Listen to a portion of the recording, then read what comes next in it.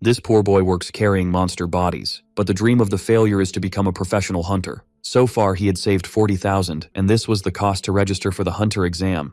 While resting from work, he happily fiddles with his phone. He looks at courses on how to become stronger but doesn't intend to spend his money on that. Unfortunately later, an accident happens at work when the crane's chain breaks. He would have to give up the 40,000 he saved for an emergency surgery, or he would lose his leg. From the boss he dedicated so much time working for, he only received 3,000 in compensation and was fired to avoid tarnishing the company. The poor beggar had even lost the sparkle in his eyes when his phone vibrates. It was a sales event for new students at a transcendental academy, but the problem was that the registration fee was 3,000. This was all the money he had to survive. Realizing he was already completely broke and that this amount wouldn't change much, he decides to register. All his money was sucked into another dimension. A tutor appeared, and now he will do missions and learn lessons with his new instructors. He can even sign up to learn from Buddha and gain SSS rank items and skills. After answering several questions and choosing which path he wants to follow, it is decided that his main weapon will be a spear. He even did some lessons with Buddha to better control his body and spirit. A week later, the doctor was incredulous that the boy had already recovered. In his 30 years of profession, he had never seen anything like it. Of course, this is all thanks to Buddha's lessons, and with only 1.3% learning, he was already effective at this point. His next teacher was Chiron, a centaur who taught everyone on Olympus. Thinking it would be something easy again just like it was with Buddha, he was calm. But suddenly Chiron shouts for him to get up and start. A mission arises. He needs to run 30 kilometers, do 1,000 squats, 300 push-ups, 300 sit-ups, and 150 pull-ups. Initially, he only thinks about ignoring that. But the message keeps notifying every hour saying that the task is incomplete. He thinks he will do this later and learn other lessons first, but soon realizes that the free part of the course will only last another 83 days. A moment later, he is in the park running while crying as he realizes that 1 hour will expire and he has to make the most of it. Of course, carrying all those monsters gave him some strength. Soon, he started increasing the number of push-ups he was doing. This excites the boy, and he begins to do the exercises one after another, fulfilling his goal. Even a hospitalized elderly woman starts to see a difference in his physique. This time, he will definitely become a hunter. Returning to his residence, Kim Seo-jun is exhausted, but there is no time to rest, and he quickly signs up for a new lesson. This time, he will learn about sense. His progress continues to grow. The next morning, he returns to work asking for a new chance since there is no choice. While he was in the dormitory, his work friend enters through the back door. As a work joke, he was going to hit the boy, but he dodges without even looking back. Both were impressed by the situation, and of course, this was due to the sense training he had the night before. Later, his friend questions him if it is really okay for the boy to carry 200 kilograms alone. Not even a look of discomfort is the boy making. No one can understand how he changed so much in such a short time. He feels much stronger. He even starts doing squats, saying he won't have much time after work. But he gets startled when he checks his phone. Each squat was counting for 3 due to overload. He gets very excited about this since he will save time. His workmates almost freak out seeing him doing squats with all that weight. And it doesn't stop there. He starts doing push-ups too. Arriving home, the boy was very happy. Besides earning money working, he also managed to complete all the daily tasks. Going back to fiddling with his phone, he starts looking for other lessons, until he finds one that says he could even uproot mountains from the ground. His new instructor is named Xiang Yu. The new task from the teacher is for him to balance a spear 5,000 times a day. The next morning at the protagonist's workplace, a girl was walking around the areas. She is Park Seo-yoon, a rank B hunter who came to check for threats nearby. Apparently everyone respects this girl a lot. This is because she is the granddaughter of Park Min-chul, the Sword Star. He had great feats 100 years ago when the portals emerged. He was a powerful awakened one who made gigantic contributions, considered a true hero in this world. But that is not currently the protagonist's concern, who just wants to do his squats with monsters. While he worked, trained, and joked with his friend, a giant monster that was in the pile of bodies rises right next to his companion. At the same time, the girl was lost in thought. She wished to be a teacher, but her grandfather wouldn't allow it. She couldn't have a normal life being the granddaughter of a hero. She even tried to teach at the Hunter Academy, but everyone wanted to learn from her grandfather and not from her. But the girl still wouldn't give up on her dream. She just needed to find an appropriate cadet. Suddenly, a worker runs by telling them to run. A manticore was about to swallow the protagonist's friend, and incredibly, the man was just shouting for the boy to run. This was a 4-star monster called Manticore that even experienced hunters have difficulty with. Realizing there wouldn't be time, the boy grabs a piece of iron and runs toward the monster. With one strike, the monster moves back a little. The dude's shocked, but the young guy's yelling for him to run for it. Minchul's like, you should run too. But the brave young guy's like, if I do, we're both toast. Revealing his plan, which is to stall until the hunters show up. Even scared, our hero stands firm in front of the beast, ready to throw down if he has to. Talking to himself, he orders his body to quit shaking and not freeze up. Not now. Suddenly, Buddha's wise words pop into his head, calming him down. Listening closely, the young guy knows he needs to chill his emotions. Just like his shaky, scared heart, while he's thinking, the monster charges full throttle. Kim, in turn, starts running at the beast, calming down bit by bit. With glowing yellow eyes, the manticore raises its paw, ready to strike first. Remembering Kiran's lesson, the young guy knows he has to trust his instincts. The plan works, and he dodges the monster's claws like a pro. Jumping back to get some space. Suddenly, the enemy lifts its scorpion tail, and the young guy jumps quick because he knows before reacting, he has to trust his instincts. Until he spots a weak point, which is the creature's head. In midair, the young guy wonders if he should strike now or not, deciding to trust what Xiang Yu said about his hit being able to split mountains.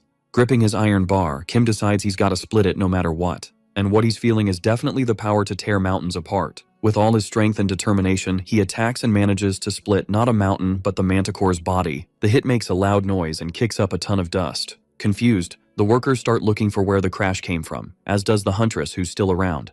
As she gets closer, the young woman sees Kim standing there, still holding the iron bar. To her shock, behind him is the massive creature, totally wrecked. Grinning awkwardly, the dude's all like, how did that even work? While his grades and lectures start to skyrocket. Totally mind-blown, Park Seo-yoon's all, what just happened? And how did a regular guy, not even a hunter, take down a monster like that without a proper weapon? Snapping back to reality, Kim bolts towards Minchul, zooming past the girl without even noticing her.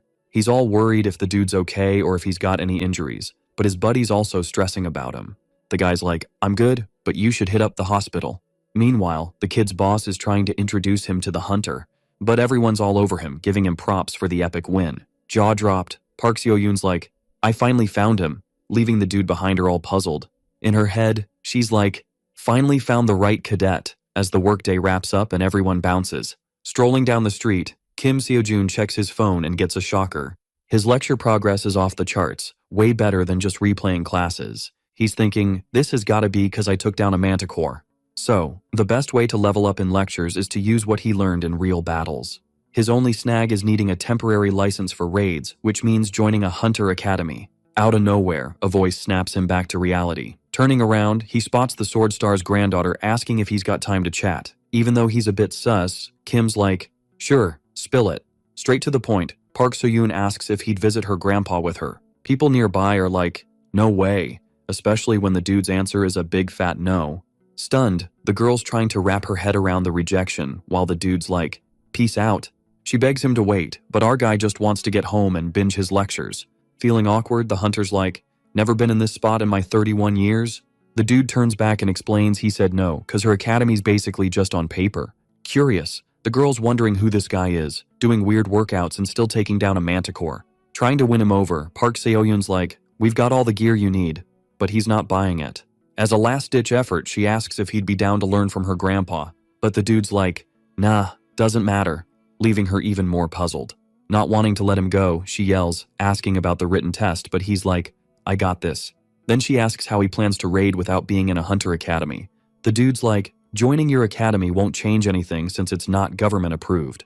Park Seo-yoon's like, we've got the green light and can help you out, and Kim slows down. Seeing this, the hunter's like, we can hook you up with a private training spot. All without charging a dime. Turning to her, the dude's like, what's the catch? When it's too good, you gotta wonder. Determined, she's like, you'll need to compete for the academy and rep us wherever you go. Even tempted, Kim's still cautious and asks why she's so keen on him joining. She replies, I see your potential. They both grin, and the dude's vibing with what he hears. They'll have a pro relationship, using each other's skills, and the dude's like, deal, extending his hand. Park Seo-yoon does the same, and they shake on it, sealing the deal. Next day, Kim's phone's buzzing. It's Mr. Minchul asking what he did to make the work leader switch up so fast. The dude remembers it was the favor he asked the hunter, but asks if the firing wasn't just dodging duties.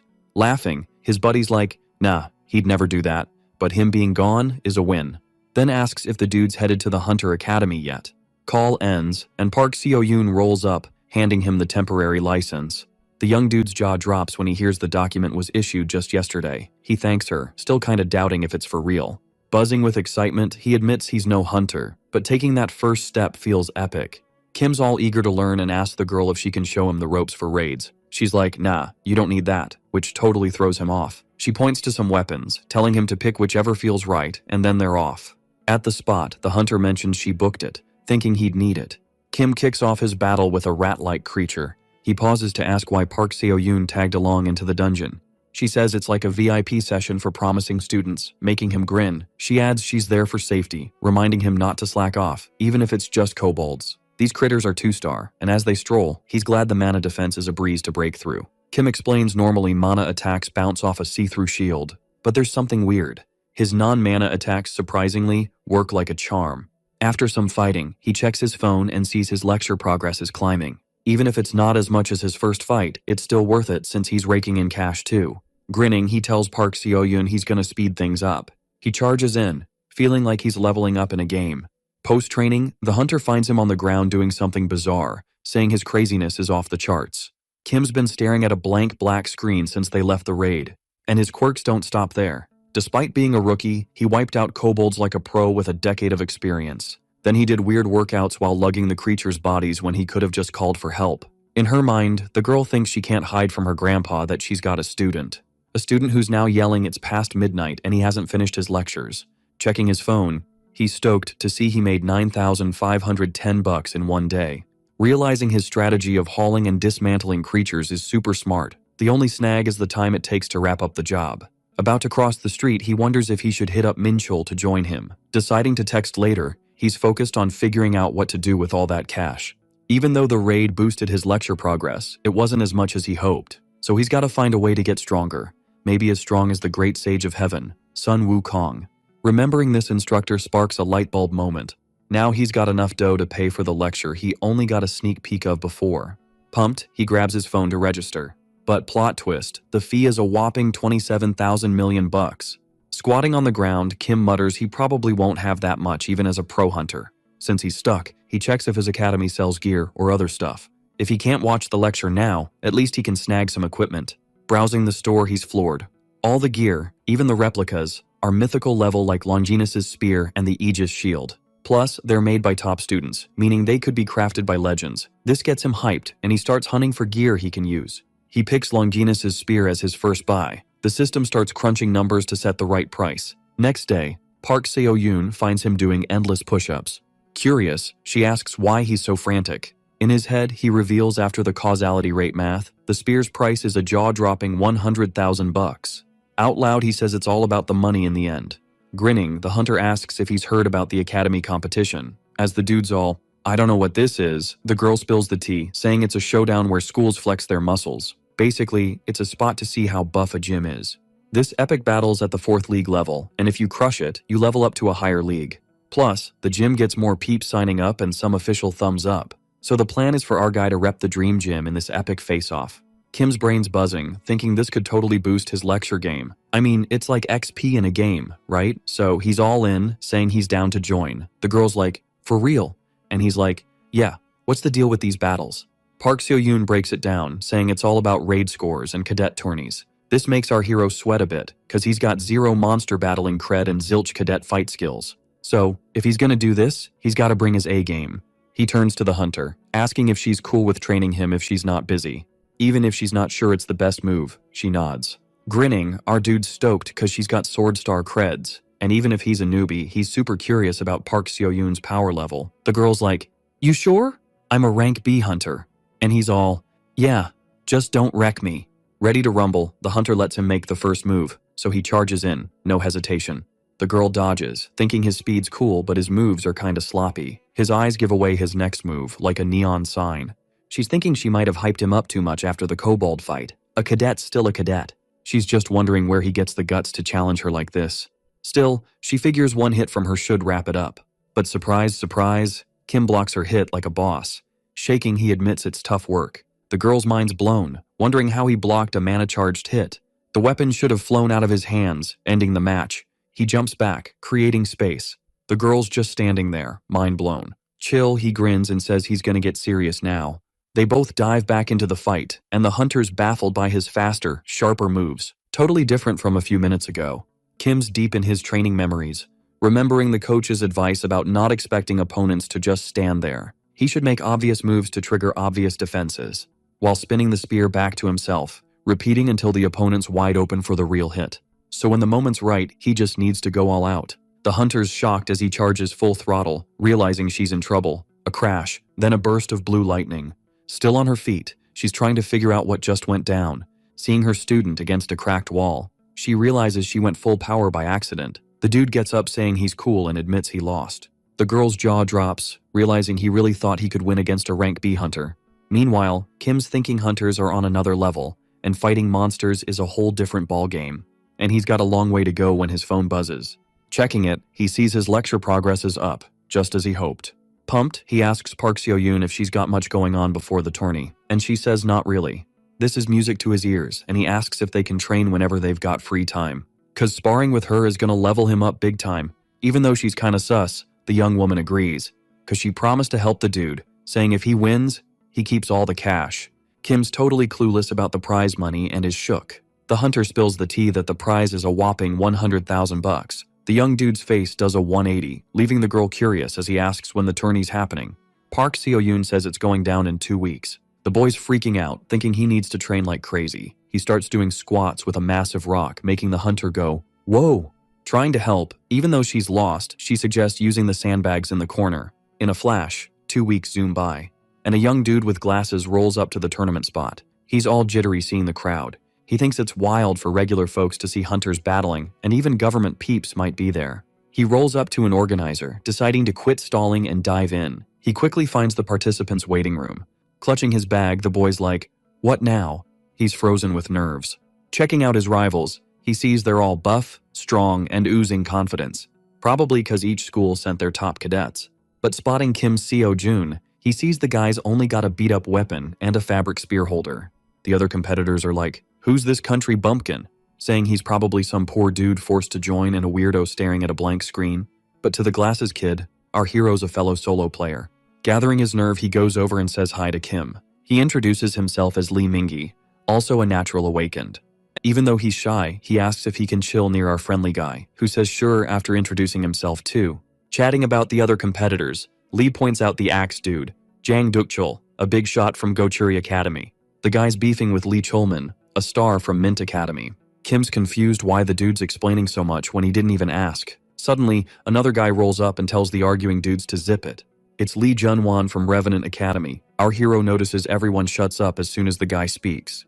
Lee Mingi says he thinks the guy's already won the tournament because he didn't even want to join, saying the comp was weak. Plus, he turned down a recruitment offer from the Sword Star's granddaughter.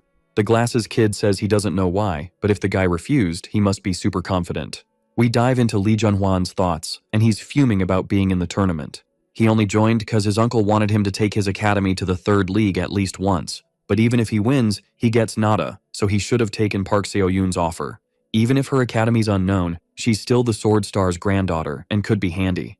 Suddenly, a noise grabs his attention. He turns and sees Kim staring at him hard, wondering who this nobody is.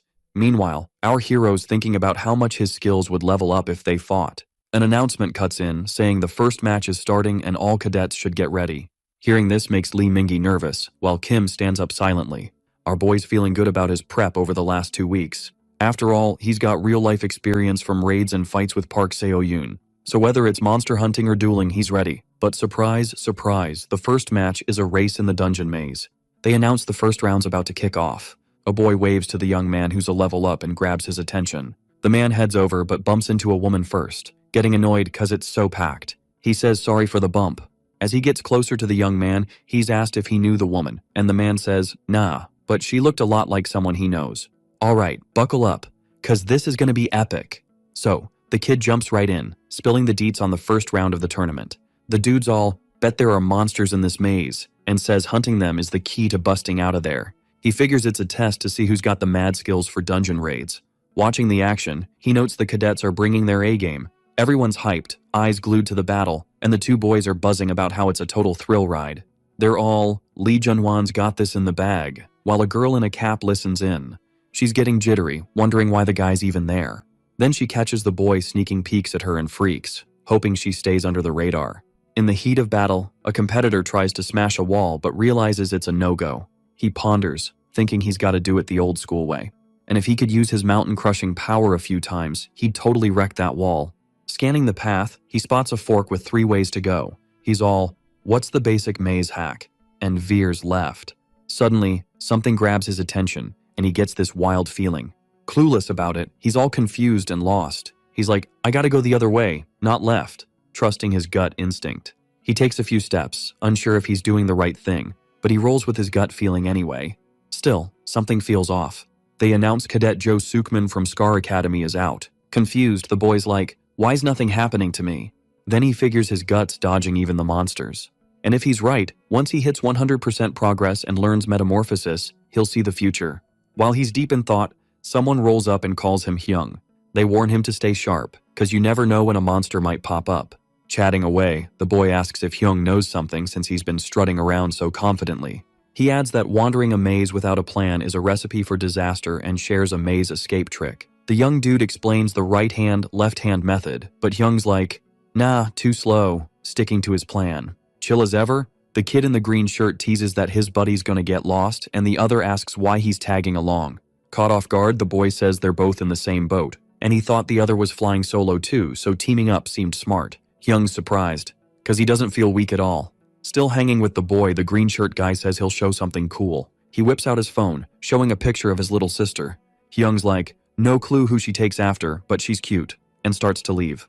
The boy clings to his foot, begging him not to bail. He insists it's risky to go solo. Hyung thinks the kid talks a lot but did spill some good tea in the waiting room. The boy asks if Hyung's family didn't come to cheer him on. Feeling awkward, Hyung admits his parents are gone, and it's just him and his sis now. Then he realizes he might have overshared and made things awkward. Knowing he can't ditch the kid, he says he can tag along. But he makes it clear the top prize is his, so they're not a team. Hyung speeds up, leaving the green shirt guy struggling to keep up. Laughing, Hyung reminds him he wanted to follow. The kid's shocked, thinking Hyung's too confident to wander without a plan. It's like he already knows the way. They hit a dead end, and the boy barely keeps up. He calls out to Seo-jun, asking if this is it. Then Hyung casually pushes the wall, leaving the other dude stunned. They announce the first to finish the maze did it in just 27 minutes. In the crowd, everyone's jaws hit the floor, wondering how someone finished so fast. Eyes on the winner, and surprise, it's Seo-jun Hyung. Meanwhile, the dude strolls out of the maze, claiming he didn't see any monsters. A spooked Lee Mingi can't wrap his head around how his buddy was so speedy. Results drop, confirming Kim Seo-jun's win. Nobody buys it. They're all shook, thinking maybe the kid's got some secret sauce. Chatter's buzzing, and our main guy's getting annoyed by all the whispers. Suddenly, he spots a red-haired dude standing right in front of him. It's Lee Junwan, and boom, the whispers hit pause. Clueless, the young dude wonders if the guy's got something to spill. But nah, he just asks to pass by and bounces without a word. Chatter's back, and they're saying he just got lucky. The tournament boss shows up, ready to spill the deets on round 2. He says it's gonna be a 1 versus 1 showdown, no mana tricks allowed. But hey, body reinforcement with mana's cool. Plus, if the judges think a cadet's toast, they'll call it. 32 folks made it through round 1, and Seo-jun's curious about the matchups. The organizer's about to reveal the pairs, but a kid raises his hand and says he's out of there, quitting the competition. Nearby, a girl in a cap's relieved, thinking she almost got busted. She ponders Seo-jun's first place, deciding to chill until things settle. But then, a convo catches her ear. She tunes in, hearing dudes chat about the tourney starting at the semis, even with 32 peeps. They say it's 'cause half the folks bailed and start wondering why. The girl figures they're gamblers, hearing them suggest quitting since Lee Junwan's got it in the bag. Then, a mysterious figure rolls up with a suitcase full of cash, betting $1 million on Kim Seo-jun. Everyone's floored, asking if she's for real. They call Hyung a lucky kid from some no-name academy dream. Curious, the girl wonders who this mystery person is. Flashback time, showing a boy saying he's out of the tourney. Mingi whispers, it's common in League 4 for folks to drop out. Whispers fly, mostly about Lee Junwan and how he leaves folks limping. And that there are beasts in the comp, making others just stepping stones for the big leagues. So, the dudes decide to bail. Quickly, everyone steps up, saying they're out too. Only 5 brave souls remain. With that, the matchups are set. First up, Kim Seo-jun versus Jang Dukchul. Next, Lee Junwan versus Lee Mingi, while Lee Cholman gets a free pass. Deep in thought, the main guy wonders if he'd top the charts if they hit the finals. Shaking, Mingi's a bundle of nerves, and the main guy asks why. But Seo-jun's chill, not sweating it. He asks his buddy if he's scared of losing before even throwing a punch. And if so, maybe he should bail too. Despite the pep talk, the young guy says he can't quit, and the tourney's ready to roll. The called cadets gotta head to the arena. The main guy's on his way, but Mingi grabs his arm. He asks if the dude's worried, but the guy's cool, just wondering how much XP he's worth. The answer leaves Mingi puzzled, and Seo-jun promises to be back soon. They announce the 63rd Academy Showdown's about to kick off, only the toughest left standing. Entering the arena, the main guy thinks it's wild how everyone bailed. They lay down the rules for the match and introduce the opponent. Dukchul's all cocky, saying he made it just to face him. They give the go-ahead for round 2. Annoyed, the axe-wielding giant says Seo-jun's gonna regret it and charges in. Nearby, Mingi spots the fight starting, wondering if his buddies got this. But then he realizes it's not the time to worry about others. He decides to focus on his own battle against Lee Junhwan, and remembers his buddy's words, asking if he'd worry about losing before even trying. Then Mingi starts thinking, it's not just Yang Dukchul and Lee Shulman he's up against, but also cadets from big shot academies. Feeling scared, he thinks maybe he should just quit. But then his eyes lock onto the battlefield, and he sees the fight was over in a flash. And boom, Kim Seo-jun was the champ of that battle. Chulman calls the opponents trash and says they're just having fun playing with each other. The story rewinds to show the boys fight. The opponent grabs his weapon and charges in for the attack. As expected, Cadet Dukchul's got mad strength, but Cadet Seo-jun is dodging those attacks like it's no big deal. Everyone sees he didn't make it to round 2 just by luck. Dukchul keeps attacking like a machine, but his energy's dropping, yet the boy's defending like it's nothing. Annoyed, the dude asks why his attacks aren't landing. He decides to go for a mega hit and yells, asking if the hero can dodge it. But as he swings, the boy sends the opponent's weapon flying with ease. Plus, with that force, Dukchul hits the ground, totally shocked by what just happened. Blowing everyone's minds, the match wraps up. The opponent's in shock, realizing he lost to his rival. After the win, Hyung checks his phone, bummed that the progress bar barely moved. He also sees the free license days are ticking down. Kim Seo-jun knows he's gotta hustle to buy a weapon and renew the free license. So he figures he's gotta win that cash prize, no other way. Back in the room, he sees Mingi all jittery and asks why, while the boy says he's freaked out by his friend's power. Laughing, Hyung asks when he ever said he was weak. Still, the buddy says it was epic, but the convo gets cut off with the second fight announcement. They call Lee Mingi and Lee Junhwan. Teasing, the red-haired boy bumps the opponent and tells him to move. Before hitting the battlefield, Mingi calls Kim Seo-jun and asks if he remembers saying they were similar. The boy confirms that when he met his friend in the labyrinth, he felt a bond and was stoked to see his buddy beat the rival. Still chatting, he admits he's a guy with no luck, no talent, and not super strong. But he dreams of being a big bro his sis can be proud of. They call for Mingi again, and he says he's coming. Before leaving, the hero tells him to give it his all, and shouts, promising to see his buddy in the finals. Nervous, the kid in the green shirt repeats to himself that he can do it. Annoyed, Junhwan asks what the opponent's mumbling about. The judge says he'll go over the rules again before the fight kicks off. Ready to rumble, the red-haired boy stares at Mingi, and he shakes with fear. Junhwan thinks he can tell without fighting that the opponent's just prey. A useless dude who only knows how to get hunted, a creature at the bottom of the food chain, and that he's nothing but a snack for a predator like him. Still in his head, the boy thinks the opponent got there by luck and should know his place. He also figures he should have come first in both tournaments since he's way different from those he calls trash. Holding a sword, the red-haired kid wonders what the heck that was, and if that useless pest really thought he could win. Impatient, he asks the ref when they can start. The narrator gets ready to announce the second round of the tournament. Mingi thinks if his friend did it, he can too. But Junhwan's hyped and says there's no point dragging out the tournament. The order's given to start the fight. The red-haired boy doesn't waste a second and attacks, saying he'll wrap it up in a flash. As expected, the boy kicks off with fury and quick, sharp attacks. On the flip side, Cadet Mingi seems cornered and might not meet expectations. Teasing, Junhwan says if the opponent's a pest, he should act like one. The attack's super strong and makes the boy with glasses bleed. In pain, he drops to the ground. Down, Mingi wonders if he'll lose the duel, and he thinks it's not about winning or losing and figures he stands no chance against the opponent.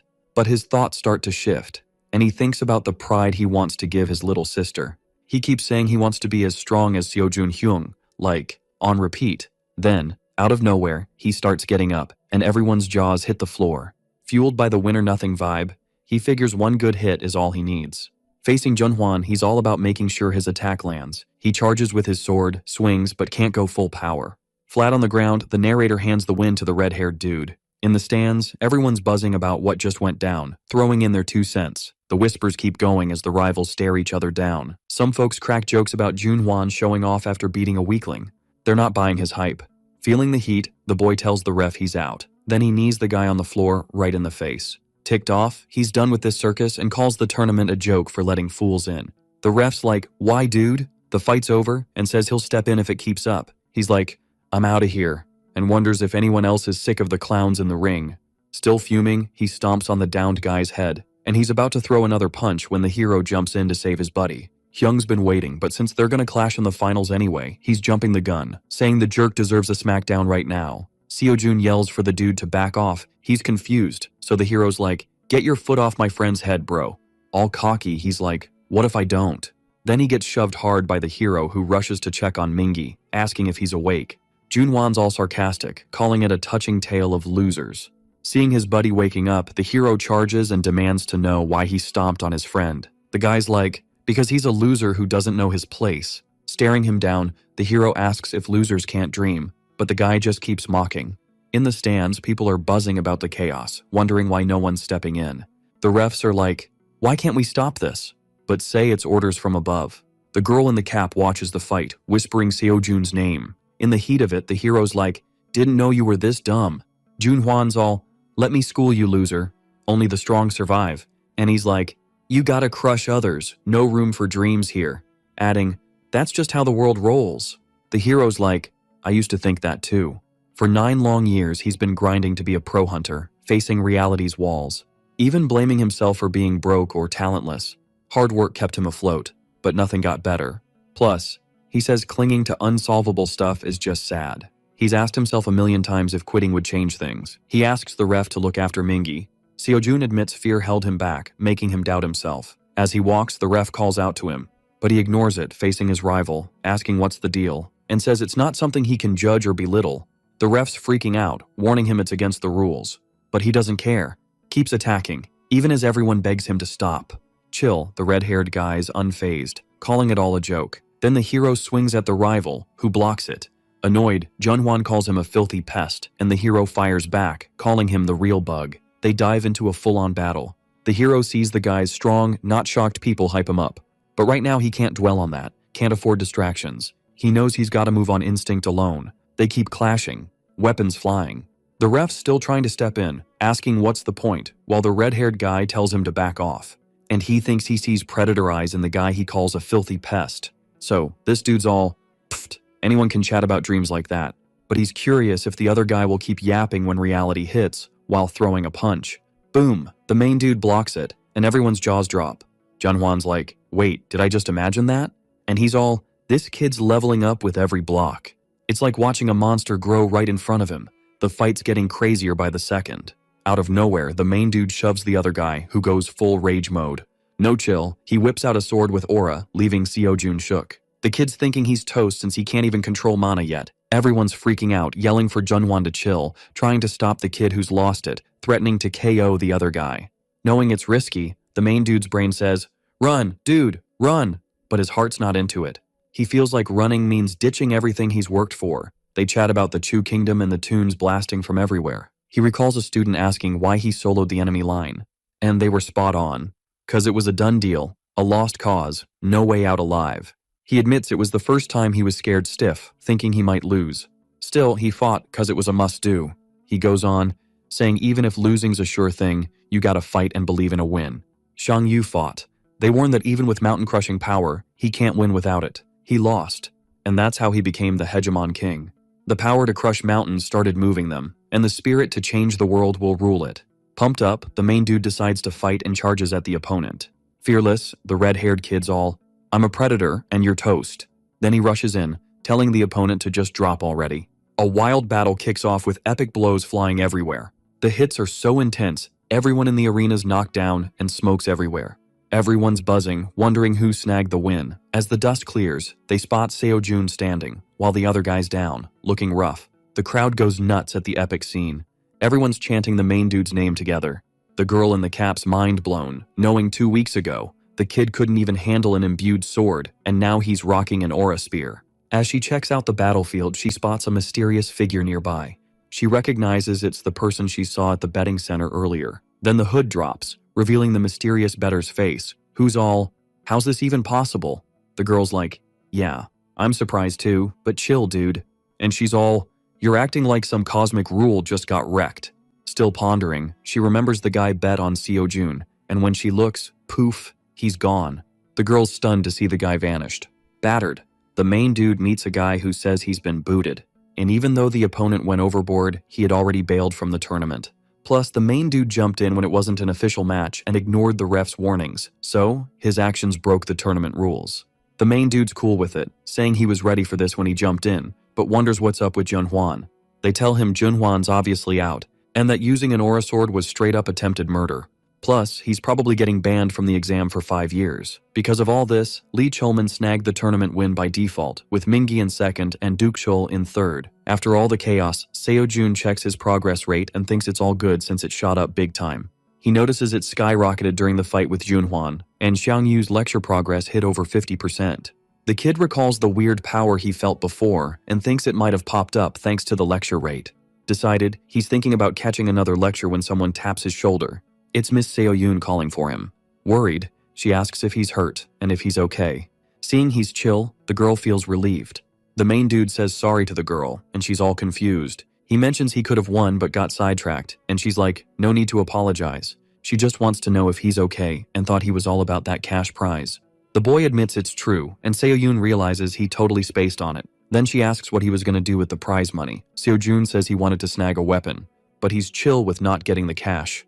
Still, he admits he'd be lying if he said he didn't regret it, but he'd regret not stepping in even more. He starts saying the money thing will sort itself out, but Mingi interrupts, calling his name.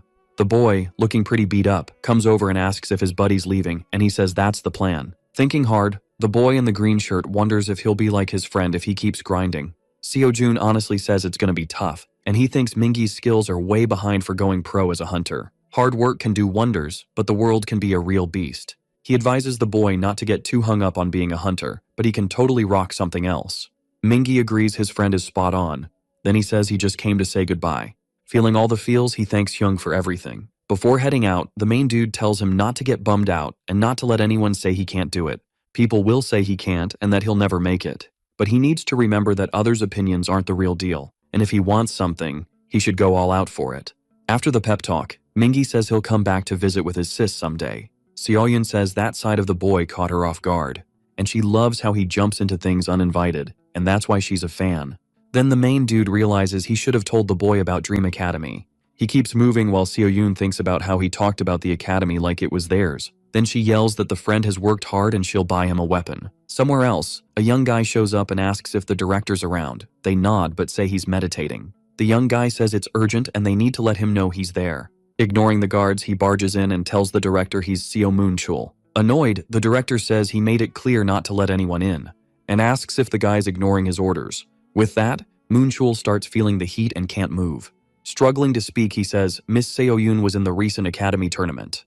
The info leaves the director puzzled, wondering if he heard right. They say they're still gathering details, but it seems she recruited a new student. The guy says he can handle it, but the director says no way, he needs to see what this new guy's all about. A building pops up and someone's counting. It's Seojun training, and after finishing, he says he nailed the daily task. Miss Seoyun shows up and stands behind him. He turns and says he can tell when someone's staring at him hard from behind. The girl says he was super picky at the equipment shop and didn't buy anything. The main dude says he thought the gear was a bit over the top. A bit annoyed, she says he's not the type to say no or care about others' opinions, but he thinks he can't settle for regular weapons after seeing transcendent ones. He figures instead of buying a spear, he could ask for 20,000 in cash. The girl reminds him she was footing the bill and chances like that don't come often. Continuing, she asks what kind of mana cultivation technique he uses, and that he needs to learn a technique to handle mana. Seoyun explains that since he beats monsters, he clearly can handle mana, and since he fought in the tournament, he doesn't seem low class. The info leaves him a bit puzzled since he never learned any cultivation technique. They explain what they mean by talking about mana cultivation techniques. And there are so many different forms, split into high class and low class based on how efficient they are. Every hunter's got their own special moves, some even have patents like they're inventors or something. Seojun thinks that's why he tried to get into a fancy academy, but he asks the girl if they teach that technique there. She says, nope, her grandpa banned it, like it's some forbidden magic. but she spills the beans on a technique she made up herself. The info blows the protagonist's mind, and he asks if she really did it solo, and she nods. She wonders why he's asking, and he says he's just curious. No biggie.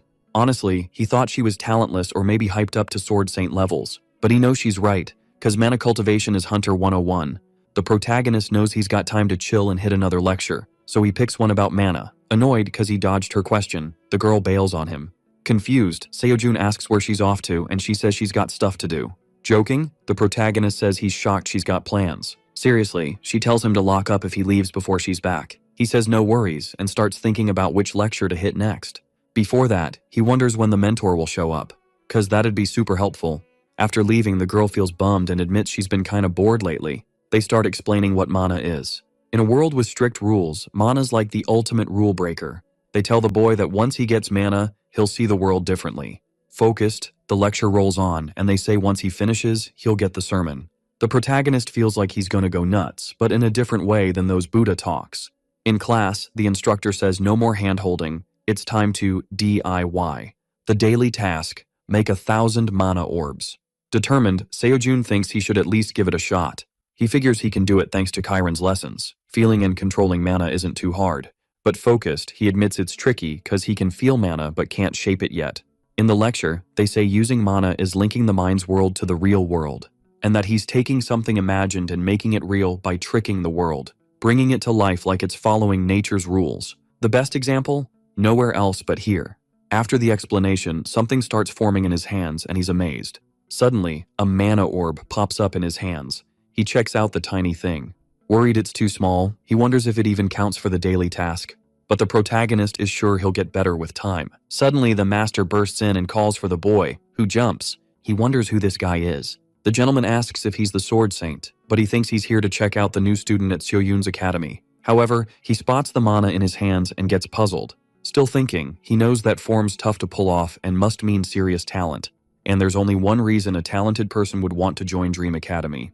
Quickly, the old man assumes the boy's plotting to use his granddaughter. Annoyed, he yells, asking who the boy is. Confused, the protagonist says nice to meet you, sir, and introduces himself as Kim Seojun. Still shocked, the boy says he never thought Seoyun's grandpa would just pop up, only saw him online. Then he asks if he came to see his granddaughter, but she just left. The old man stays grumpy, and the boy realizes he wasn't there for her. Confused, the master asks how the protagonist's so chill, and he explains he's giving off killer vibes, and only an S-class hunter wouldn't be frozen. Seojun is puzzled and asks if that's the unwavering heart's effect, while the grandpa asks his purpose there. Not getting it, the main dude asks the old guy what he means by that. To speed things up, the old guy says someone like the boy would be welcome anywhere, so he's confused why he's near Seoyun. Freaked out by what he sees, the boy says there's a huge mix-up going on. He knows the situation is pretty sketchy.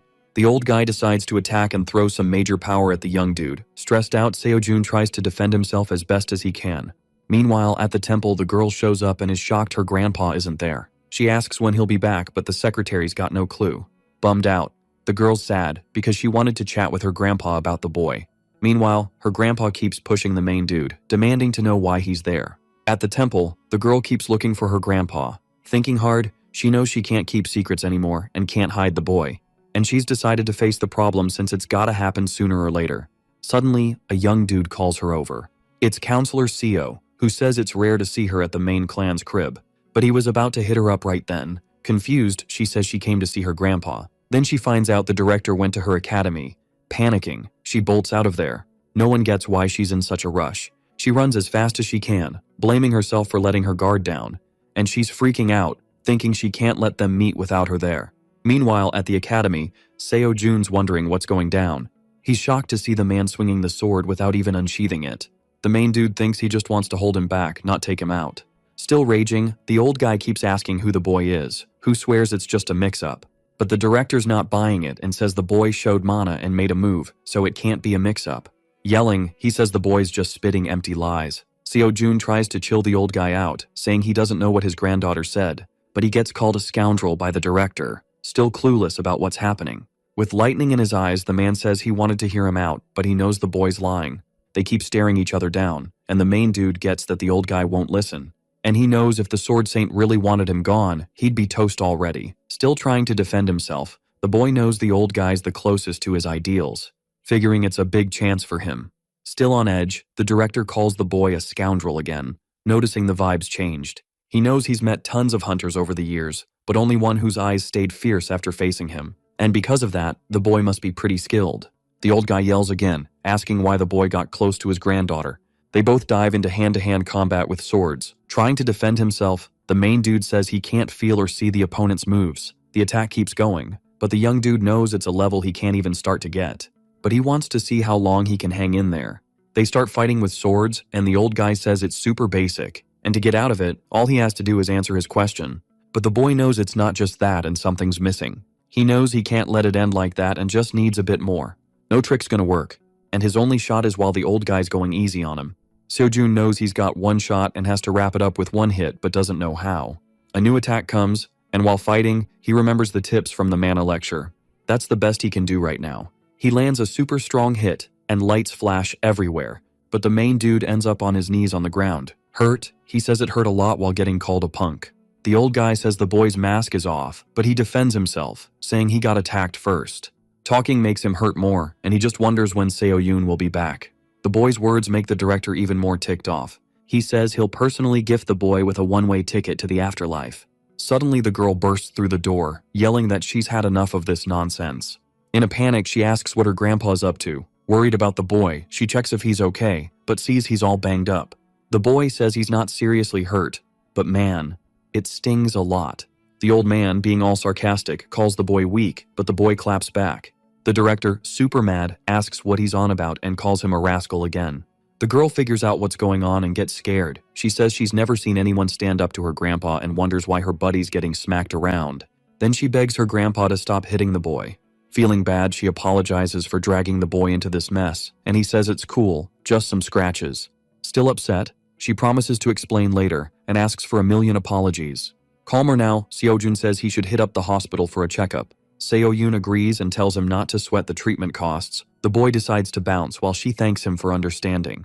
Fuming, she glares at her grandpa and calls him over for a chat. The girl thinks she's ready to confront her grandpa, but face to face, she's speechless. After hearing the boy's suspicious, the young woman yells, "He's not." She gets all thoughtful, saying she's heard that for 31 years and her grandpa always ignored her. Even with the Hunter's Academy she started, she wasn't free from the old dude. He messed things up whenever she got new students. Seo-yoon says she knows her grandpa's tricks and why people really come there, and that's why she couldn't stop the students from leaving. But her thoughts get cut off by her grandpa, who orders her to end it all, and she says no way, concluding that Seo-jun is different from the rest. The grandpa asks what she said, and she replies she doesn't want to let the boy go. They start arguing, and Seo-yoon questions why everything's gotta be her grandpa's way, and that the academy's hers, not the old man's. The girl thinks she has nothing with the boy, no special feelings, but feels weird whenever she sees him. She wants to hang out with him more. Annoyed, the director says it's not tantrum time, but the granddaughter keeps arguing, and says she wants to figure out what she feels for the boy. Going all in, she says she doesn't want to live in the old man's shadow forever. Soon after, she regrets it and apologizes for yelling. But this time, it wouldn't be her grandpa's way. The old man tries to call his granddaughter, but she's already out the door. He gets all thoughtful, wondering if she's ever spoken up so strongly, and that this is a dungeon break. A dragon pops out, unleashing chaos, and people in the streets run like crazy. They rush to tell the director about the incident. He remembers his son, lost to a sudden dungeon break, and decided his granddaughter would have less strength to defend herself alone. That's why he was so strict with her. Even though she hated fencing, he taught her. And even though it wasn't her dream, he kept teaching her. Controlling, the old man said she had to listen to him. After years of pushing her down, he knew the gap was growing but ignored it on purpose. And that was the result of all those years of oppression. A big rebellion. Nearby, Seo-jun strolls and says he's all healed up, so tasks shouldn't be a problem. As he walks, he remembers the Sword Saint's attack and thought he was a goner, and that he didn't know Miss Seo-yoon had all that history. The night before, the girl called the protagonist and spilled the tea on her story, her current situation and her grandpa drama, as well as what happened with the past students. However, the boy's sure she didn't spill everything, but got her feelings and why the old man was hostile. But that doesn't mean he wasn't rude. Lost in thought, he wishes he could get an apology from the Sword Saint. He checks the system and sees a progress boost for getting attacked. Deep in thought, he figures, although it was rude, it could have been worse. Then he arrives at a spot and greets the folks inside. It's the director who asks why the boy's just standing there, and invites him to sit, leaving the protagonist worried about another attack. A young dude with dark hair and an older guy with a white beard are chillin' in a big room, sealing a deal. The air's thick with tension as the old dude questions the boy's honesty, making him visibly annoyed. Even though the boy seemed straight up, the old guy doubted his skills cause he was just a student. Out of nowhere, Seojin Kim asks if he can bounce. That's when he'd kick off his training for the day. Feeling sus, the old man decides to spy on the young dude's training to see what he's hiding. With his serious yet soft gaze, he oozes authority and experience while jumping to conclusions about Seojun Kim. He spots something off with the main dude, who can't stop staring at his phone's white screen. Curious, he asks if the boy's meditating or something. Raising his voice, he stresses how important meditation is, like it's a mind workout. Realizing he got ghosted, the old man notes he was totally ignored. Determined, he offers to show the young dude some moves. But he only did that to get more attention from the boy. Still, the boy wasn't into his lessons, saying the old man was messing with his focus. Suddenly, a girl strolls in, dropping a cheerful good morning. Seeing her grandpa there, Seo-yoon's like, "What's he up to?" Confused, she asks what he was doing there. With a suspicious look, he wonders if the girl knows any secrets about the main dude. Ranting, he goes on about how weird it is that the boy's not into his epic teachings. To him, everything about the main dude screams Seuss. But the young girl says that's just how he rolls, same old, same old. She already knew the old man would be suspicious about Seojun Kim. At first, it was tough for the girl to get used to it. Walking over to the main dude, she announces she's there. The two start chatting all chill. Meanwhile, the old guy with the white beard watches, looking all grumpy. He can't believe that even while talking nonsense, Seo-yoon's all smiles. Calmly, the two keep chatting and cracking up together. He's never seen the young girl so happy as she is right now. Usually, she's super serious, but not today. Seeing their happy faces, the old man gets even more annoyed with his granddaughter. Suddenly, a guard pops up at the door, calling for the master. The dude's got urgent news to share. Shortly after, he says the Order of Truth is asking about the leader. But the old man brushes it off, saying if it was that big a deal, they'd come to him. However, when he hears the request is from Lady Kalia, his interest flips. Plus, the girl had another request wanting Seojun Kim to show up. Everyone's eyes are on the young dude, who's totally confused. Nervous, he wants to make sure they're talking about him. The main dude's clueless why Kalia wants him. Tension spikes as the young dude's grilled about the Order of Truth, while others mull over the mystery. Seo-yoon thinks about a hooded guy at the tournament who seemed super Seuss. The questions swirl around the Order of Truth and Kalia's role, but the main dude's got no clue.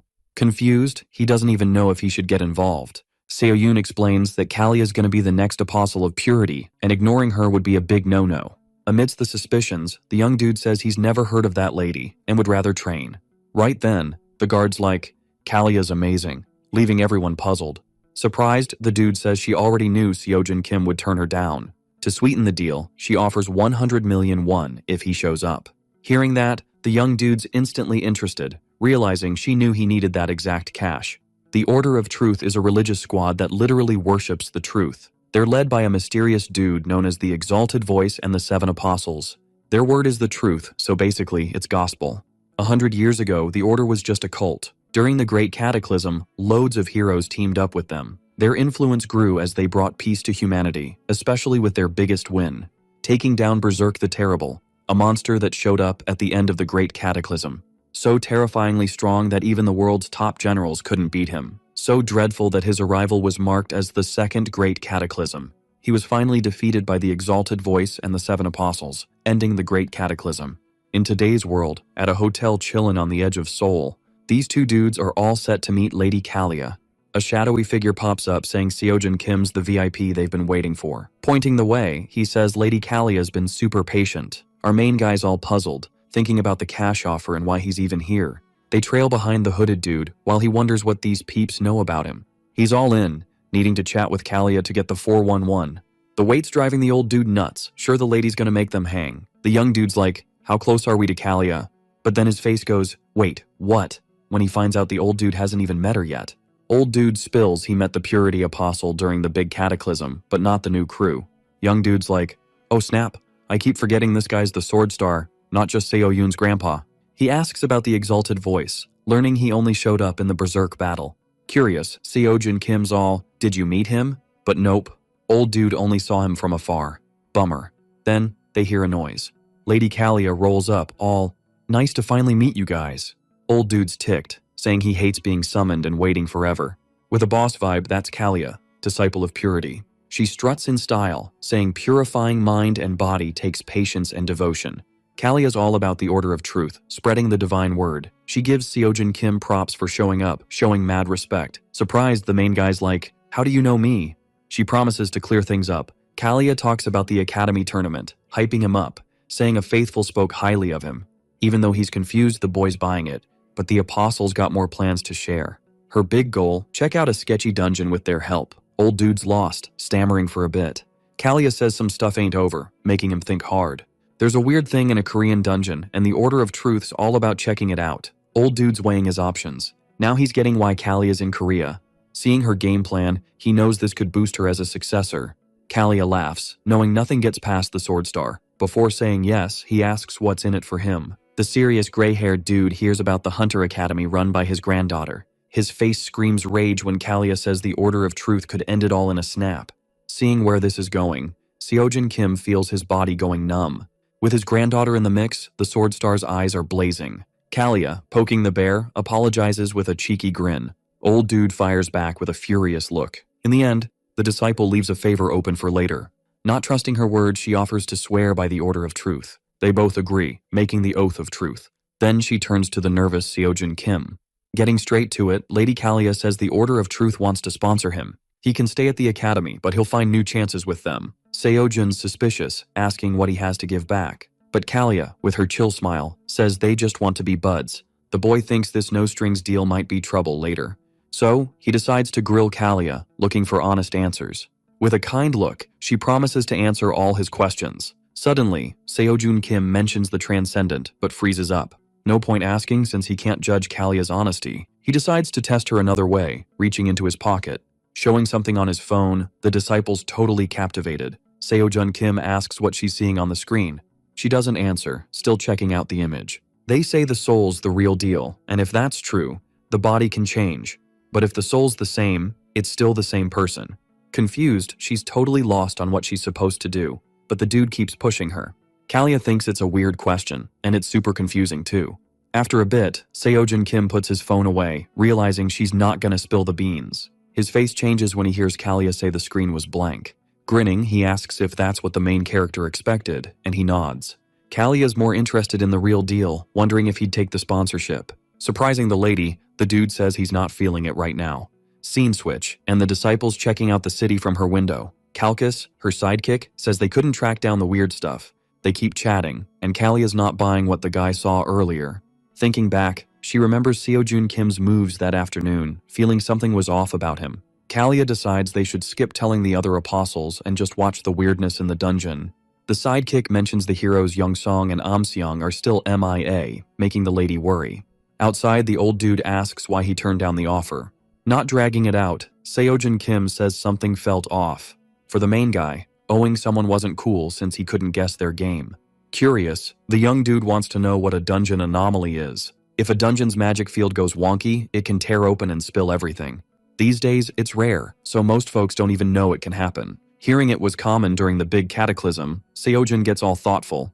Remembering Kalia's words about something unfinished, he freaks out, but the old dude calms him down. Meanwhile, the guy heads away from Seoyun's academy, not wanting any interruptions.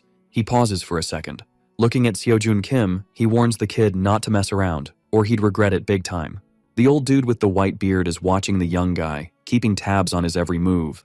When compared to Seoyun for not being real about his feelings, the old dude gets ticked off. Seeing his face change with the joke, the young guy bolts to the academy. Seojin Kim knew chatting with that guy was no walk in the park. Opening the door, he announces he's back at the academy, surprising Seoyun. Curious, she asks about her grandpa who went out with him, but the young guy assures her, saying she doesn't need to stress about it. The girl says sorry for her grandpa's antics, knowing he can be a handful. The girl is stunned when Seojin Kim says he trusts the man's good intentions, even if he can't show them. With determination, he says they gotta help him together. Seeing her friend's support, Seoyun smiles, thankful for his help. For a moment, they're awkward, just staring at each other. Switching topics, she mentions she heard he needed cash. Thinking about recent stuff, he gets jittery after realizing he used Kalia's money to clear debts. While he was gone, Seoyun did some digging and found something to help him out. It was the 24th dungeon cleaning contest. Handing the phone to the young guy, he checks out the money-making chance with interest. Seojin Kim is shocked to find out about the dungeon cleaning contest with a 300 million prize. Next to him, Seoyun explains it's a contest to clean up old, forgotten dungeons. She says the aim is to get hunters to raid dungeons with lame rewards. During the cataclysm, they fought out of duty. Now pro hunters chase cash, dodging ignored dungeons. Ignored dungeons make dangerous rifts, letting monsters loose, causing chaos and destruction. Even weak monsters are a threat to people, causing panic and cries for help. There used to be a group to handle this, but they wasted resources on seasoned hunters. So, the government made the dungeon cleaning contest as a backup plan. Many uncleared dungeons can be tackled by students, adding a competitive edge between schools. Seo-yoon thinks the warrior could win the tournament without much hassle. Thinking about the big prize and leveling up fast, Seo-jun Kim agrees to join in. The hero knew the girl got his needs without him even asking, but he was pondering the fact that it was a competition, so anything could go down, and he shouldn't take it easy. Curious, he asked what the contest rules were. Seo-yoon explains it lasts a week where the government reveals the dungeons reserved by the app. The reserved dungeons must be finished in 10 hours. If not, they're automatically cancelled. In the end, it's all about blasting through dungeons as fast as possible. Speed's the name of the game. In her explanations, the main character hits a snag. Storming the dungeon and hauling bodies, speed might not be the magic trick. Realizing the mess he made, Seo-yoon tries to clear things up, saying the invasions weren't cash cows. Spotting the dude trying to make bank with his contacts again, she's totally shook. Seo-yoon tells him to ditch that idea and focus on the big win. Now she gets his struggle, stuck between the prize and the cash from the bodies. But the main guy knows the cash prize is a big deal and can't get sidetracked by small stuff. Suddenly, a light bulb goes off in his head. Checking his phone, he decides to peep the rules again. A few days later, the sky's all blue and chill on contest day. Checking the system, the dude sees his grind's paying off. Progress bars going up. While getting ready, Seo-yoon wants to make sure the warrior's got the app and is good to go. The dude called a buddy to help with the mission, but the buddy's MIA. While the boys comparing him to the sword star, the guest's making a slow-mo entrance. Spotting his buddy Mancheol, the dude waves like a maniac to get noticed. Surprised, Seo-jun Kim stoked his buddy showed up early. Mancheol jokes he didn't want to hear any whining if he was late. Switching gears, he asks the main guy what's next on the agenda. A few days back, the dude hit up Mancheol. The boy pitched a gig where the man would haul monsters and be his personal Uber. Seo-jun would lug the bodies, and Mancheol would handle the messy stuff since it took forever. The man was down, but wanted to make sure it wasn't a buzzkill. Grinning, the warrior tells his buddy to chill, he'd be a lifesaver. Chopping up monsters for cash takes skill. And with Mancheol on board, Seo-jun's got zero stress. Checking his phone, he sees the dungeon cleaning contest just kicked off. Saying bye to Seo-yoon, the guys head out for the gig. Mancheol's got all the contest deets thanks to his buddy's info dump. Winning's all about hitting the biggest dungeons, and it's all about speed. The two biggies are how fast you can clear a raid and how quick you can hit the dungeons. Most dungeons are just 1 or 2 star threats, so the main guy's worried about the layout shuffle. Deep in thought, the buddy listens closely to his partner's game plan. Checking the phone, he scopes out each contest dungeon and their spots. His job's to find the fastest route between them all. For Seo-jun Kim, his buddy's quicker and sharper than any GPS, so they buckle up and Mancheol floors it in the truck. Meanwhile, Soo-jun's on supervisor duty. Checking the system, she spots a new player, Seo-jun Kim from Dream Hunters Academy. Seeing it's some random kid from a no-name school, she figures it'll take him an hour.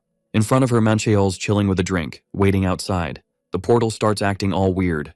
Seo-jun Kim pops his head out and tells his buddy he's ready to roll. Soo-jun warns it's a big no-no for anyone to help in a raid, but the player knows all the rules. Actually, his raid's already done, and he asks the supervisor to double-check.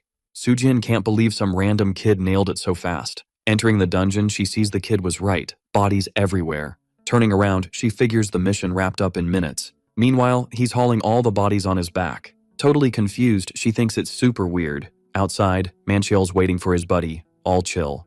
Dropping the body, the two keep grinding. In 15 seconds, almost all the chopping's done. The supervisor sees the man's ready to slice and dice. For her, it's a big headache. Technically, nothing's breaking the rules, but it's still odd. Meanwhile, Seo-jun Kim's dragging all the bodies out of the dungeon. With his sharp blades, Mancheol's slicing up the bodies on the table. Watching the scene, the supervisor can't believe her eyes. Bagging the bodies, the guys head off to the next mission. Soo-jin just stood there, totally frozen, trying to wrap her head around what she just saw. Hopping into the truck, the duo bounced off, all pumped up to tackle whatever came next. The inspector was just chilling, checking out a tiny butterfly in his hand. For him, soaking up the sun was way better than being glued to a computer screen all day. Meanwhile, he was daydreaming about the next contestant showing up. Sitting there, he spotted the two dudes who hopped out of the truck moving super fast. Before you knew it, Seojin Kim was already deep inside the dungeon. He was all set to smash those monsters in one epic swoop. With a killer move, he took down a bunch of skeletons. His go-to move was always the same, hauling the bodies over to Mancheol. Meanwhile, the dude was busy chopping up the monsters. The second inspector's reaction was basically a copy-paste of the first guy's. Without a peep, the competitors had wrapped up everything and were off to the next mission. The guy watched the truck zoom off at lightning speed. The butterfly landed on his head, and they both just watched the scene unfold. In the office, someone asked if Mr. Kim had wrapped up the report for the dungeon cleaning contest. The guy finished up and dropped everything on his boss's desk. Checking out the papers, he zeroed in on the results. Soyeon Lee, from the East Academy, had a killer score with 16 dungeons, but he was puzzled to see she was only in second place. Digging through the papers, he tried to find if anyone had 17 dungeons. Suddenly, he spotted Seojin Kim in first place with a mind-blowing 32. Freaking out, he called Mr. Kim over to his desk. He was sure the report had a massive glitch since 32 raids in one day was just bonkers. The employee said he thought it was fishy too, but double-checked everything. Turns out each raid only took 10 minutes, when it usually took 30 for any student. Mr. Kim said there didn't seem to be any shady stuff going on. He mentioned the participant was from Dream Academy, a small hunters group in Seoul's Yunpyeong district. Thinking hard, the boss tried to remember if he knew anything about the place. Suddenly, he remembered the school was run by the Sword Star's granddaughter. They both looked at each other, totally confused about what to do next. For them, the Sword Star might be mixed up in this, and they needed to dig deeper. Soyeon Lee, from the East Academy, heard she wasn't top of the leaderboard and felt bummed. No time for excuses. The guy in front of her said she had to be number 1. She needed to hit 32 dungeons, clearing each in under 10 minutes. But with travel time, it seemed impossible. Determined, Soyeon Lee said she could pull it off. Turning away, the guy in the suit hinted at some sneaky stuff and said he'd handle the rest. That was Seokmin Lee, a former Class A hunter and Soyeon Lee's dad, head of the East Academy. For him, moving up was the only thing that mattered in life. Winning and leveling up was the goal. Everything else was just noise. Curious, he asked if she was still thinking about Jinsu, but she said nope.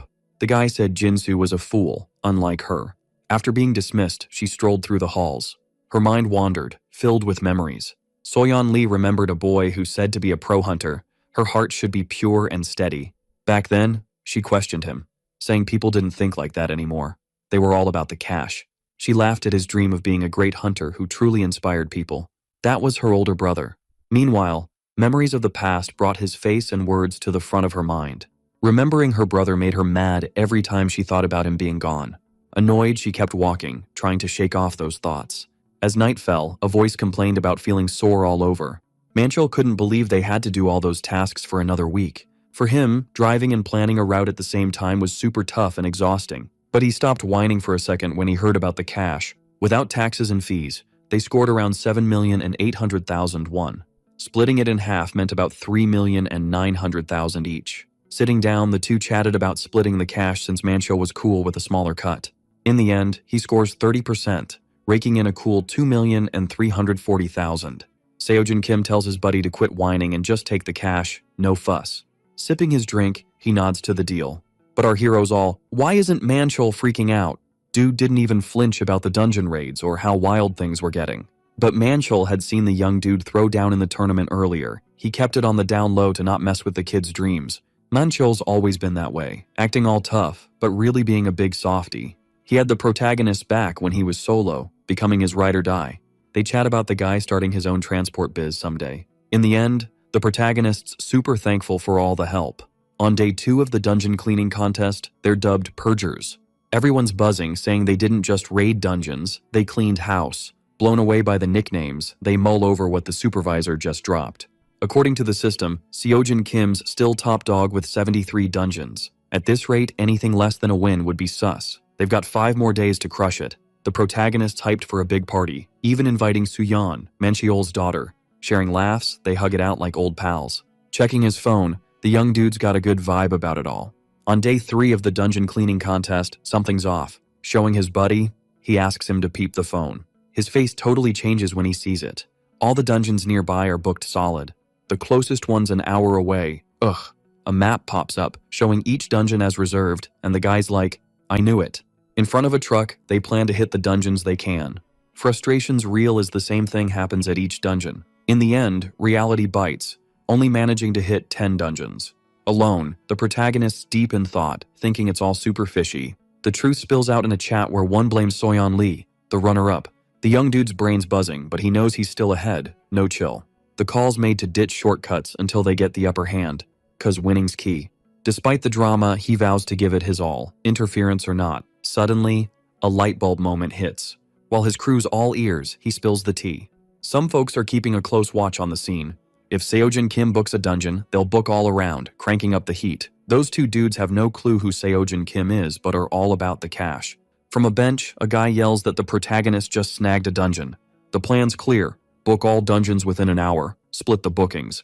But there's something fishy about how they're doing it. Tension spikes when a dungeon next to Soyeon Lee gets booked. Curious, the guy wants to see what's up. By booking the dungeons, they gotta finish the raid. No backing out. Seeing the mess they're in, the guy's super annoyed, not wanting to do the missions. Suddenly, a slice in the air appears. A mysterious woman slices through everything with her sword. Soon after, a car pulls up. In just 15 minutes, the woman's ready to hit the next dungeon. Suddenly, the driver hits the brakes. Curious, the girl asks why they're not moving. Clueless on where to go, the driver says all nearby dungeons are booked.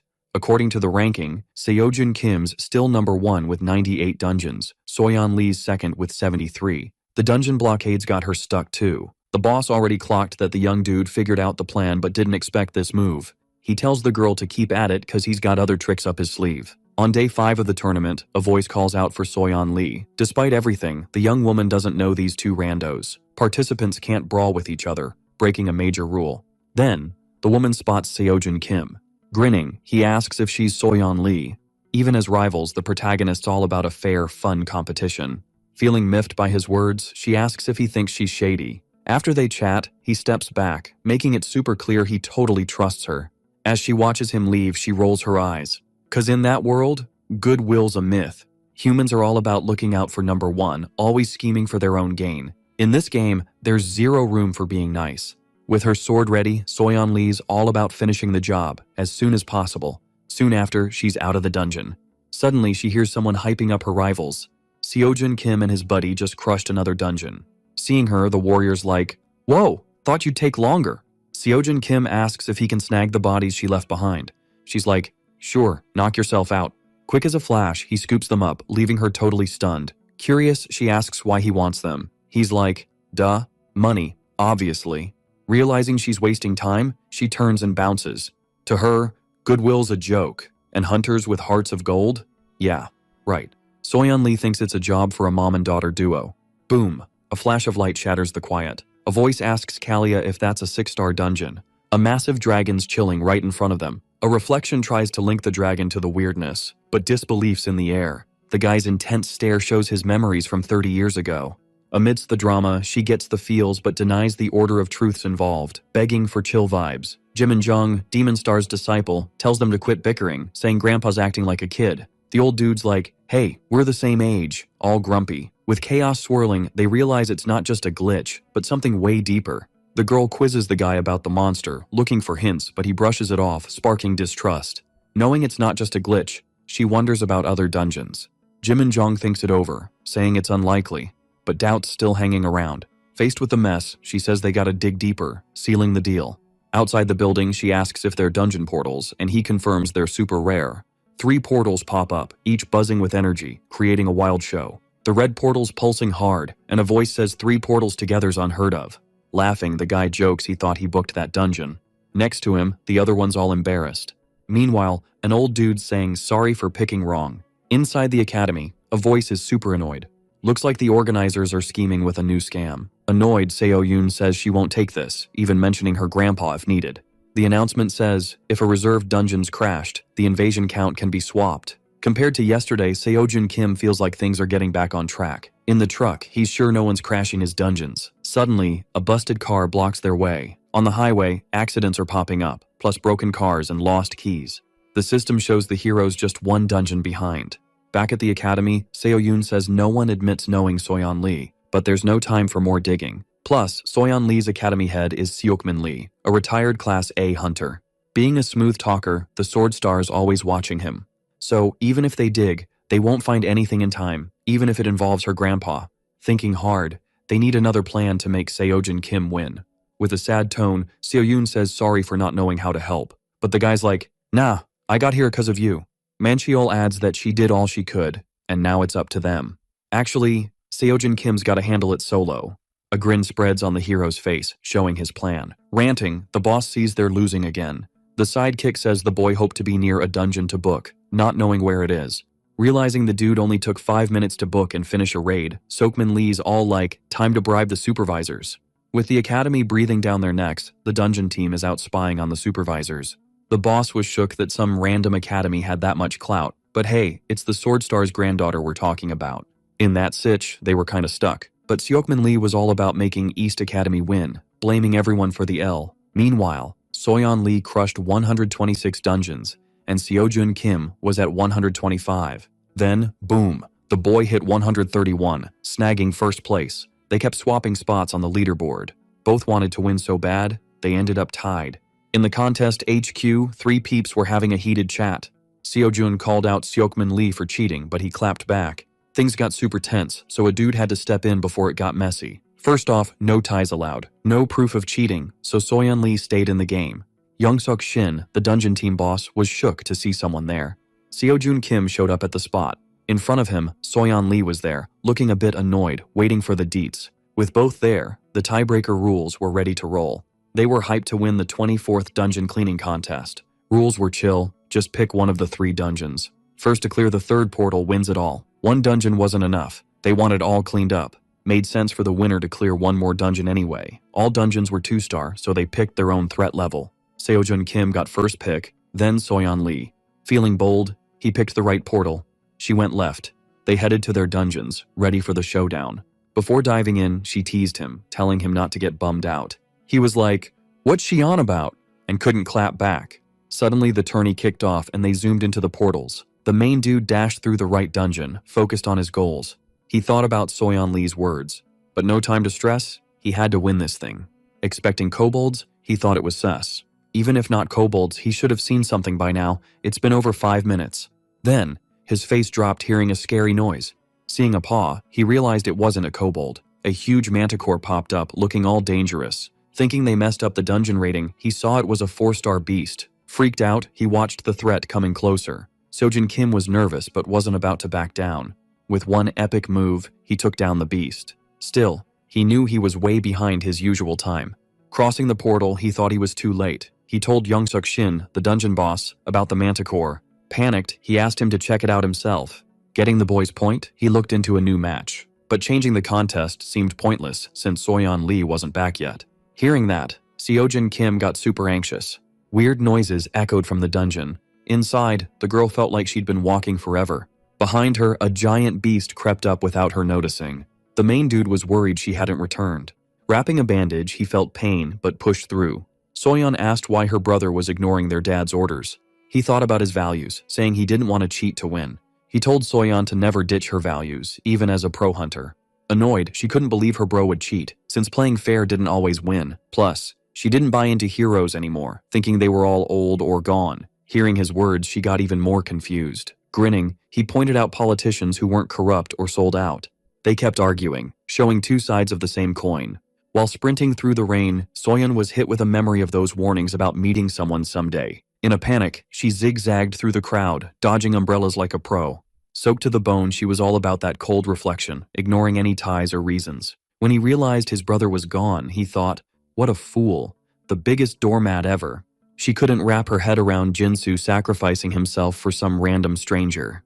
As she pondered her brother's choices, her dad's strict voice echoed in her mind. Soyeon was all, "I'm not Jinsu, I won't let the fam down," determined to carve her own path. Back at the dungeon cleaning contest, things were getting super weird. After wandering for ages, she found nada, zilch, zero. Then, out of nowhere, a creature popped up, eyeing her like she was a mystery. She noticed the other competitor was still MIA from the mission. The leader was chill, saying no need for another match. But hey, if he wanted, go for it. All he needed was to crush that last dungeon to snag the champion title. The warrior was deep in thought, sensing something was off, like a glitch in the Matrix.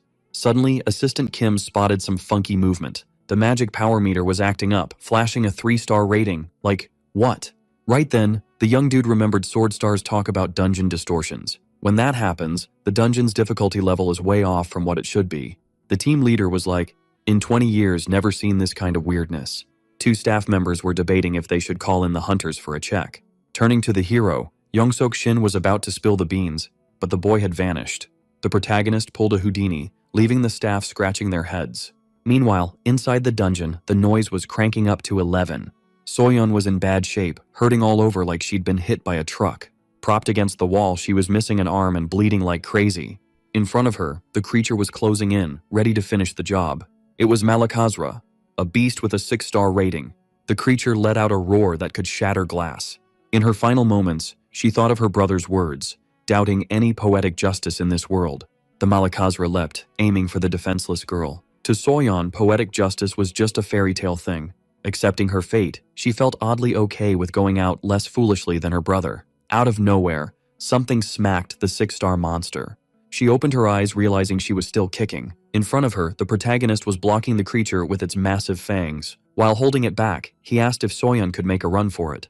With a bit of time bought, her best bet was to bolt like the wind. Using all his might, he kept the monster at bay. Soyeon was blown away, wondering what the boy was doing in that dungeon. When battling a 6-star beast, the key move was to block its attacks.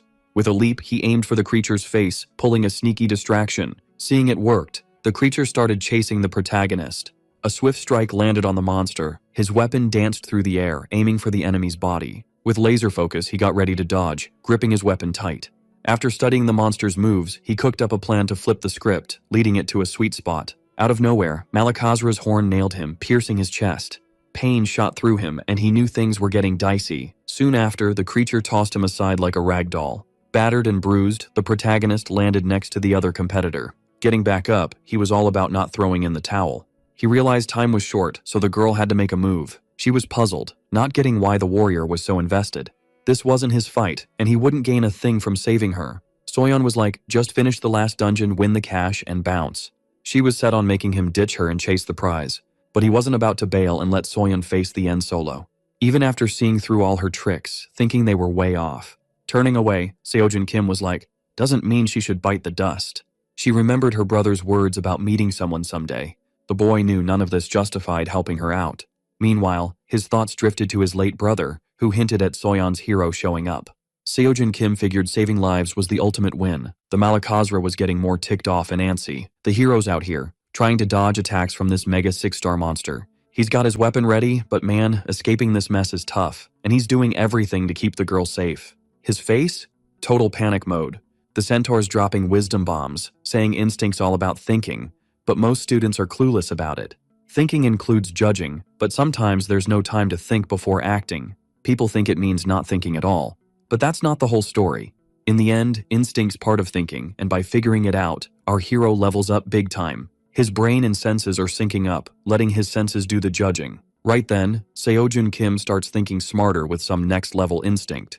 Boom, his body's suddenly all nimble and light, pulling off crazy moves. He's dodging the monster's attacks like a pro. And his eyes, seeing things differently now. In the chaos, he spots a tiny chance to win by feeling every muscle move. His skills are on point, and his focus is razor sharp. With a jump, he tricks the creature. If he keeps this up, the rescue team might show up soon. But there's a snag. Soyeon Lee's in bad shape and might not last the fight. She's super hurt and bleeding a lot. No time to waste, he decides his best shot is to go on the attack. Determined, he charges at the 6-star monster, aiming to take it down. He's trying to use his strength for a mountain technique and the world's spirit technique. He feels energy buzzing through him. The cut on his face is still bleeding. Without confidence, he knows this fight's a losing battle. Holding his weapon, he realizes he can't pull off a mountain technique solo. Still, he tries aura magic to finish the monster. After a deep slash, some blood spills. The girl watches the whole scene, totally focused. Seojin Kim takes another hit to his side. But the big creature's down, not moving. Exhausted, he uses his weapon to stay upright. The system shows his progress got a little boost from the battle. Carrying Soyeon on his back, he keeps chatting with her to make sure she's okay. Hearing her voice, he feels a bit of relief. No time to chill, they gotta get out of the dungeon fast. The team leader's worried when he sees the hero's back with a girl. They need an ambulance and meds for her, as soon as possible. Lying there, she makes it clear the young guy's not her hero, but the hero's not expecting anything from Soyeon Lee. She's rushed to the nearest hospital. When news of the dungeon contest hit, everyone freaked out. A Malakazra, a 6-star monster in a 2-star dungeon, was a disaster. The public, the association, and the government went nuts, and Seojin Kim's name blew up. The Apostle of Temperance sought advice from Lady Kalia. Without getting it, they thought it was cause of the weird stuff in Korea. A curious girl asks her grandpa about the academy student who beat the monster. Not dragging it out, the old man says she was right about that rascal. Meanwhile, the young guy's just thinking about his cash. In the hospital, Manchul can't believe he's talking money again. In the end, they called it a tie and split the prize, which ticked the young guy off. He wanted to fight for the prize with a two-handed move since the girl's down an arm. His main point? The money's all his. Walking in, Seoyun chats with the two dudes. Suddenly, the girl senses something's off with the warrior. Hearing the prize got split, she asks why, since the young guy won the tournament. Soyeon Lee confessed to cheating in this tournament and others. She even reported her dad, Seokmin Lee, head of the Eastern Academy, starting a lawsuit. Shocked, the boy can't believe the competitor's sudden move. Seoyun also says the young woman told her some stuff. Earlier, Soyeon said she still thought Seojun Kim was wrong. Even so, the girl didn't see herself as the hero in this tale. After those words, Seoyun's super confused and just passes on the info. Now the dude was the only champ, and the government was throwing in some extra perks because of the whole incident. In the end, he was gonna get a tax break and an extra 100 million won, cha-ching. Calling it an extra cash prize was just their way of saying, please don't sue us, bro. While the kid was crunching numbers, the young woman dropped some even bigger news. The Dream Academy finally leveled up to Division 3. Woohoo! Thanks to the kid, they hit the requirements and now they could hit up 4-star dungeons. That news was epic, and all the props went to Seojun Kim. Now was the perfect time to recruit more peeps to the academy. Grinning ear to ear, he knew everything was going his way. Decided they were gonna celebrate with some sushi. Yum. Chillin' in his room, the warrior realized his money probs were history. While his buddies partied, he had more important stuff to handle. On the Transcendent Market site, he was ready to splurge on training gear. Now the dude had 400 million won in his bank account, baller status. His first pick was the Spear of Longinus for 100 million, no biggie. Any cash he saved could jack up the price later, so why wait? While scrolling through his phone, he spotted replicas like the Belt of Aphrodite and Fenrir's Thread. Thinking hard, he figured the Spear of Longinus was the best fit for him right now. All those epic items cost a few $100,000 with weird karma values. He figured it wasn't just a free pass, noticing the price jump at checkout. Plus, the item effects were vague, so he had to guess from their mythical tales. Realizing it would take forever to research, Seojun Kim got super frustrated. Suddenly he wondered if there were any user reviews. In the Transcendent Students community, he could only read comments, no posting. The hero would need a mentor's help to make an account if needed. Soon, he found about 100 reviews and personal recs. Items were rated on a 10-point scale for combat, utility, life quality, and convenience. The Aegis shield was a hot mess, with a weird Medusa design, turning enemies or even the owner to stone. No on-off switch, it scored 2 out of 10, maybe a gag gift? Reading the reviews, Seojun Kim saw that Profile knew their stuff and wanted to see more. Kibisis was a magic bag that expanded without getting heavy, had image memory, and time-stopping powers. Smart move to snag it early before karma made everything pricey. The final score was a whopping 100 out of 10, piquing the protagonist's interest. Belonging to Hera from Greek and Roman myths, it was a gift for Perseus to stash Medusa's head. Curious, he checked the price tag on that item. 100 million popped up on the screen, showing he had enough cash for it. That bag would be super handy, even for hauling monster bodies from dungeons. But the only bummer was it didn't go completely weightless. Thinking he could do squats with it, no awkward weights needed, he decided to snag the bag right away.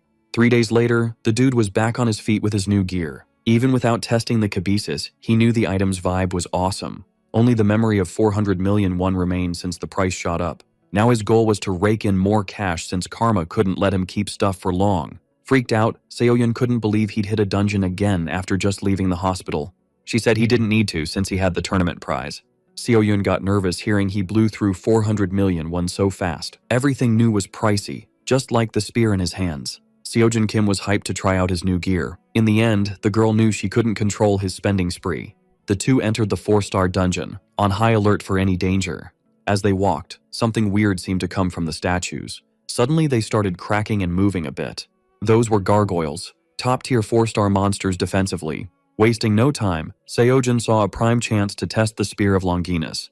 At first, he wouldn't use any aura magic or techniques. Even with the gargoyles' tough defenses, the weapon should pack a punch. With one swing, he zoomed up to the monster. With barely a sweat, the spear sliced the creature clean in half. Both were totally floored by the weapon's epic power. Baffled, they both blurted out the same question, dying to know what just went down. Clueless, they could only stare at the chaos left behind.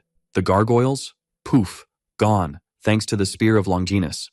Now, whenever Seoyun hung out with Seojun, nothing fazed her. Or so she thought. While the dude did all the heavy lifting, he sliced through the gargoyles like they were butter, no cap. After stacking up a mountain of bodies, he decided to stash them all.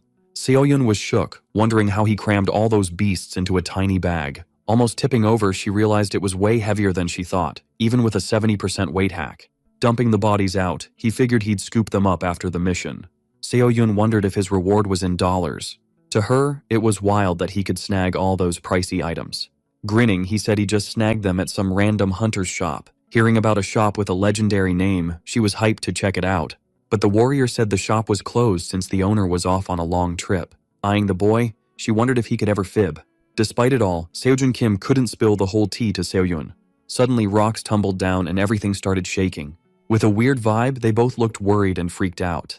Scanning the area, something sketchy seemed to be creeping up. Taking charge, Seoyun said she'd handle it. But the dude wanted to try something first. The Spear of Longinus was way more OP than he thought. With zero effort, he shredded the gargoyles like they were nothing. That's why he wanted to see what would happen with a Merlin magic combo, the power to pull off a mountain move and take on all those beasts. Tapping into his spirit, he was ready to unleash all his energy. His aim? To totally pierce through those monsters. With epic strikes, he tried to slice everything that moved. Seoyun was blown away watching her buddy fight with all his might. His new weapon seemed to radiate a crazy sword aura. The gargoyles watched, waiting for their chance to pounce. But the energy surge left them no shot as it kept ramping up. His face showed zero fear, just pure determination. The monsters got wrecked with a total annihilation move that pierced them all at once. Holding his spear, he took in all the chaos around him. Her face showed pure shock at the scene she just saw. The Spear of Longinus hit so hard it left a massive crater. Legend says the sacred spear was used on Jesus on the cross, the Spear of Longinus. Even as a replica, Seojun Kim thought it might have flaws, but it was insanely perfect. After checking online reviews, he wanted more gear, but the more he bought, the higher the karma price. For the next 25 days, he was all in, grinding to earn more cash. While lost in his plans, she remembered something big. Jimin wanted to meet the main dude. He thought she was Seoyun's sister, but she was just a friend.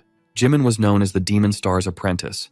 The Demon Star picked an apprentice in his final years, knowing his wisdom would be topped. The apprentice had some stuff to chat about with Seojun regarding the recent drama. Then, he realized it was all tied to what went down in the dungeon. Soon, he thought Jimin might be like the girl's grandpa, but he could chill. So he said he wanted to meet Jimin, and she was on it to set it up. Pumped, she shot a text to Jimin, trying to lock in a date. Out of nowhere, the woman showed up, wasting no time. Finding out Seojun Kim agreed to meet, she rushed to see the boy her grandpa hyped up. Her face showed pure shock finally meeting the hero. She couldn't wrap her head around him being just a regular student. In disbelief, she started grilling the boy, doubting his skills. Young Jimin kept asking the same thing, wanting to know where he got that. But the main dude was more and more lost, not getting the casual vibe of the chat. Seoyun grabs the woman with all her strength, realizing the wild twist in the plot. When Seojun finds out they're sisters, his brain does a double backflip. Young Jimin's flaw? Once she wants to know something, she's like a detective with no chill. Then he figures out she's the apprentice of that holy mage from earlier. Plot twist. Even so, the dude side-eyeing the girl, thinking she should be in her 40s, not looking like a teen. Jimin spills the tea. It wasn't polymorphy, just a memory rewind to her younger self. Switching gears, she points to her subspatial bag, all casual. The woman's mind is blown, like, how's this gear not causing a spatial meltdown? If she hadn't seen the dude use it, she'd think it was just a fancy purse. Her face goes full rage mode, realizing the guy's clueless about the power he's packing. Jimin's got the 411 on the item, making the hero wonder what would happen if he showed off the Lance of Longinus. In a panic, she's like, yo, sell me that bag, stat. Price? Who cares? She's throwing 100 million on the table. Obviously, young Jimin's not rolling in dough, but she'd hustle to get it. The hero's mulling it over, remembering the cabooses went for 30 million. That woman could totally scrape up the cash, plus he could snag more cool stuff. But he's like, nah, can't sell this spatial bag. Jimin's not backing down, saying 100 million's a sweet deal. He hands it over, telling her to give it a whirl. Suddenly, the bag's like a mini lightning storm, zapping her hands. Turns out, only Seojun Kim can rock the bag. Made by students, passed down to cadets, resale's a no-go. In a panic, she's like, where'd you score this magic swag? Plus, she'd drop 1 million won just for the deets. He repeats what he told Seoyun, saying he forgot the store and seller. Determined, she's ready to go full detective mode. She'd research without using the bag, just running some tests. If anyone tried to use it, sparks would fly, showing rejection. But if the ownership wasn't locked, he could help and get paid. Young Jamin's hyped that the boy's down with her plan, as long as he gets paid. For the tests, they'd hit up a legit research lab. After all that chat, she remembers why she came in the first place. With curious eyes, Jimin's all ears about what went down in the dungeon. The trio sits, ready for the young dude to spill the deets. Seojin's feeling lucky for taking down a beastly 6-star monster. No way he could have done it without Merlin's mana boost. Lost in thought, the hero recalls Merlin's last lecture. With a bit of doubt, he asks to share his thoughts. Magic and aura come from mana, but everyone uses it differently, showing their unique style. So, he figures the dungeon's distortion's the same deal.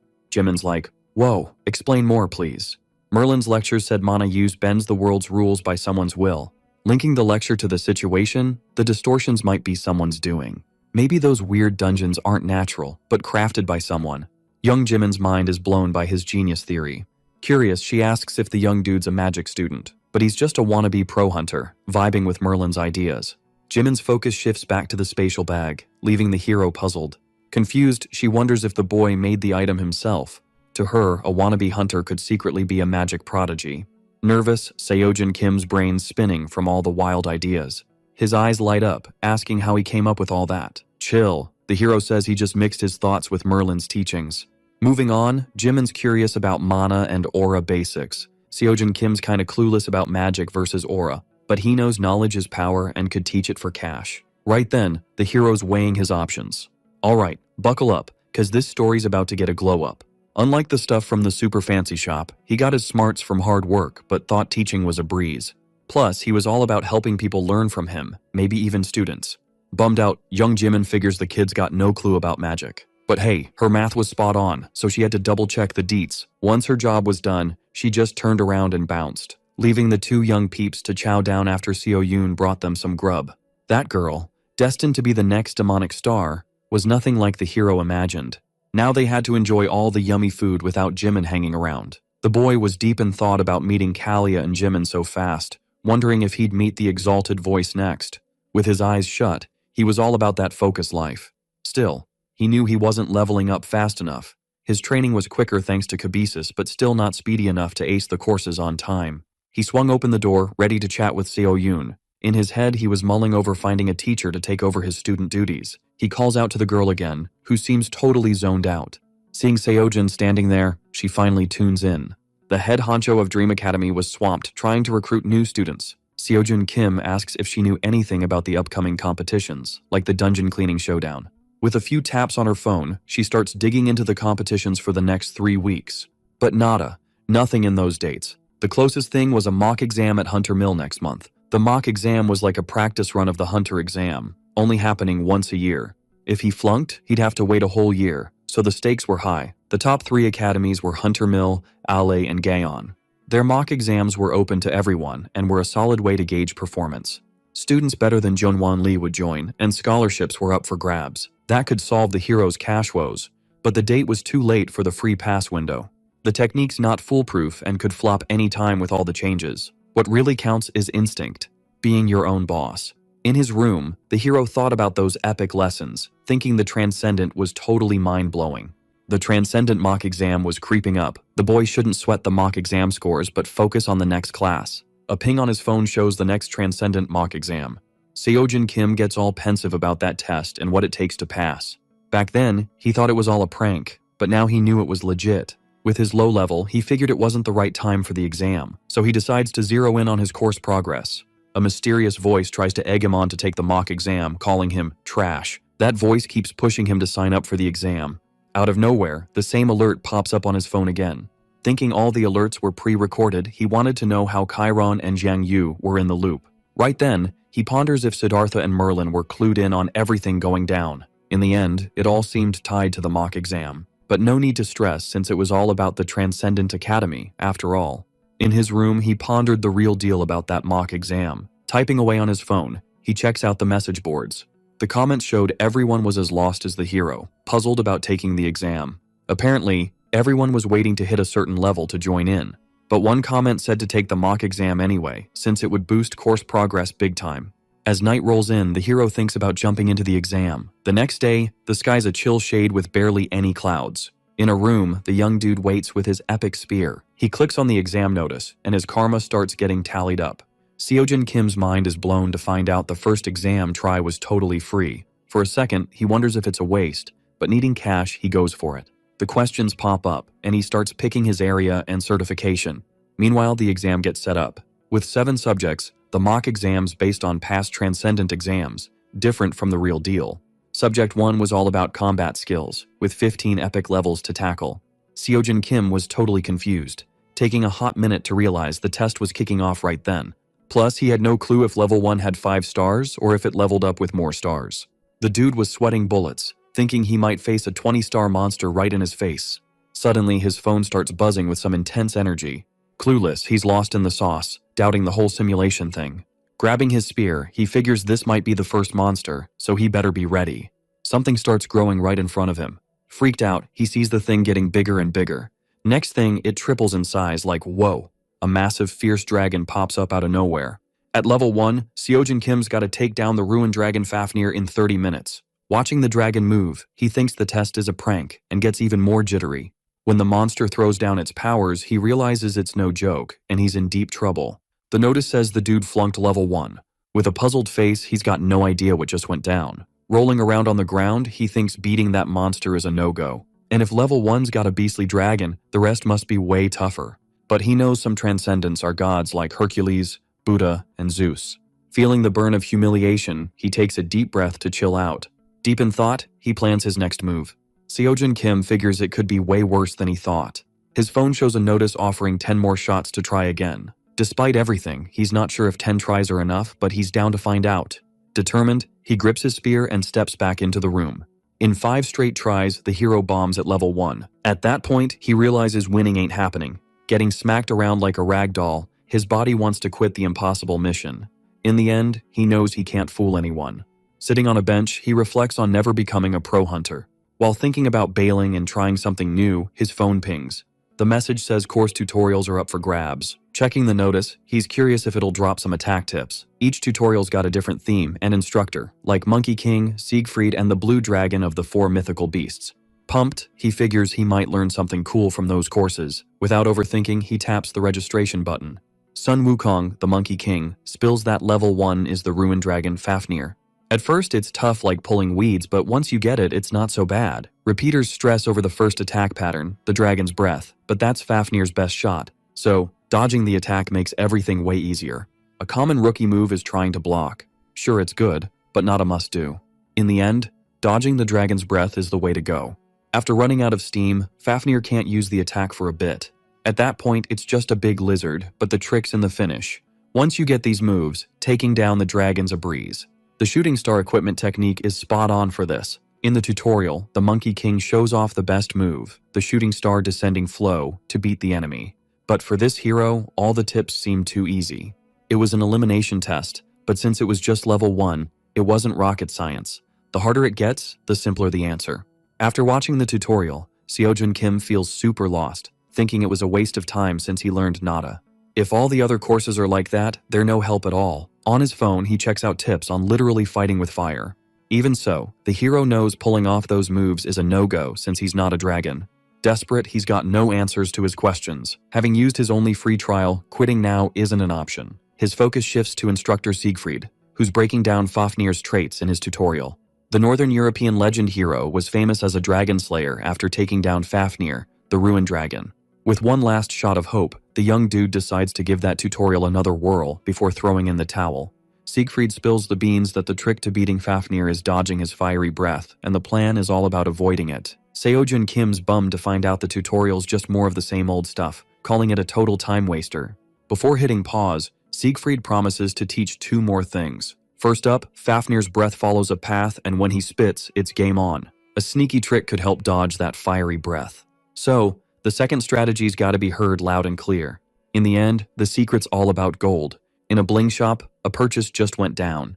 Even if he's not sure it'll work, Seojin Kim grabs a gold bar after Siegfried's tips. Fafnir's a gold digger, and legend says he turned into a dragon because of his gold obsession. While the dragon's gearing up to breathe fire, the gold's gotta be chucked at him. That way, he'll hold his breath to save the shiny stuff. Even though it's a simple trick, Siegfried swears it's got a good shot at working. After snagging the gold bar, Seojun Kim takes a deep breath and decides to roll with that wild idea. Feeling a bit sus, he uses one of his 5 chances to take on the dragon Fafnir. Waiting for the perfect moment, the beast's already starting to unleash its epic breath. Out of nowhere, the hero hurls the gold bar at the dragon. Seeing the shiny thing flying his way, Fafnir's eyes go wide. Totally distracted, his focus shifts to the bling. That was Seojun Kim's golden moment to strike. Holding the item, Fafnir realizes it's not just gold-plated. Ticked off, the beast turns its gaze to the hero. Not getting the weird move, he gets tangled in the plan. With a hit, his body goes flying. Once again, he flunks level 1. Flat on the ground, he can't believe he didn't last a minute against Fafnir. Suddenly, his phone's blowing up with messages. Checking the screen, he's curious about what he sees. Even after the epic fail, he managed to snag a decent progress percentage in Chiron's course. The hero jumps up, facing the fierce dragon as the impact echoes like crazy. Determined, he charges with his spear while the dragon dishes out intense attacks. He leaps with precision, but the impact sends him crashing down. At that moment, he gets that the fight's tough since he can't dodge a thing. Clutching the spear, he slides, yelling, trying to get his balance back. The dragon strikes again, its tail slicing through the air with destructive force. Seojun Kim realizes it's gonna be a massive hit and starts to worry. Suddenly, he reaches into his spatial bag. With force, he chucks the gold bar at Fafnir's noggin. Spotting the shiny metal, the dragon spins around and the tail nearly smacks the hero. Quickly, he dodges, realizing it was a close call. Furious, the beast lets out a mighty roar. Apparently, it's figured out the bar's just gold-plated. So, the hero's got little time to plan his next move. With determination, he pelts the dragon with a bunch of gold bars. Soon after, Fafnir's all about the shiny stuff. Desperate, the creature's totally drawn to the gold. With the strength to move a mountain move, he leaps onto the dragon. And with the spirit move that covers the world, the hero aims his weapon at the distracted Fafnir. The energy ripples through the air as the hero keeps up his moves. Soon, he nails the creature's back with epic precision. Feeling stoked, he thinks his attack finally did the trick, until he realizes it didn't really hurt the enemy. Feeling chills all over, he notices the dragon stare. Suddenly, he's hit and fails again at level 1 after almost 6 minutes of battling. Thrown to the ground, he groans in pain and laments another missed chance. Despite the mess, his progress in Chiron, Xiangyu, and Merlin's courses keeps climbing. If he keeps it up, he might finish one before the free pass runs out. Without a second thought, Seojun Kim decides to take on Fafnir once more. A voice wonders why the young dude hasn't been hitting dungeons lately. He tells Seojun he's been too busy training. While he's glued to his phone all day, the gym manager's handling all the paperwork. At that moment, he realizes his first sim ended in failure. Sitting on the floor, the boy checks out the course progress with obvious worry, hoping for more. Thinking about the transcendental exams, he plans to make the most of his time and hit as many classes as possible during breaks. 3 days later, he's trying to crack the first level of this epic strength challenge. Boom, a red orb just pops into his hand out of nowhere. The power from this thing is going wild, like a sugar rush on steroids. Totally zoned out by the orb, he misses the sneaky dragon creeping up. His mission: keep the dragon's bling away from Gangcheori, the emoji, for a set time. Suddenly, he spins around and spots the beast eyeballing him like a snack. And just to make it spicy, Gangcheori's immune to all attacks. Great. Its roar is so epic it leaves our dude frozen like a popsicle. In a panic, he's like, "No way, this is just level 1. In a blink, Seojun Kim gets owned by the monster, but hey, he's leveling up in his courses.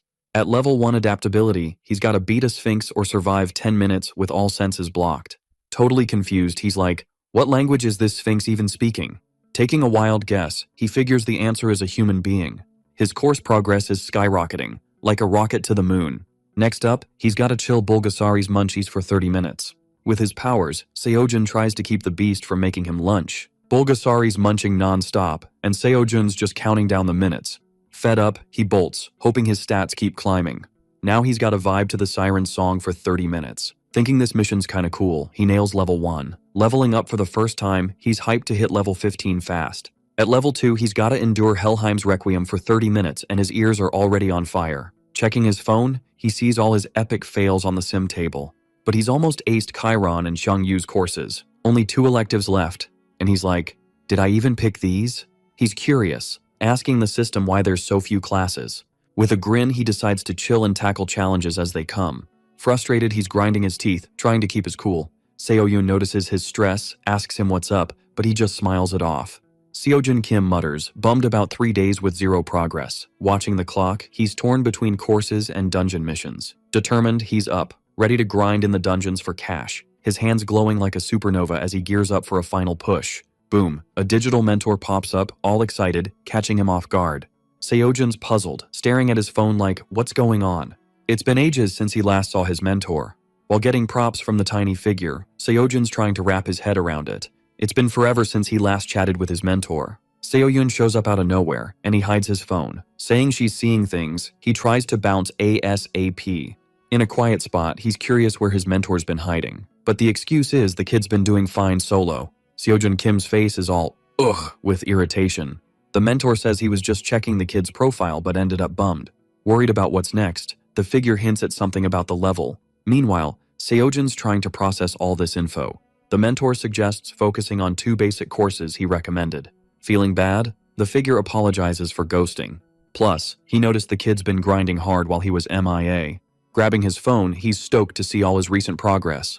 But his face isn't exactly beaming at first. Then with a shocked look, he's like, what's even happening? While messing with the phone, the mentor's confused about the 4 courses, thinking it's a glitch.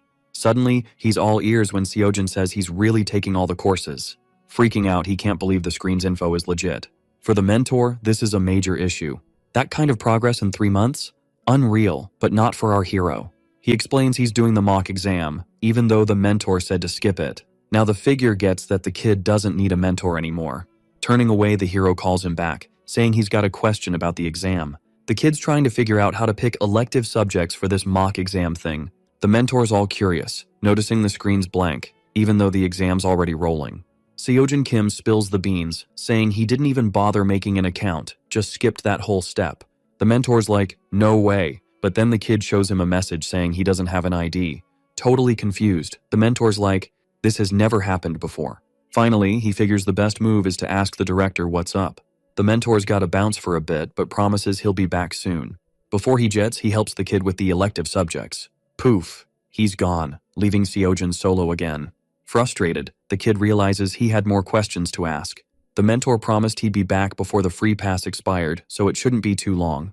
A phone notification pops up, saying the Changyu course hit 100% completion. With the course done, the kid's got a certificate in spear skills. Can't believe it, he's a bit lost in the sauce. Suddenly, he grips his weapon tight, and makes this epic move that lights up the whole place, energy everywhere. Right then, pulling off a mountain technique feels like a piece of cake. Soon after, a message pops up offering the epilogue of a new course.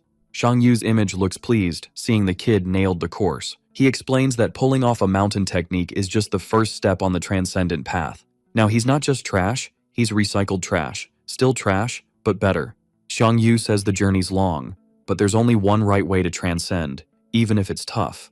The instructor says, in the end, speed's not the big deal. Determination's what counts. The course, the strength of Shang Yu to pull off a mountain technique is done and dusted. Next day, at the Dream Academy. Chill. Seojin Kim strolls through a door and bumps into Seoyun. She asks if he's joining the Hunter's Mill mock exam, which just opened for signups. He's like, always ready, and Seoyun's signing up right away. Now, with the certified mountain technique strength and the Longinus spear, he's feeling pumped. After signing up, the academy head says the mock exam kicks off in 10 days. Suddenly, the kid's thinking about how to deal with Seoyun, and she catches on. But he switches gears fast, wanting to know more about student recruitment. With a nervous vibe, she admits she's a bit stressed. She's worried about how her grandpa, the Sword Star, will react, cause he's got a tricky temper. Plus, she's unsure about which instructors to hire. Obviously, Seoyun can't teach everything solo. Best bet's to have an instructor for each area, but the famous ones cost a fortune. She explains top instructors can rake in hundreds of millions of won a month, and the elite ones earn billions. Seojin Kim's jaw drops at that crazy cash and starts thinking about it. Suddenly, he's super keen to help Seoyun out. 3 days later, his exam scores only 29 points, but the kid's stoked to have finished the Xiang Yu course. Out of nowhere, his mentor pops up in front of him. Now, the kid's not too phased, knowing the mentor would be back before the free pass ended. His mentor's totally shocked the kid finished the course. Speechless at his progress, Seojin Kim asks about the info the mentor went to check. With all the surprises, he forgot about it for a second. Suddenly, his face changes, realizing there's a big problem. Seojin Kim's clueless about what the mentor's on about. But the mentor explains that before meeting the director, some info came in about the kid's account issues. Turns out there's nothing in the system. Nothing linked to the name Seojun Kim. Basically, at the Transcendent Academy, no one's registered with his name. Confused, the hero's trying to figure out if he's not a member. Fuming, he demands to know how that's possible, since he took the courses. The Transcendent Academy's members only, yet he managed to take courses without signing up. He also mentions that even the director's clueless about what's going on. Yo, check this out. It wasn't some glitch in the system or anything, cause the karma calculations locked tighter than a vault. The director was all, something's fishy, but had zero clue who or how it happened. Seojun Kim's freaking out, asking if he's getting the boot. But the mentor's like, chill dude, you're getting it all wrong. Turns out, it's their mess, not his, so he can just relax. Still, Seojun's brain's doing cartwheels, wondering why all this drama's aimed at him. So, no stress for now, everything's cool. The mentor's all apologetic, saying they can't fix the account issue just yet. Back to his grind, Seojun sees he's got 2 days left on his free pass. The duo brainstorms on Seojun's next moves. The mentor gives a quick rundown of the Transcendent Academy's curriculum from intro to advanced. Seojun's almost done with the intro phase. After the courses, there's still a ton to learn, and finishing the advanced levels means blazing his own trail. People say it's tougher to go from advanced to transcendent than to finish the curriculum. Anyway, the mentor thinks it's time for Seojun to level up to beginner and renew his pass ASAP. Plus, he should check out Hercules and Jang Sanfeng's courses. The mentor's hyped, suggesting he sign up for those classes. His advice, build a solid base first, save the magic tricks for later. Feeling the mentor's confidence, Seojun's down with the tips. The system starts crunching karma numbers, and it's off the charts. With all those zeros, Seojun's gonna need a serious cash stash. Hearing about the karma thing, the hero's like, break it down for me. Karma's all about cause and effect. If the academy's the cause, students are the effect. The academy doesn't gain anything, it's just there to help students level up. The mentor warns that the full effect's a whole other story. His advice? Keep leveling up. The more you do, the clearer things get. In the end, he's got the mentor's full support. But Seojun's curious if there are other students around. Of course, there are tons of them. You can see them on the forums. But what he really wants to know is if there's anyone in his reality. Even though it's a tough one, the mentor spills what he knows. Across all the realities of the academy, the maximum students in one reality is 4. Each academy's got its own specialty. Want to learn magic? Head to Ale Academy. Want to master weapons? Gaon's your spot. Not sure? Hunter's Mill's got your back. Hunter's Mill's top dog, beating out Gaon and Ale, shows how legit it is. The big day for the Pro Hunter exam at Hunter's Mill arrives, and Seoyun's got his buddies back. It's a whole different vibe from the tournament, way more peeps. They check in with the event crew, repping Dream Academy. With a prize of 1 billion, Seojun could snag a new pass for 500 million won. He's all in, planning to take the mentor's courses, but first he's got to lock down that pass. After checking in, they're invited inside. Soon, a crowd's lining up to show their documents. They realize getting there early was clutch with all those people. Seoyun's off, wishing Seojun good luck. As he walks, Seojun hears some sketchy shouts, like a fight's about to pop off. Someone's trying to cut the line, and it's Kangcheol Kim from Hunter's Mill Academy. A dude's yelling for him to wait his turn, like everyone else, but the crowd knows he's a big deal. The guy freezes when he hears about Kangcheol's academy. Seojun knows this exam's the real deal, so the academies bring their A game. The blue-eyed guy gives Seojun a serious stare, then he turns and walks away. Sizing up the competition, Seojun knows he's facing a tough opponent.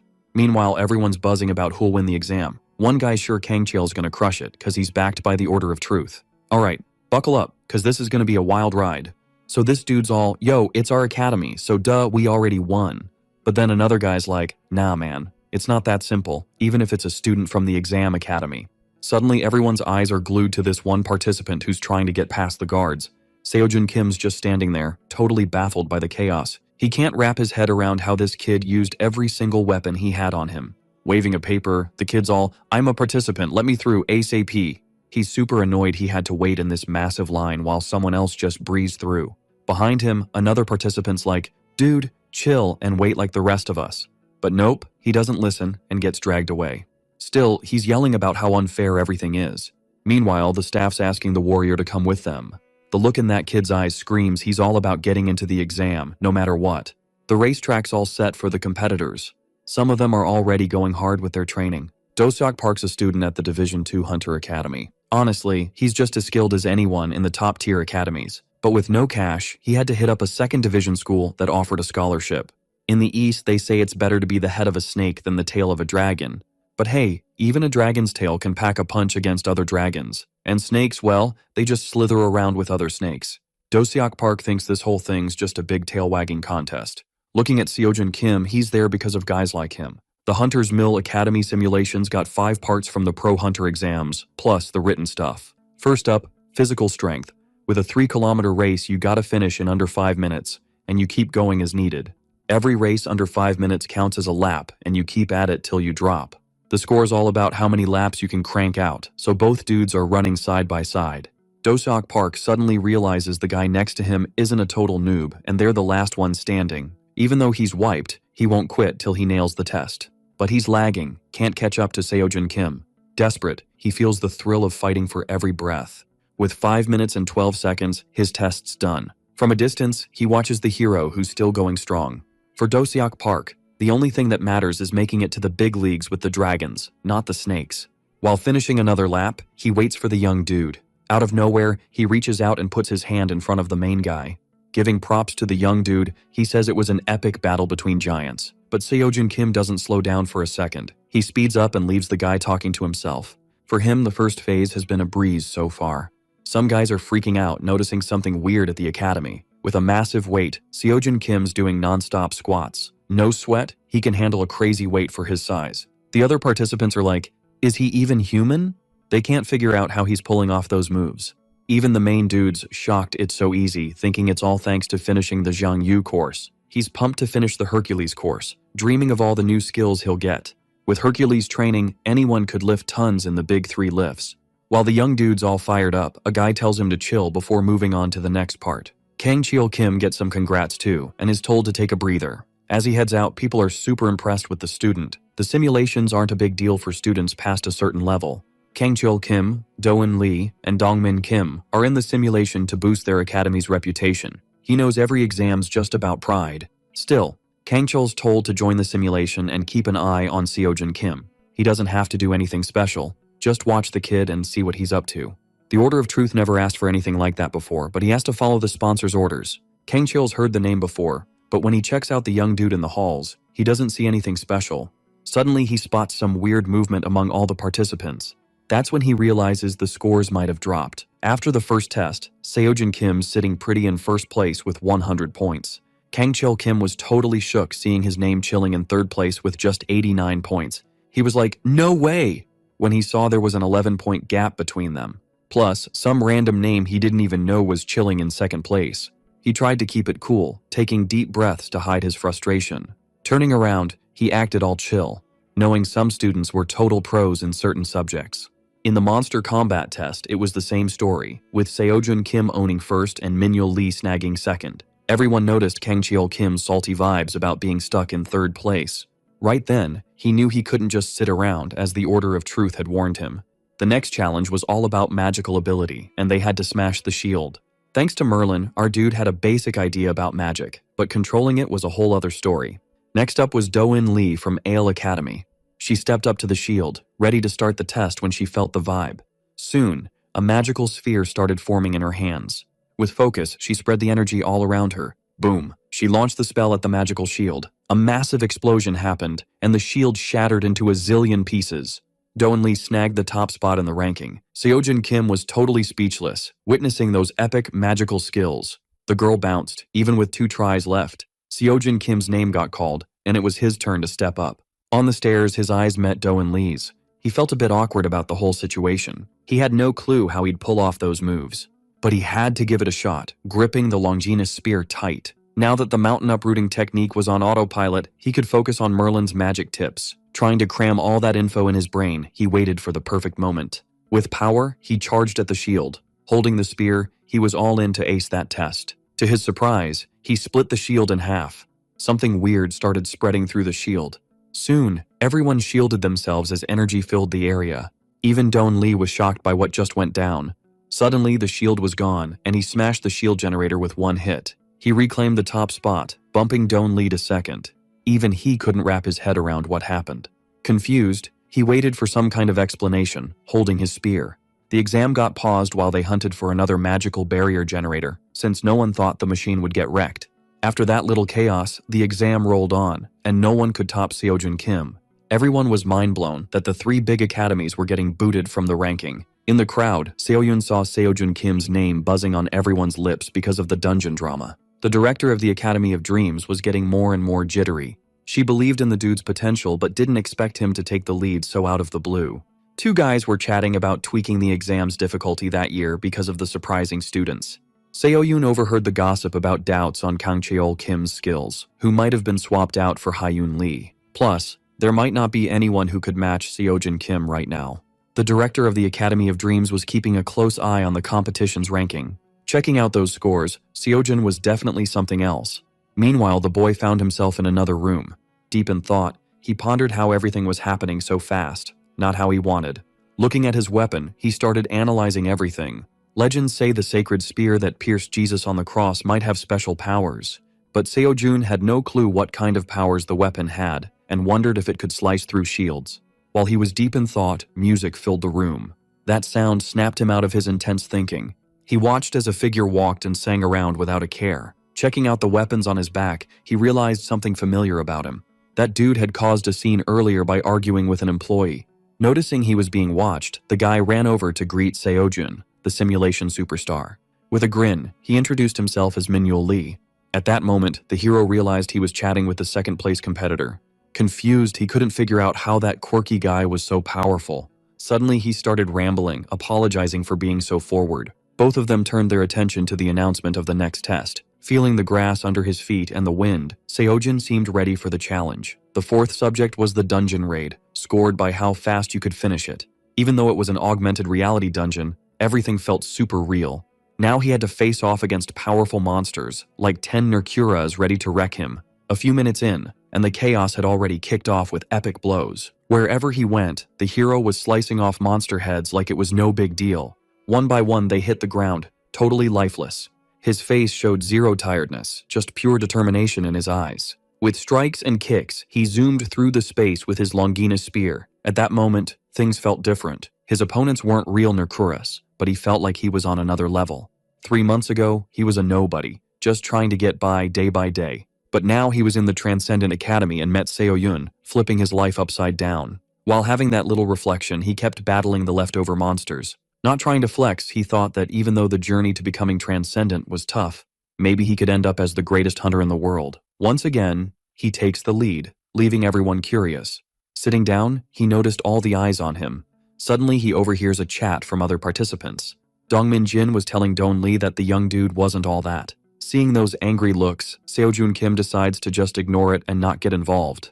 Meanwhile, Minhyul Lee tries to chat with the main guy, saying he almost matched his score. Next to him, Kang Cheol Kim, the 3rd place, was oddly quiet. With a grin, the chatty guy thought Seojun was a great friend.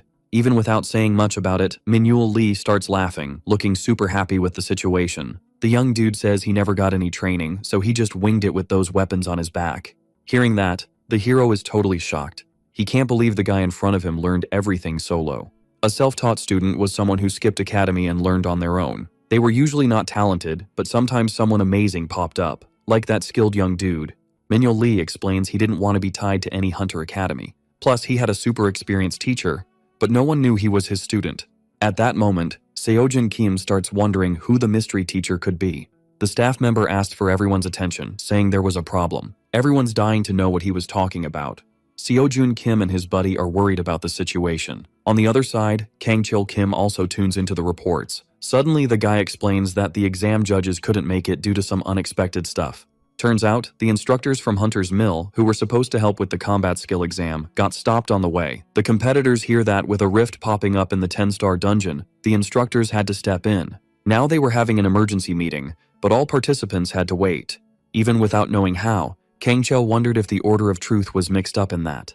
With the simulation on hold, Seojun Kim secured his win. Suddenly, the warrior from Hunter's Mill suggested switching up the exam. Since the last test was solo combat, they could settle it with a tournament. The other competitors thought that was a solid idea.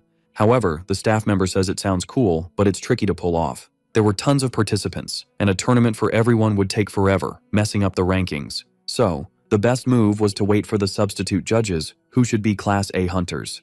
Annoyed, the participants didn't want to wait that long. Kang Cheol tries to find a way where interested ones would send their names and move forward with a select few. Plus, if the simulation broadcast live to the whole country got interrupted, it'd cause massive problems. Meanwhile, the staff member gives the thumbs up to the idea of an invite-only tournament. His main goal was to take down Seojin Kim and boost Hunter's Mill Academy's rep. With determination in his eyes, Kang-chil aimed to snatch all the glory from the boy.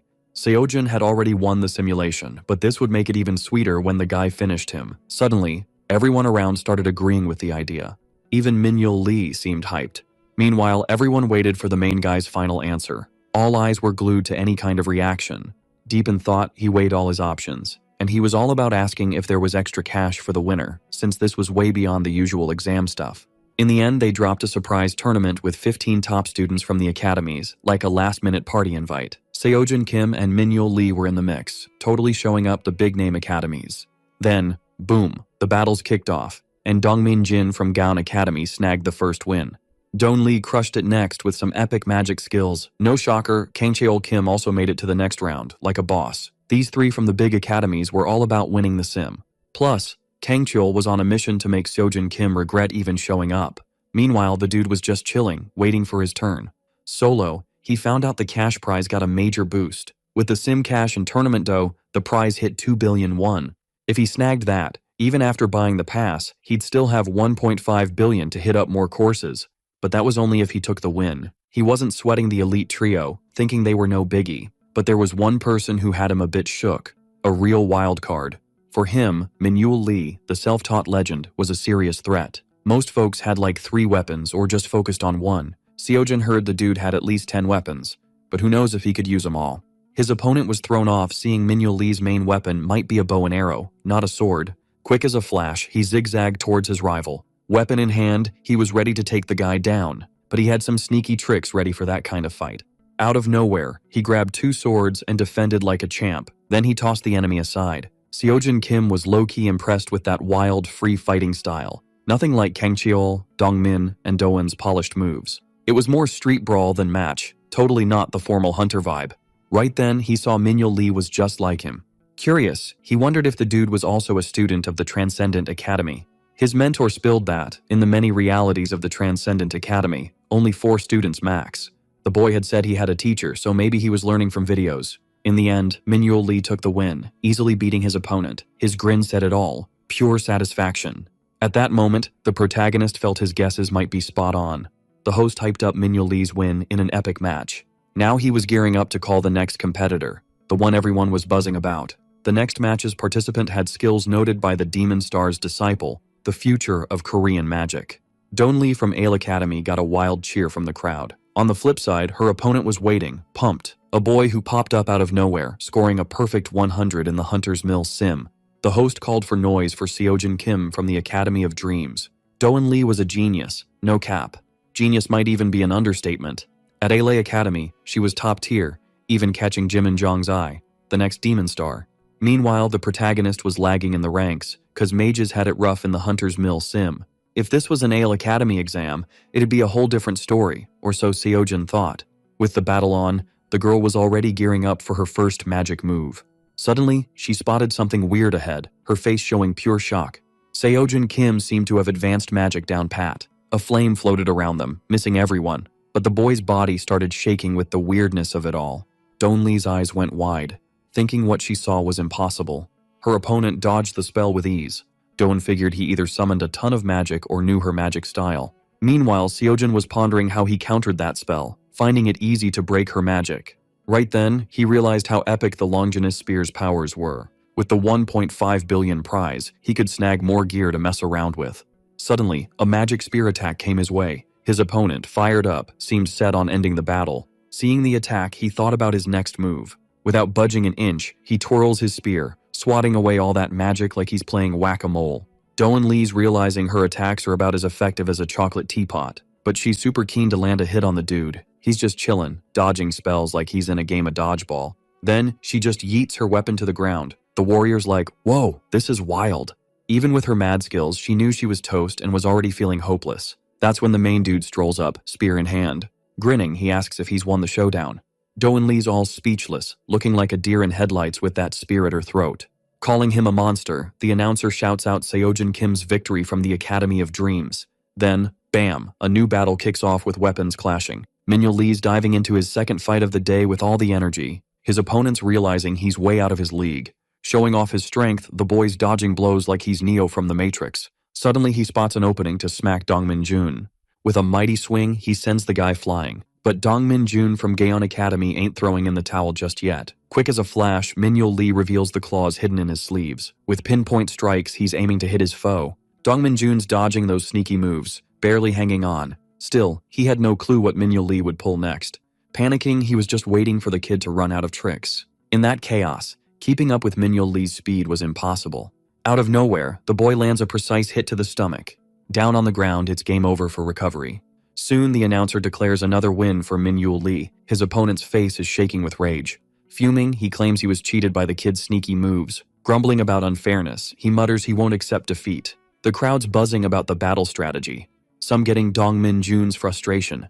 Meanwhile, the main dude's watching it all on TV, nodding at Minyo Lee's well-earned win. He's convinced that even without the weapon swap, the outcome would have been the same. That's when Kangchul gets the Order of Truth's big plan. They weren't just watching Seojun Kim, but also Minyo Lee. In the end, the Order of Truth didn't need any help from the warrior. Their ultimate goal was to see Seojun Kim and Minyo Lee face off, so Kangchul didn't even need to be there. He wonders if Minyo Lee's with the Order of Truth since no self-taught kid could beat the top students. Now they're heading into the final showdowns, and the last one's gonna be epic. The announcer calls out the Iron Man, pride of Hunter's Mill Academy, Kangchul Kim. Climbing the stairs, he's trying to remember the orders to just keep an eye on the kid. From the start, the Order of Truth was just playing the warrior. Meanwhile, the announcer shouts out his opponent, Seojun Kim from the Academy of Dreams.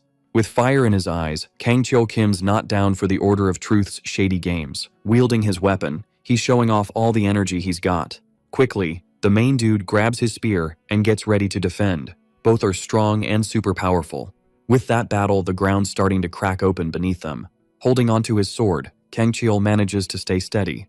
Seojun's doing the same, placing his hands on the ground. No time wasted, they're both ready to jump back into the fight. With determination, they grip their weapons tight. That's when Kangchul realizes the spear's not using aura sword power but blocking everything. In fact, his aura sword attacks weren't even registering, like they were invisible. Everyone could see the kid was special, but his top scores were probably thanks to that weapon. So Kangchul's main mission was to dodge that spear to level the playing field. After figuring it out, he launches a fierce attack on the kid. The warrior's desperate to snag that win. With relentless strikes, he gives Seojun no time to breathe, swinging his sword like a whirlwind. The main dude sees this warrior's definitely a cut above the rest. Still, he can't just throw in the towel. Out of nowhere, a surprise attack heads his way. As expected, no cap. That dude was totally one of the GOATs of Hunter's Will. After that smackdown, the young dude tried to get his balance back. Now he had to hit back with everything he had. With the Spear of Longinus, he was all in to end that brawl. Nervous, Kangchul tries to figure out what was going down in front of him. Out of nowhere, the main guy starts walking towards him. With a mega strike, he tries to hit Kangchul, but the warrior blocks it. At that moment, they lock eyes, both looking like they just stepped on a Lego. Suddenly, Kangchul breaks free from Seojun's attack. Even then, the warrior senses something's different. The vibe before was chill, like a lazy Sunday. Now it's all volcanic eruption vibes.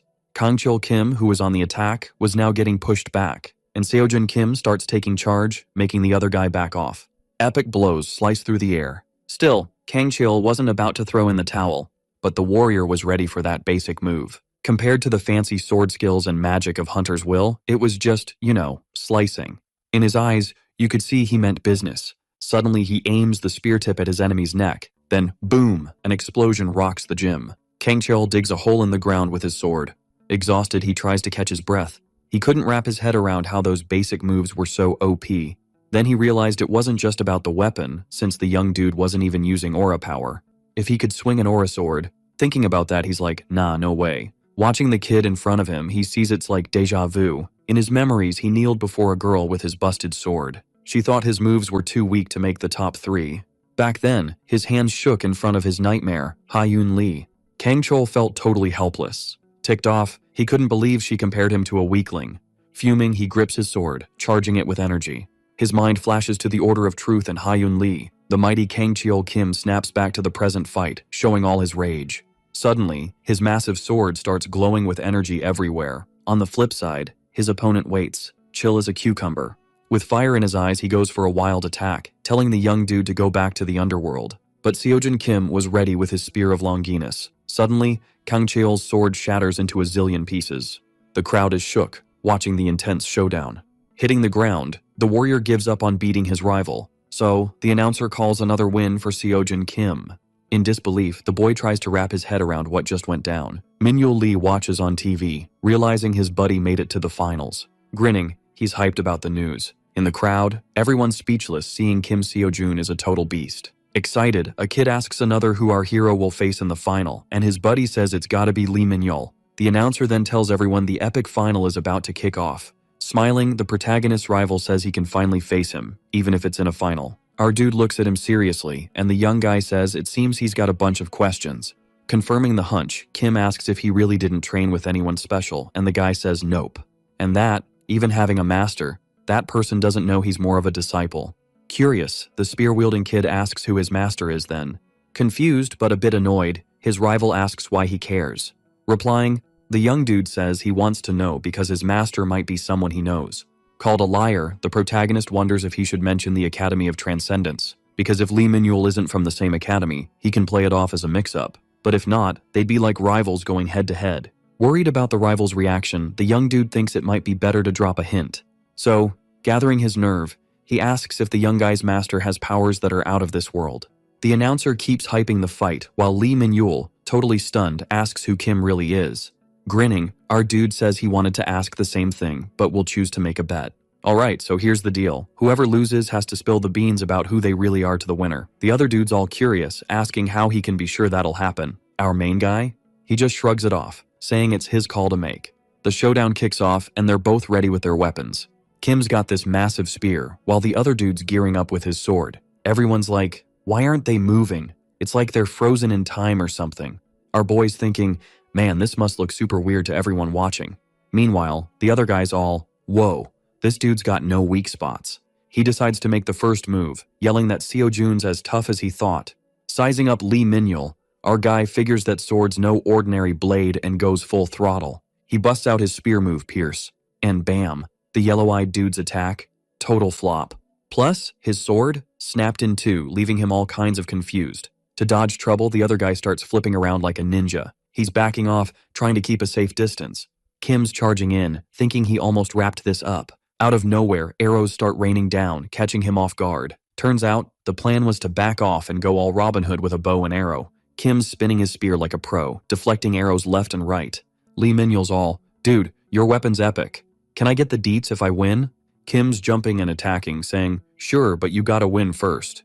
The sword guy's grinning, saying he's gotta give it his all to win. They trade blows, then dash in opposite directions. Our boy's all, what is even happening right now? The other guy's laughing, saying our boy's amazing.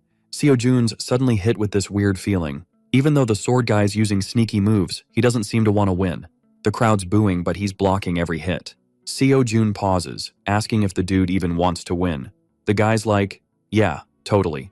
Kim's like, where's your champion spirit, man? Lee Min-yul's confused, saying he wants to win but doesn't mind losing. He's trying his best, even with his sneaky tricks. Our boy's annoyed, saying that's not really trying, but the guy's unfazed. He doesn't care about what others think or say. Kim's a bit thrown off by this. He smiles, puts away his fancy spear and pulls out a regular one. He tells the guy not to think he's being underestimated. Flashback to Kim watching a lecture on his phone. The instructor's all about survival of the fittest, saying the strong beat the weak. You gotta keep pushing, or you'll get left behind.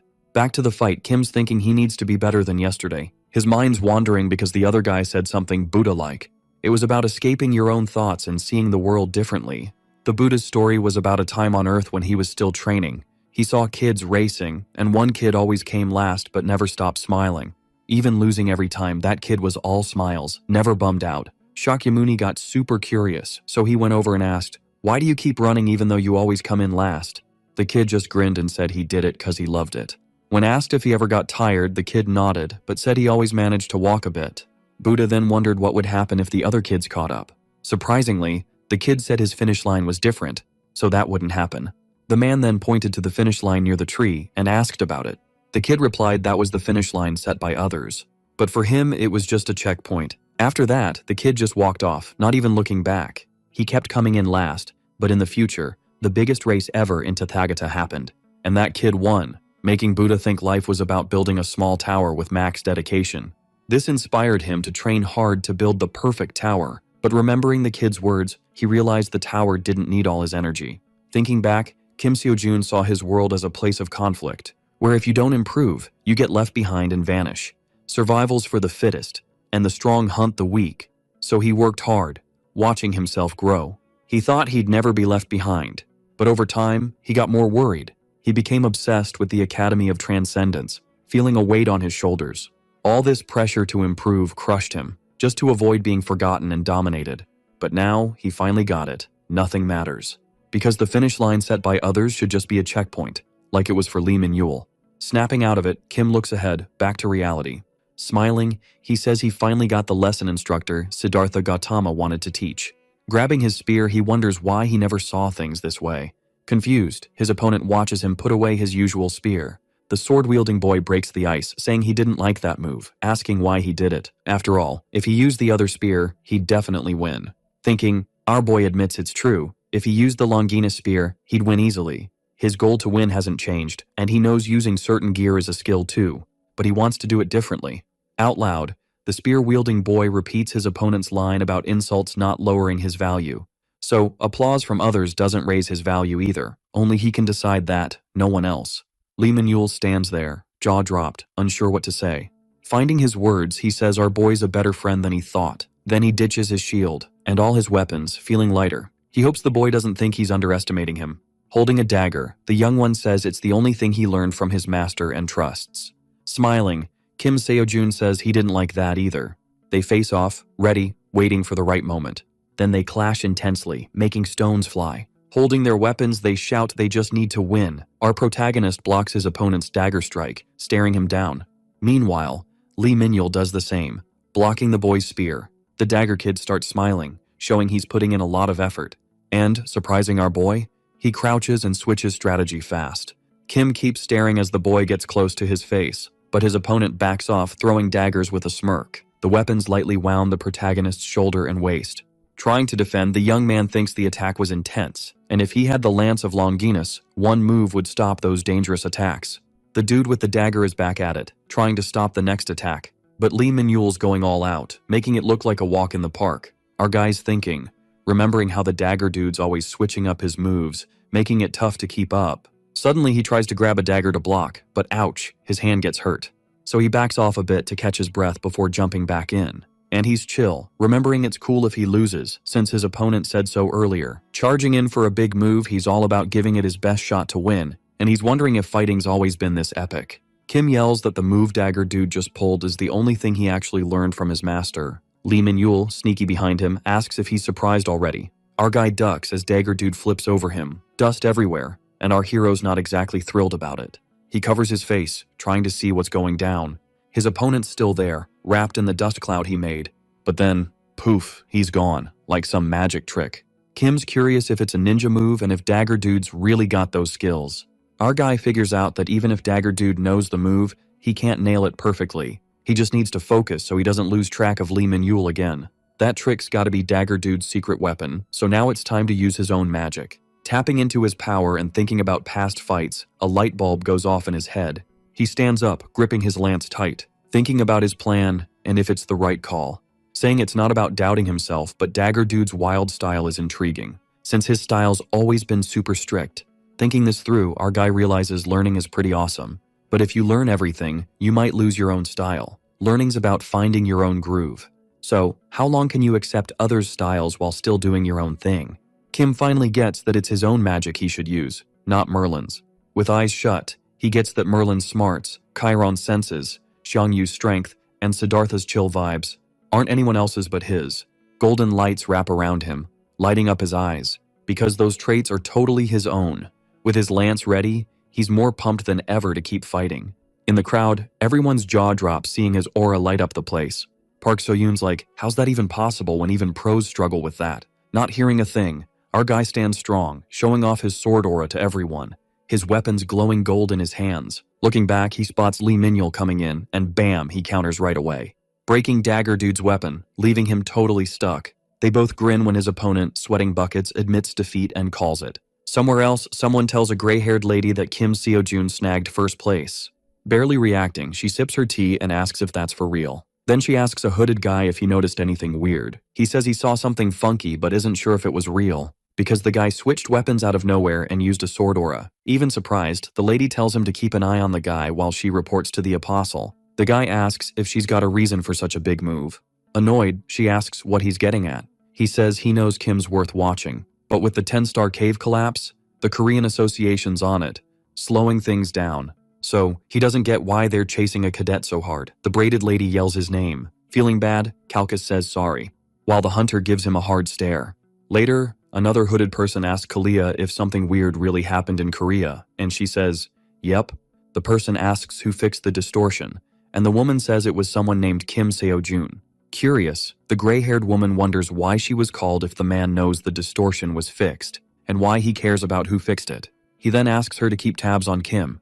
Looking up, the woman asks if she can know why, but the man hits her with some kind of spell, while saying he knows that among the successors of the Apostle of Chastity, she's the top pick. But it seems she forgets she's not there yet. Agonizing on the ground, the woman asks for forgiveness for asking. The man then stops affecting her and starts to leave, saying, before leaving, that it's not his choice. Kalia tries to ask more to get what he means.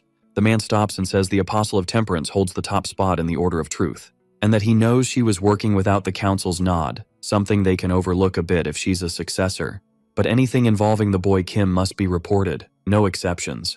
Nervous, the woman wonders if someone might be using the apostle, something only one person can do, and she knows exactly who it is. Leaving the competition spot, people chat about how wild it was for someone like our boy to win. Kim asks the hunter how long until the pro hunter exam, and she says he's turning into a beast, which anyone who watched would agree, especially because he used the aura. Curious, Park Seo-yoon asks how the boy learned to use the sword aura, and he dodges by saying he got lucky.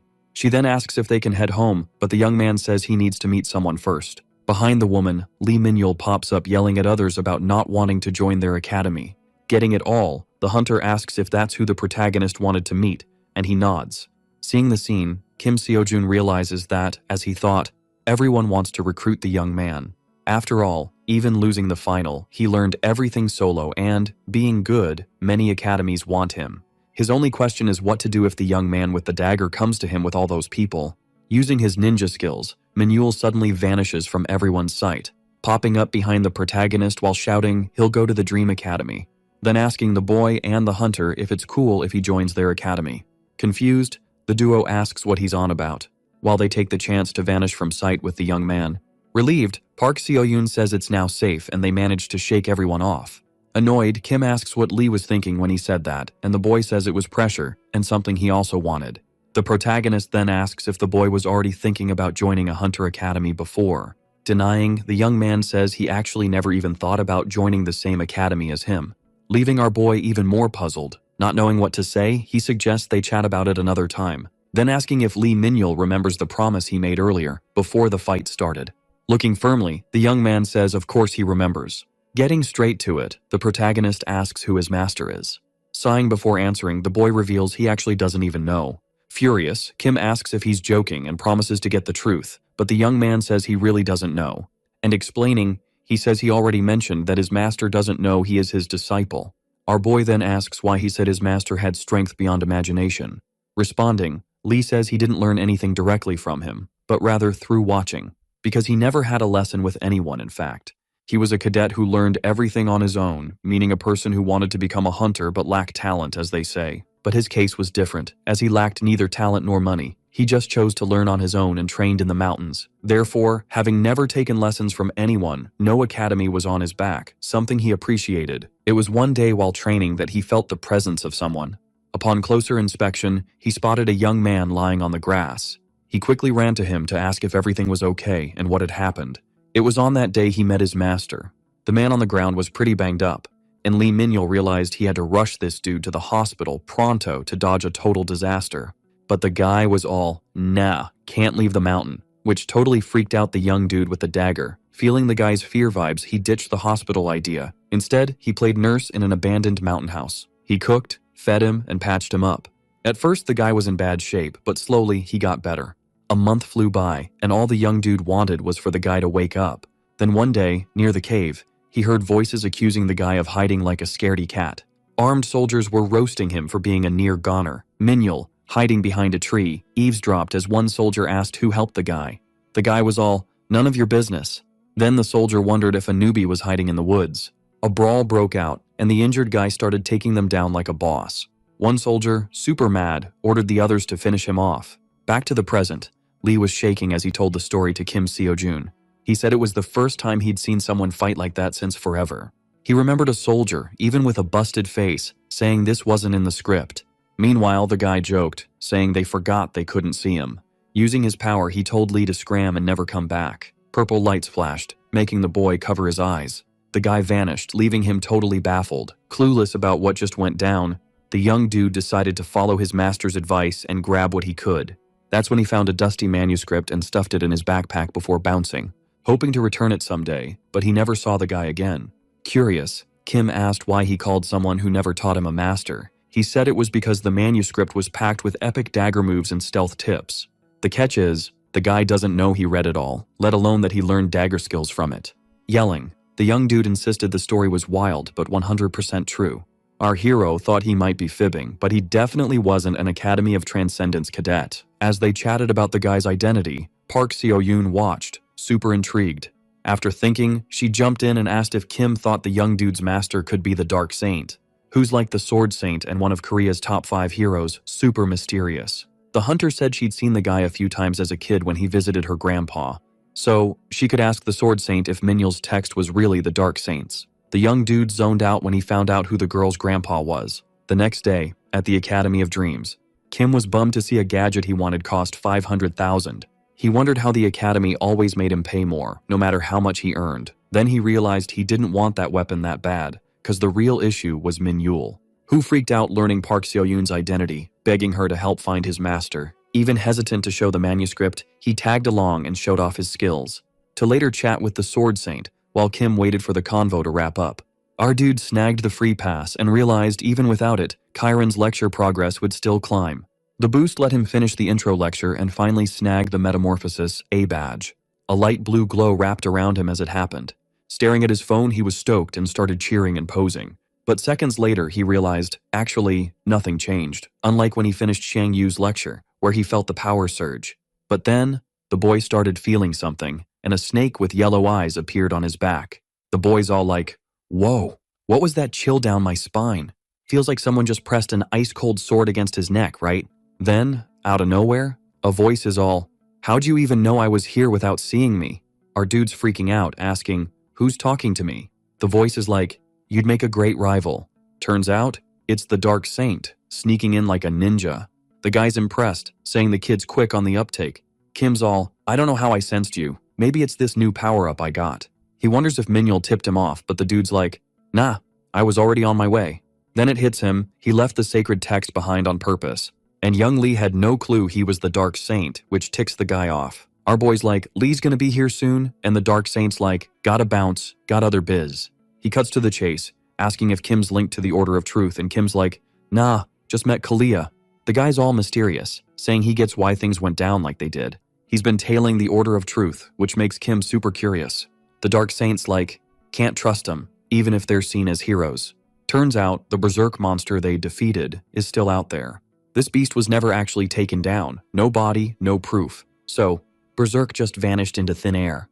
Kim's confused, asking why they say the Order saved humanity. The guy explains they did something, but it wasn't taking out the monster. Then he asks if Kim knows why the Apostle of Chastity's spot is empty.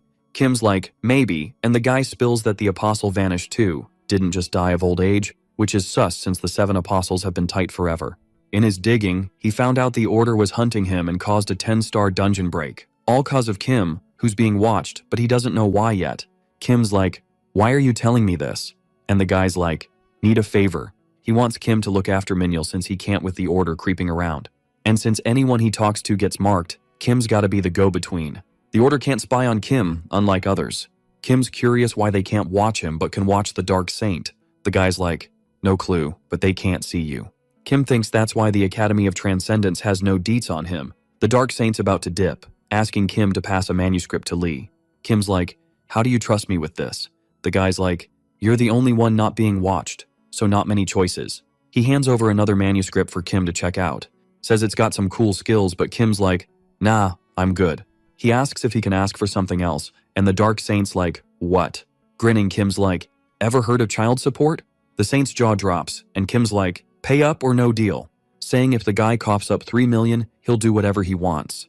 The guy's fuming, asking if Kim's lost his mind, trying to convince him our dude's all, bro, the price is totally fair, only I can do what the Saint wants. Plus, he's tight with Minhyul, so the guy's gonna believe the manuscripts from his master, no sweat. No clue it's a fib, which means the dude can help him out whenever he needs. And by helping, he's risking it all, siding with the Dark Saint against the Order of Truth. With no comeback, the guy's like, alright, 3 mil it is. He promises to send the cash soon, as long as the kid doesn't hit him up for that much every month. Kim's all, yo, is that 3 mil tax-free? And the guy's like, your shame level's off the charts, dude. And with a wave, he says the money's coming through the association's name. Before vanishing, he tells the kid to chat with Minhyul, but keep their secret on the down low. Out of nowhere, the convo's star shows up, announcing his grand entrance. Our hero spills the beans, leaving him totally shook. Kim's like, the Dark Saint bounced for urgent stuff but wanted me to give you this. After handing over the manuscript, our dude's off, humming about the cash that's about to hit his account. But Lee's all, why'd you give me that? He could have snagged the arts for himself. Thinking hard, the hero's trying to come up with a slick answer without downplaying the book's importance. He's about to speak when the kid in the blue jacket jumps in, saying he's made a choice. Confused, the spear dude's like, what's the decision? And he says he's joining the Academy of Dreams. Starting today, no less. Full of swagger, Lee's like, will Kim give the thumbs up? While Kim's wondering what's cooking in his head. They spill the tea to Park Seo-yoon, who grins and says Lee Min-yul joining the Academy is epic news for her. Hearing this, the kid's stoked. But our hero's still kinda puzzled.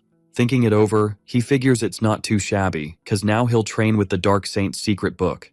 And whenever he needs to drop something off, he won't have to hunt him down, which means he can keep hitting the guy up for cash. So, Dear Lee's his golden goose. Snapping him out of his thoughts, the hunter's like, we can start team comps now. Hearing this, our dude's curious, but when he hears the prizes are lit, a light bulb goes off. Now he's all in for the comps, and this just proves his new buddy's a total golden goose. 3 days fly by and Kim's at a lecture. The instructor's like, hang tight, kid. Let me finish this set. Our dude's chillin', thinking about the dough he scored and watching the guy grind. He recalls how 4 mil vanished in a flash with just a tap. All cause he signed up for the Hercules lecture, who stops and intros himself. The guy's like, if you haven't finished the Chiron lectures, do that first, then come back. To him, a combat warrior's body is key, with strength, reflex, and speed. And in this class, he's all about strength. Hercules says the idea that big bods are slow is bogus, cause strength, speed, and reflex come from muscle power. Kim Seo-jun's jaw drops watching the guy's muscles grow with barely any effort. The instructor zooms off like magic, reappearing and saying his speed's all leg muscle. After cracking the ground, he says the sky's strength comes from arm muscles, and reflexes that beat instincts and thoughts, plus endless endurance, come from muscles all over. So if his student wants faster reflexes and speed, he needs to beef up. Kim gets his daily tasks and is shook to find out he has to do them while lugging over a ton. Frustrated, he's like, are these people nuts? And figures the claim that anyone can lift 500 tons wasn't just a gag. Deciding to hit up the footwork lecture by Zhang Sambong, elder of the Widang sect, creator of the Great Sword. Watching, our dude remembers the legend that says the guy ascended and became immortal. The elder kicks off the class, saying he's gonna show how to walk on air. No cap. He says all you need is some inner strength, and he'll spill the tea on the technique later. Today's wild task? Kim's gotta drop from 30 meters high like 20 times. Yikes. Scrolling through his phone, Kim's like, can I even pull this off? Boom. Someone bursts in calling his name. It's Suyeon, and Kim's totally shook and curious. Hitting pause on the lecture, he offers her a drink and asks what's up. Suyeon, Manchul's daughter, says her dad, Kim's old boss, mentioned him. Kim's like, last time I saw him was when I signed up for the hunter exam. He asks why she's asking, and she looks all sad. She explains she lost contact with her dad and wonders if Kim knows anything. Kim, all nervous, asks when this went down. Suyeon says it was just yesterday. Her dad went to work and poof, vanished. Trying to chill things out, Kim jokes maybe he just got wasted and crashed somewhere. But seeing her stress, he asks if there's more to it. Holding her coffee, Suyeon admits she argued with her dad about becoming a pro hunter. Kim's like, how? You don't have powers. Surprise! She says she's had powers for a month now. She told her dad she wanted to hit up an academy, not college, and he wasn't thrilled. Wrapping it up, Suyeon agrees her dad's probably just drunk somewhere. Seojun gets it, walks her out, and tells her to hit him up if anything happens. They say bye, and Kim's feeling bummed about it all. He heads to the gym and tries calling Manchul, but no answer. Now he's worried, but decides to try again tomorrow. Elsewhere, an Order of Truth dude tells Kalia the Star of Evil's onto them. She asks about our boy, and the dude says they can't find him yet. Kalia orders the 10-star dungeon break secret stays locked down. The dude's like, got it, and she tells him to keep rolling with the plan. At the Academy of Dreams, Kim's trying to nail the Hercules task with the perfect weight. Lucky he snagged the cabesis, even if he's never used it like this. He stuffs a ton of weight plates in the bag and starts working out, struggling hard. Sweating buckets, he hopes he's lifting over a ton. After the first try, he drops everything, thinking he never thought he'd go this hard. Determined, he gets up and vows to go all out. Park Seo-yoon shows up, finds him face down, and he's begging for help. The weight's crushing him, and she crouches to help, asking what's in the bag. She struggles, but finally uses her energy to toss it away, falling back. Kim gets up, saying he thought his hand would break, thanking her. Recovered, Kim asks how tall the building is. She says about 15 meters. Without explaining, he says it's not enough, leaving her puzzled. He explains he needs to jump off the roof. He tells her to wait, and she hears a scream and a thud. Outside, Kim's hyped, saying he can do it. He decides to jump again, while Seo-yoon thinks he's nuts. She's worried about what the new cadets would think if they saw this madness. Lee Myul rolls back and asks the hunter what went down with Kim while he was out hunting for a crash pad. Whispering, the girl says she's clueless, but the first time she met the dude, he was acting the same way. Our guy's just chilling, staring at his phone, stressing because he still can't get through to Manchul. Thinking something major must have gone down, and that he's got to check it out in person, he jumps up and announces he's heading out for a bit. His crew's all shocked, thinking he's about to do something wild, but he's just off to find Manchul. The hunter's all jittery, asking what's up with the dude. Throwing on his coat, Kim says he's not sure yet, but he'll spill the tea once he knows. The guy heads to his old job, leaving everyone shook. As he rolls up, the workers hype him up for his epic performance in the mock hunter exam. Out of nowhere, a debate kicks off, leaving our guy feeling awkward. When they ask why he's there, he says he's just dropping by to see his old crew. One dude then says they're doing great, especially after Kim Tae-soo got the boot. Cutting to the chase, the guy asks if they've seen Manchul, and everyone's like, nope, not in ages, which makes our guy even more stressed. Then one worker says the dude vanished after tailing some sketchy person. That person, who was super sus, hit up the company like 3 or 4 days ago, and Manchul was the one dealing with him. Another dude says he heard this mystery person was offering a fat commission, but no one tagged along, just Kim's buddy. A worker also mentions the person made a personal request instead of using the company's official way, which is hella shady. Our guy then figures the dude must have gotten tangled in something illegal to score cash for his kids' school fees. Wrapping up the convo, Kim asks if they know where his buddy went, but they're all clueless. One of them suggests he hit up the association that logs all transport missions. He thanks them for the tip and bolts while waving bye to everyone.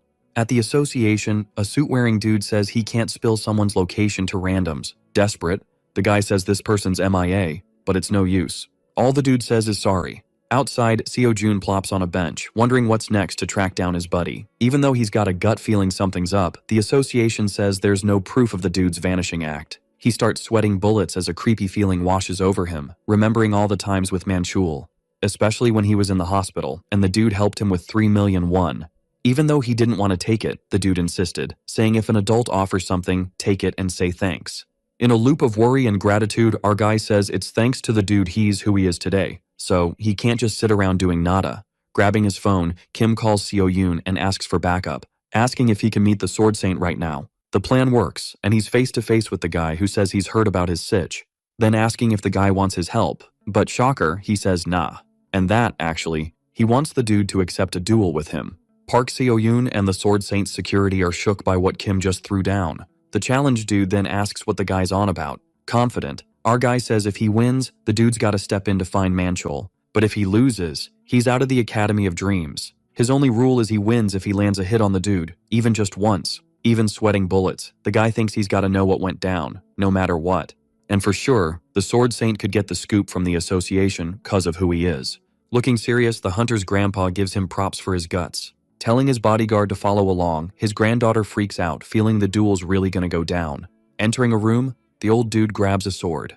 But not just any sword, the Blue Dragon Sword. Won by Kim Yushin, the Silla Kingdom's general, when he was training in Waryeong.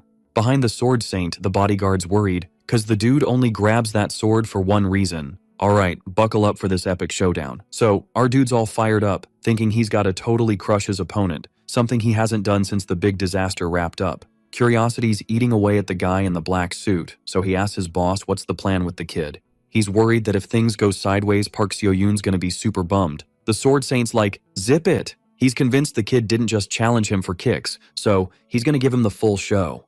Outside, the hunter tells Kim he doesn't have to go through with it. She's like, I can chat with Grandpa and sort this out for you. But Kim's all, nah, I gotta do this. He's thinking maybe Manchul vanished because of him, so he's gotta get strong and boss-like to keep his crew safe. And to do that, he's gotta drag the Sword Saint into the duel, making it look like the old dude's got his back. Saying bye to the girl, he promises to come back a winner. Inside, the boy's gripping his spear, ready to face the old dude. The old man's like, if you think I'm gonna go easy cause of my granddaughter, think again. Kim's grinning, saying he's not backing down and hopes the old man keeps his word. The old dude whips out the blue dragon sword, acknowledging the kid's guts. He's like, you get the first move. Our hero's plotting his attack strategy.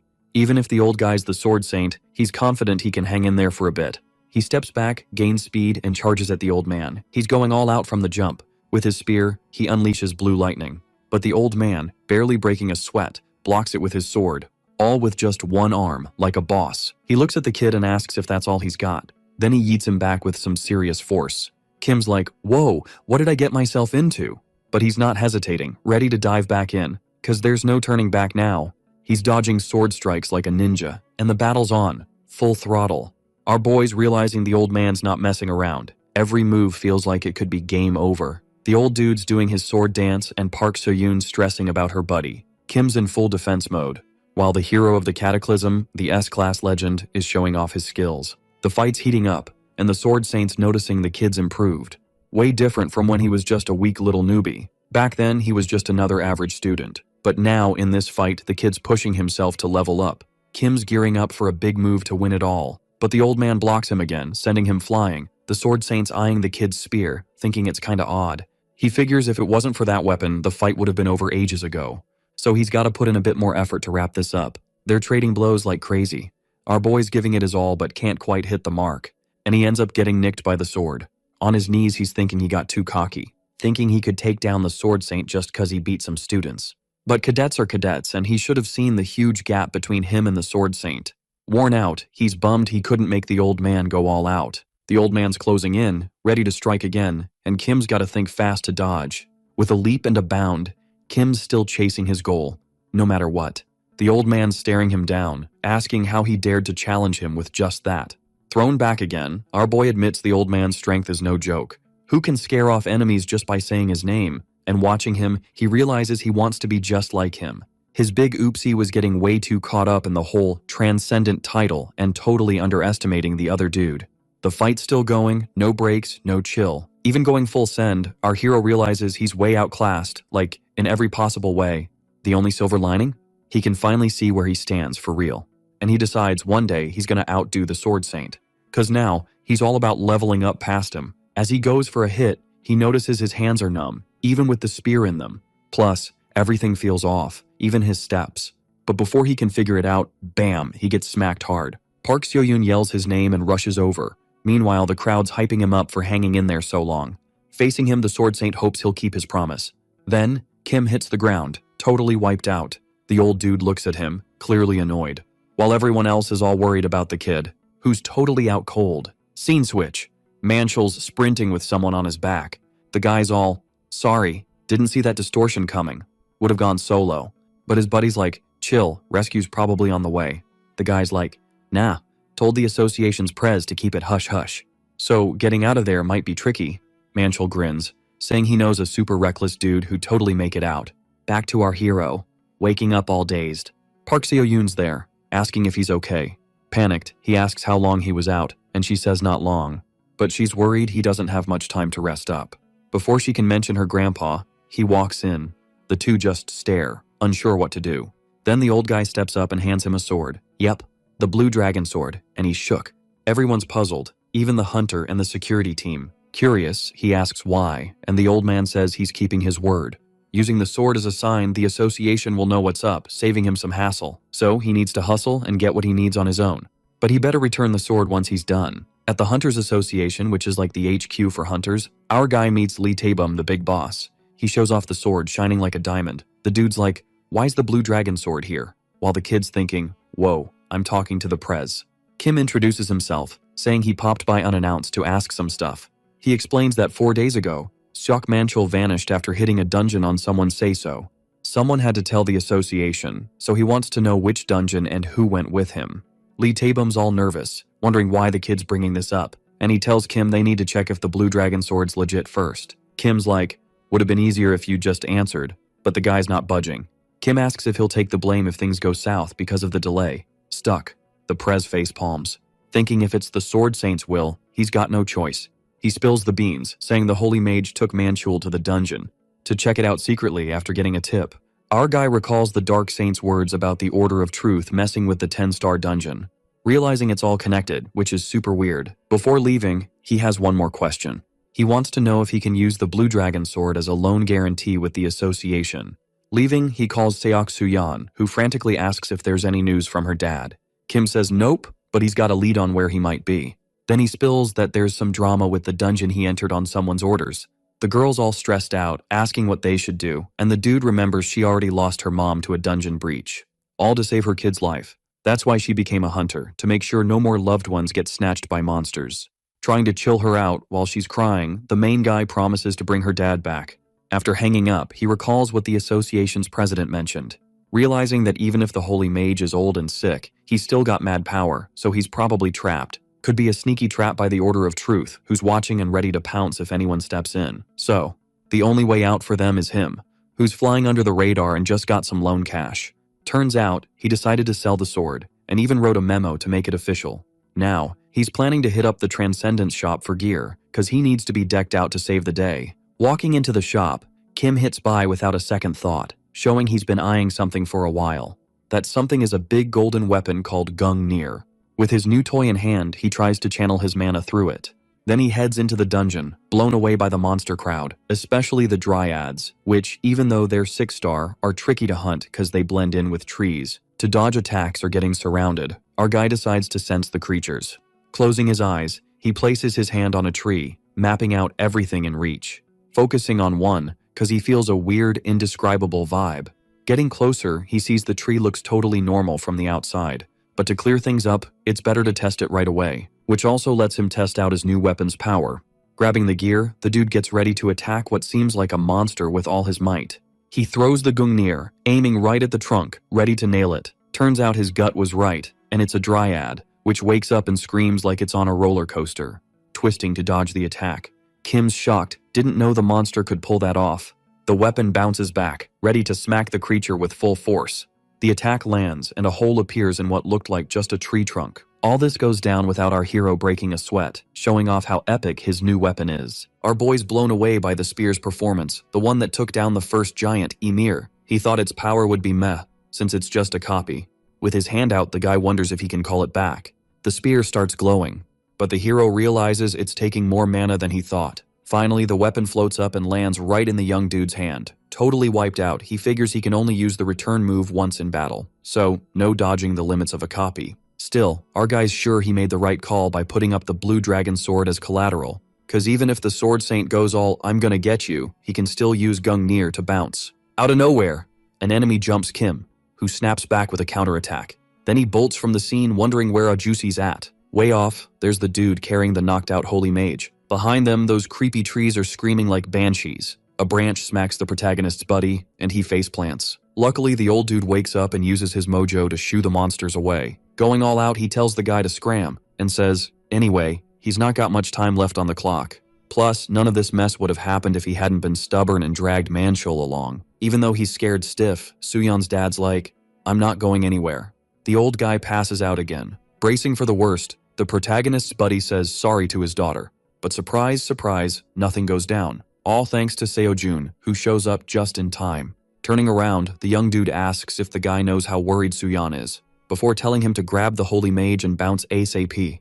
The enemies fling their branches, all set to take our guy out. Thinking fast, he figures he needs to find the main body pronto. But then, boom, an explosion hits. The protagonist dodges, jumping into the air, but he quickly gets that things aren't looking great. cause the creature keeps coming back, no matter how hard he hits. Freaking out, our guy looks for the spear, which is just chilling on the ground. The snag is, his buddy and the holy mage haven't moved far enough. To keep them safe, the hero throws up a shield. Then, seeing the coast is clear, the young dude starts dodging attacks. Finally, he grabs the spear and hurls it with all his might at the enemy.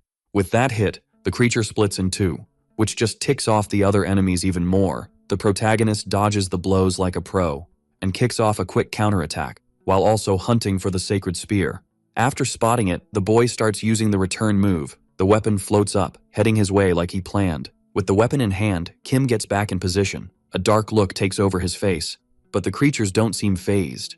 Surrounded, the protagonist taunts the enemies and wonders if they finally get how dangerous the spear is, cracking a joke about "my hand sent it." The young dude picks a creature which isn't thrilled to see the weapon aimed at its face. After a brutal hit, only half the trunk's left. Not wanting to bite the dust, the other monsters block the path with branches, all to stop the young dude from getting the spear back. Still, our guy's glad he doesn't have to make the first move. With one hit, all the branches are toast, showing that Gungnir isn't his only legendary weapon. Later on, Seojun finds Manchul and the Holy Mage. Curious, the guy asks why only the young dude showed up, and he says he didn't tell his buddy to vanish. Before asking why his buddy agreed to send Suyeon to the academy when he was against it before, they switch topics and chat about the wizard's situation, who looks pretty banged up. Seeing the old guy's state, the protagonist's relieved he brought a med kit. Quickly, the boy hands a potion to the old guy, who finally wakes up, a bit out of it. The protagonist's buddy says this is the kid he talked about before. Curious, the wizard asks if he's talking about the student from the Hunter Academy, and how the young dude knew they were there. After saying he took down all the dryads, the protagonist asks why the old guy came and brought the man. The old guy says, to study the monsters, he needed help carrying the bodies, but not wanting to draw unwanted attention, he decided to keep it low-key. Cutting to the chase, Kim asks if the wizard did this to dodge the Order of Truth. The wizard's shocked, but a noise grabs the trio's attention. Confused, the main dude's all, "Is this an earthquake or what?" Turns out, it's the beast that left the holy wizard all banged up. Our boy's thinking, what kind of beast even the old dude can't handle? In a spooky tone, the wizard's all, "You shouldn't have chased them, bro." A massive dryad pops out from the trees like, surprise. The old man explains, seems like a mutation, but who knows? Our hero's like, phew, at least it hasn't spotted us yet. So, best plan? Stay out of sight and bounce from the dungeon. Manchul's all, tried that, but it always catches up, dude. And to make it worse, the monster's got skin like a tank and heals fast, which means the wizard's magic is basically useless. Seojun's shocked, but the old man's like, I'm not who I used to be. So even if he weakens it, a mega attack's needed to finish it. Our hero's all, fine, I'll be the one to land the final hit. The wizard's shouting, a normal hit won't cut it, man. And if they mess up, no second chances. So, using him as bait is the smart move. Showing off his spear, our boy's like, this might just work. Cause this weapon's gonna pack a serious punch. Seeing the weapon glow, the old man's mind is blown. He's all, how's this magic circuit not a tangled mess? Manchul's like, never heard the wizard talk this much. With sparkly eyes, the old man's like, we might just make it out alive. When asked about the weapon, our hero's awkward. He says, the holy sword wizard bought it. Cause spilling the truth? Not an option. Nearby, the giant dryad's just doing its thing. Kim's all, time to take down the boss. Flashback to the plan, and it's pretty basic. Our hero explains, wizard weakens it, I strike with the spear. The old man's like, even if it risks my life, I'll do my part. But our boy's like, nah, no need for that. First, he'll taunt the creature to buy time. During the chase, the wizard will go all out with a weakening spell. Quickly, our hero sees two possible problems. He might get wrecked as bait, or the enemy might switch targets. Worried, he tells Ajusi, can't promise it'll chase me. So if things go south, his buddy's gotta step up. Smiling, he tells the young man to chill. Then he's all, if you don't want to die, hang on tight, old man. Hearing them chat makes our hero grin. Back to now, the trio's ready to roll with the plan. Up in a tree, our boy's like, it's huge, can't miss it. Then he tells the duo, don't get too close. Their dodging skills should do the trick. Even worried, the wizard nods, and the two guys tell the young man to stay safe. Our hero's like, got it, before vanishing. Getting close to the monster. Our hero's like, whoa, it's massive and radiating power. No wonder the holy mage got wrecked. While running, he's glad there are no more dryads around. Now he can focus better. Face to face with the boss, Kim screams. The enemy spins around and spots him. And without a pause, it launches its branches, which doesn't exactly thrill our hero. Standing firm, he watches the branches coming at him, before smashing a bunch into bits. On one branch, our boy sees another attack coming. As he dodges and runs, he's all, "Why is it acting like this?" With those wild hits, he decides to get far from his pals. Problem is, the spell's still not ready. Furious, the boss sends another branch flying, forcing our hero to move fast to dodge it. Suddenly, more branches pop up from the ground. With his spear ready, Kim's going all out. And boom, he nails the counterattack just in time. The hero backs up a bit to catch his breath, but the monster's on him like a shadow. Thinking hard, our dude realizes this beast ain't messing around, which means he might have to go all out. Suddenly, a flash lights up the trees. Quickly, the hero gets that the spell's good to go, and he says the mage's timing is spot on. The monster lunges at him again, but poof, he's gone, and pops up somewhere else. Running, Seojun dares the creature to catch him if it can. The dryad's mad, like super mad, and goes all out to nab him. Spotting a branch coming his way, he dives to the ground, and after twisting like a pretzel, he dodges it clean. Looking back, he's relieved the enemy's still chasing him, 'cause soon, he'll hit the meetup spot.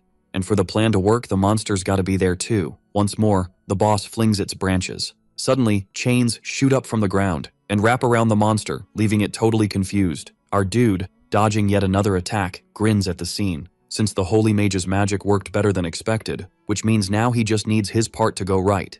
The creature senses something nearby and quickly lashes out with another tentacle, aiming for the Holy Mage. Knowing the old guy's out of mana and his buddy's just a regular dude, Kim knows he has to move fast.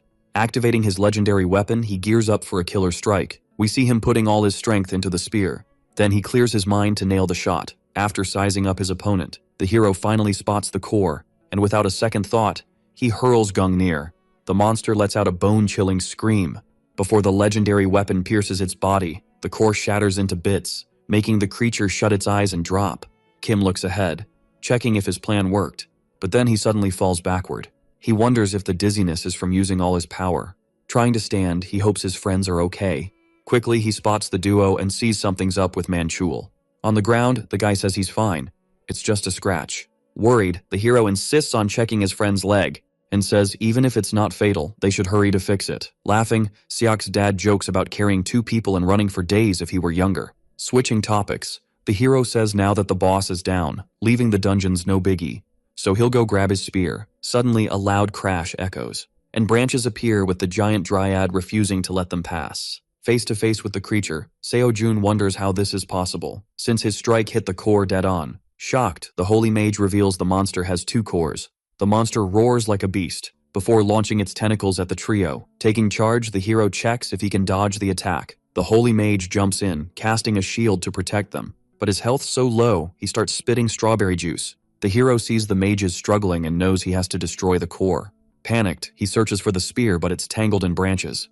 Our dude wonders if the enemy's hiding his weapon on purpose. Switching gears, he decides to use Longinus and asks if the mage can cast the weakening spell again. The mage promises to try, but he's worried it won't cut it. Kim warns he'll be the bait again, 'cause there's no time to waste. Seeing him run, the old man yells to wait, but he's totally ignored. The hero weaves through branches, dodging every hit, thinking if he gets hit, it's game over. Knowing the mage is at his limit, he realizes it's all on him. With one strike, he sends branches flying everywhere. A bit further, the old man gives it his all to keep the shield up. We see our dude's about to get caught, but once again, he manages to escape just in time. The catch is, to hit the core, he's got to keep moving away, until he finds the perfect spot. Thinking hard, the boy says the monster's on a whole other level. To make it worse, a branch snags his leg, but thanks to the mage, chains stop other branches from smacking the young dude. The hero feels relieved seeing the spell worked and knows it's go time. The creature throws all its might to stop him, showing those chains are fewer and skinnier than before, which means the mage had to push himself hard to fire up the spell again. Face to face with the enemy, our boy finally spots an opening. Quickly, he slips through the branches, and leaping, he gears up to land the final blow. But then, one of the chains snaps. A tentacle smacks the boy and sends him flying. On the ground, Seojun's got 0 energy left. Still, the young man says it's totally possible to smash the core with Longinus's spear. The only hiccup is his plan to get closer didn't pan out too well. Roaring, the monster gears up to finish the fight. Even knowing he needs to dodge, the hero can't budge. Suddenly, the Holy Mage pops up and tells him to scram, while thinking how wild it is for a cadet like the young man to hit such a power level before 30. The old man's sure he'll become humanity's hero, but for that, he's gotta survive. With a shaky voice, our boy says he doesn't want to bail. Determined, he stands up again. Shouting, the old man urges the boy not to get swept up by emotion. Since his lifespan's super short, wounded, Kim says in that case, the man should be the one to flee. Then, the hero asks why he didn't ditch Manchul when he had the chance, and why he keeps trying to sacrifice himself. The protagonist hits the ground again, even using the spear to prop himself up. Looking ahead, he sees the mage won't last much longer. Spitting out strawberry juice, the young man figures fleeing is the best move, because that way, his buddy would also make it home safe. Still, he insists he's made his choice, and it doesn't involve turning tail and running. In his daydream, our boy remembers what Hercules said in his lecture, about how physical strength was key, but not the only kind of strength. We flash back to when the boy was hustling to finish his daily missions. One day, Hercules just stopped talking out of nowhere. After bouncing back, he starts talking about when Hera cursed him and he killed his wife, and thanks to Theseus and the 12 labors of atonement, he didn't end his own life. The missions included taking down the Nemean lion, slaying the Lernaean hydra, capturing the Ceranean hind, capturing the Erymanthian boar, and so on. So, as he knocked out the tasks, Hercules' rep grew day by day. But some folks started laughing at him, thinking someone with so many sins couldn't be a hero. Still, the young man refused to quit and kept sacrificing himself for others. All to one day see altruism as just part of life. After finishing the 12 missions, the blonde boy was seen as a true hero and even saved the gods of Olympus during the Gigantomachy. According to the hero, the power that drove him was atonement. So, his advice to the listeners is to stop caring about what others say. In the now, the protagonist starts to rise while remembering the hero's words, and finally finds the reason he's gotta succeed. Worried, the wizard says this is pure madness, since the young man knows he can't beat that creature. Our boy agrees while feeling fear clutching his heart. At the same time, Hercules' voice echoes in his mind. So, even knowing his mere 28 years are nothing to the holy mage, he insists he doesn't want to give up and mess up his future. Finally, Seo Jun's divine power kicks in, lighting up the whole place. The monster squints from the brightness. Meanwhile, the protagonist seems ready for as many rounds as it takes. The creature fires off several branches at once, but they all get wrecked with a single hit, thanks to the divine power and the spear. Both the monster and the young man start to scream, before a massive explosion goes off. The wind from the impact blows the trees away, and even the holy mage tries to keep his feet on the ground. The old man's eyes pop wide open in shock, seeing the massive hole the hero blasted in the boss's trunk. On the other side, our dude's still floating mid-air, but then he totally passes out, making the old guy swoop in to catch him. Manchul, all worried, rolls up with a stick for backup. The wizard's like, "Yo, the kid's banged up bad, but he's not gonna kick the bucket." Which, duh, makes sense after that wild power move he pulled. Feeling down, the guy admits he was super freaked out. Seok's dad's all, "Wait, for real?" The old dude nods and spills that he's scared of dying cause who knows what'll happen to the world after he's gone. When asked what he means, he drops that the world ain't as chill as everyone thinks. So yeah, he's got major death anxiety. Ajusi's like, "Is that why you took on a student?" And the holy mage is like, "Yup, Jinin crushed it." Meaning even when he clocks out, his legacy's gonna live on. Then the old dude's like, "I see Kim as the start of a new hero squad," which makes him feel a bit better about getting old. A bit later, our hero wakes up all freaked out. His buddy pops in while he's thinking he didn't make it out of the dungeon cause he's in a hospital. Worried, he asks if everyone's good. Manchul and the wizard are like, "Yeah, we'll be cool after some chill time." But our dude knows the old guy's fibbing. Switching gears, Seok's dad asks how he's feeling after being out cold for hours. Panicking, the hero's like, "Did you hit up my daughter?" He nods and says he also chatted with Seoyun, who was super worried. After a sec, Seojun's like, "Makes sense? I vanished with the dragon sword." When the wizard asks why, the guy's like, "It was for my daughter I got into this mess." The old dude's like, "I'll pay you, but can I mentor your girl?" Everyone's jaw drops at that. Then they're all, "Is the old dude losing it?" He denies it. And Ajusi's like, "Why do you want to do that when you're so busy?" The old guy explains he wants to pass on his wisdom cause he's running out of time. But if she doesn't want to be a mage, no biggie, he can still help the young dude. Grinning, the hero's like, "Thanks, but I'll just take the cash." The old guy chuckles and says he'll pay whatever he wants. Later, someone kicks the door down, yelling, Seoyun's grandpa's like, "No one's stopping me from getting in." Next to him, the girl tells the hero to bail if he wants to live. He's debating whether to jump out the window or go full gung-near. Meanwhile, the holy mage is stoked to see the sword saint. It's been ages since they last hung out. After some chit-chat, the old guy asks how he's doing. He says he's fine, but it doesn't look that way. While they catch up, Park tells the hero that Suyeon's on her way. The sword saint's like, "Looks like you're faking being sick," but the wizard's like, "Nah, I almost bit the dust." But thanks to the kid, he's got a bit more time. The girl's grandma gives our dude the stink eye while he tries to explain he had no choice, yelling, the sword saint's like, you had no right to sell the weapon. Trying to chill things out, the wizard's like, the kid had no choice. But his buddy's not budging. Hearing Kim sold the blue dragon sword, the old guy's floored. He had no clue where the cash for the legendary spear came from. Looking like a ghost, the hero realizes he's in deep trouble. Fuming, the sword saint powers up. Freaked out, our dude's like, I didn't sell it, just used it as collateral. A bit worried, the wizard tells his buddy not to go overboard. Turning around, Park's grandpa's like, I'll let him go after a punch. So the kid's gotta block, dodge, or get wrecked. Shaking, Seojun's like, I can get the sword back. But that's not enough to stop the guy. The hero watches the dude's fist zooming toward his face. But, plot twist, he decides to fight back. Their hands stay locked for a few seconds, like a super intense staring contest. Then our dude pulls away and starts yelling like he just won the lottery. Meanwhile, Sword Guy's all confused, wondering how he survived the attack, and still keeps going with his good arm, like a champ. Seeing the old man power up again, Kim's like, what happened to the one-hit wonder rule? Then, he casually mentions he's gonna grab some fresh air, no biggie. The girl's grandpa is left chilling in the room with the wizard. Breaking the awkward silence, the old man jokes, guess age catches up with everyone, huh? His buddy's like, didn't want the kid to kick the bucket, but didn't see that coming either. Still, the man insists he'd happily ditch the hero if he could. The wizard cracks a joke about the man's granddaughter having a soft spot for the young dude. Annoyed, the sword saint changes the topic, asking what really went down on the battlefield. After hearing about the Apostles' Trail, the mutant, and the hero's epic win, the man finds it hard to believe. Laughing, the wizard's like, you should have seen it yourself, dude. Since he still won't give the young guy any credit. Not bothered, the huntress's grandpa says even if it's true, he's not buying it. Then, they chat about the current hunters, and agree none of them are up to snuff, since for them, being a hunter means something else entirely. So, even if they don't want to diss the new hero era, they know the world's still sketchy. Curious, the sword saint asks if humanity can handle the big bad threat coming. The wizard's like, no clue, but since you pulled off the impossible once, maybe it'll be chill. Outside, Kim's getting a lecture from the huntress. Until, out of nowhere, someone rolls up and grabs the trio's attention. Hearing their era might be over, Sword Guy's like, what's the old dude on about? Grinning, the old man says, time flies, huh? Siak hugs Manchul, tears flowing like a waterfall. The man feels super relieved to have his daughter back.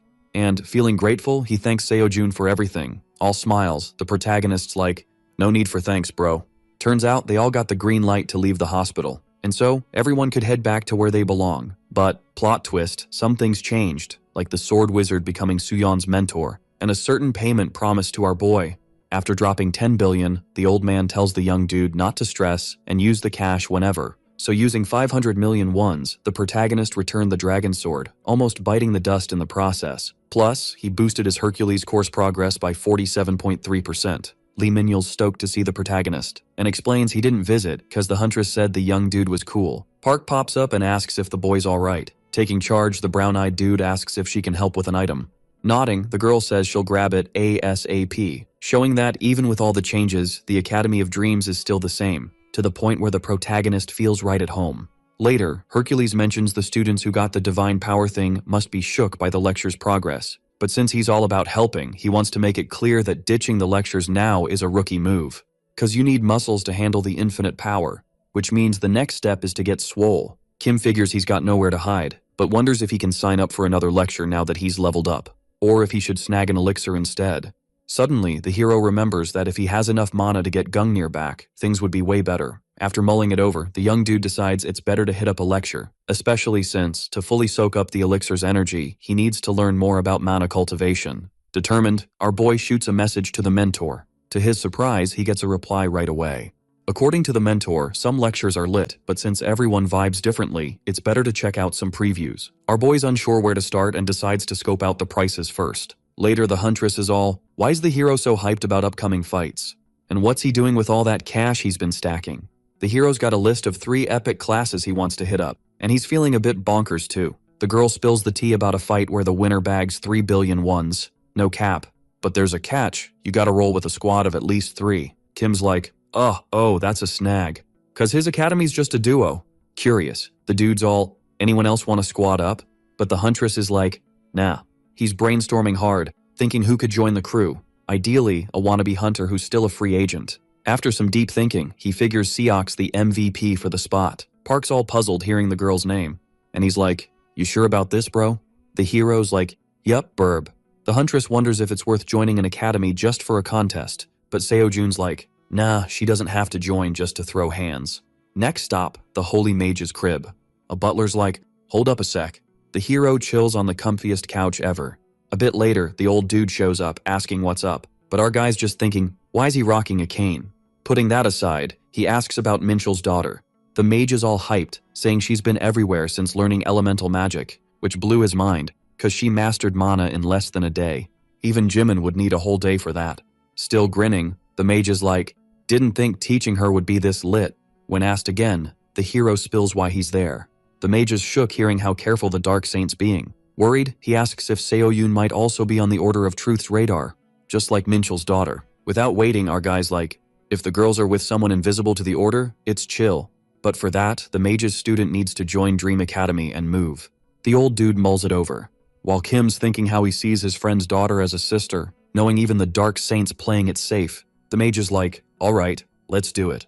Since he can't hold his student forever, and gaining XP is always a win. Later, the hero rolls up with the girl at the academy. The huntress is stoked to see Sok, just like Lee. The dude's quick with the intro but gets cut off by the hero. Covering his buddy's mouth, he's like, he's the Dark Saint's disciple. Then, our guy intros his friend, and says she's still in high school, so no jokes. Please. Once intros are done, Seojun's like, the plan's for us three to hit the team comp. Hyped, the Blue Jacket Hunter's like, this is gonna be lit, while the newbie's more about her skills. The hero's like, chill, we'll have time to train before the showdown. Minhyul's on board, saying the girl's in good hands. The huntress steps up, saying they gotta pick a team name now. The duo starts brainstorming, but soon, everyone's staring at our guy, cause they see him as the team captain. Kim's feeling awkward seeing even Park's on board, since he was just about the contest. After eyeing the gym's sign for a bit, the hero's like, how about Team Dreams? Manchul's daughter and the hunter are instantly vibing with it. Same with the Sword Saint's granddaughter, who's all pumped, and just like that, the squad locks in the name. From this little meetup, the crew went global, and their names started buzzing everywhere. Turns out, the invasion battle's run by a private company and backed by big guilds. And why do these guilds drop mad cash on these battles? Cause they're like a student buffet. So, most hunters are in a guild, right? It's not just about flexing solo skills. They gotta show off their teamwork vibes too. That's how students with mad potential get scouted. Big guilds started dodging the government, calling it sponsorship. This got other companies hyped, turning the competition into a big deal. At the event, some hunters are shook to see Young Siwoo, Park Yoonjung, and Minjun from Gaon Guild. These three are basically the top dogs at the academy. Nervous, a dude's all, who's repping mills and ale guilds? Another kid's jaw drops when he hears Lee Haeyoon's in the mix.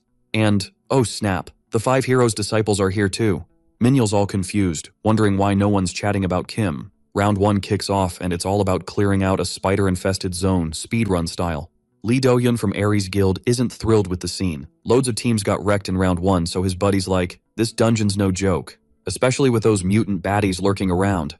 The guild star's pondering if he should check on the squad still in the game. Later, Gan Academy finally wraps up the cleanup. Seeing another squad pass too, the dude in the dress shirt's curious who it was. Turns out it's Dream Academy, smashing it in 9 minutes and a half. The bald guy's like, check the machine, something's fishy. A dude rolls up, checks it out, and confirms there was a timing glitch.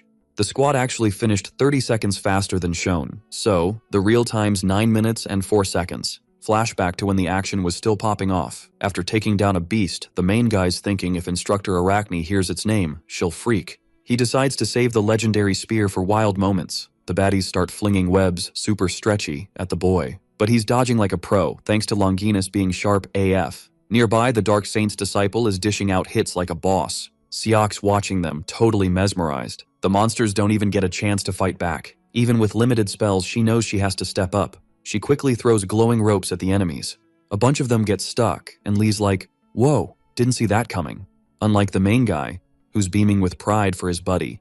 Outside, a hunter's curious how the team captain's so smooth. Our boy's all flustered, telling the hunter to zip it. Then he asks about the weapons his friend ditched. The boy spills that his master wasn't a fan of him using all the gear, so he stuck with just the daggers and bow. When asked why he rocked the daggers, the hunter says he was looking out for Suyeon. A bit further back, the girl asks for a second. He wonders why everyone's giving them weird looks. Quickly, others spot Kim from the Mills Hunter exam, and Minhyul too. Looking back, the main guy notices Siwoo staring him down. The young dude bails just after spotting the hero. The Dark Saint's disciples hyped, saying people are finally noticing them. But Seo Jun's like, chill dude, stop making a scene. The Mills Academy trio shows up, thinking everyone's impressed by their squad. But they soon find out, in the most epic fail way, that's not the case. Round 2's all about snagging magical crystals in the cave before time's up. Dream Academy nails it in 4 minutes and 23 seconds, taking the lead. On to round 3, where it's all about taking out Link Bell monsters. And boom, the main guy's team crushes it in just 19 seconds. Round 4's challenge is surviving the Dryad Forest the longest. Yelling, the main guy's friend says they're out of arrows, so he's gonna handle the creatures on that side with daggers. Kim, wielding his spear, takes on the baddies on the other side. A Dryad screams when hit, but that just fires up the hero even more. Even with monsters popping up like unwanted ads, our heroes chill, cause hey, at least there's fewer of them now. Out of nowhere, a glowing orb floats by, grabbing his attention like a cat spotting a laser pointer. Curious, the dude's all, what's my Chiron sense picking up and where's all this mana coming from? He quickly figures it might be the dungeon's core or some magic thingy that spawns monsters. Boom, an angry Dryad shows up behind him, looking like it missed its morning coffee. But our guy's unfazed, grabs his epic spear and yeets it at the glowing orb. To his shock, the spear just whooshes through the air and smacks into something way ahead. Stunned, he's like, am I seeing things? Or did that just happen?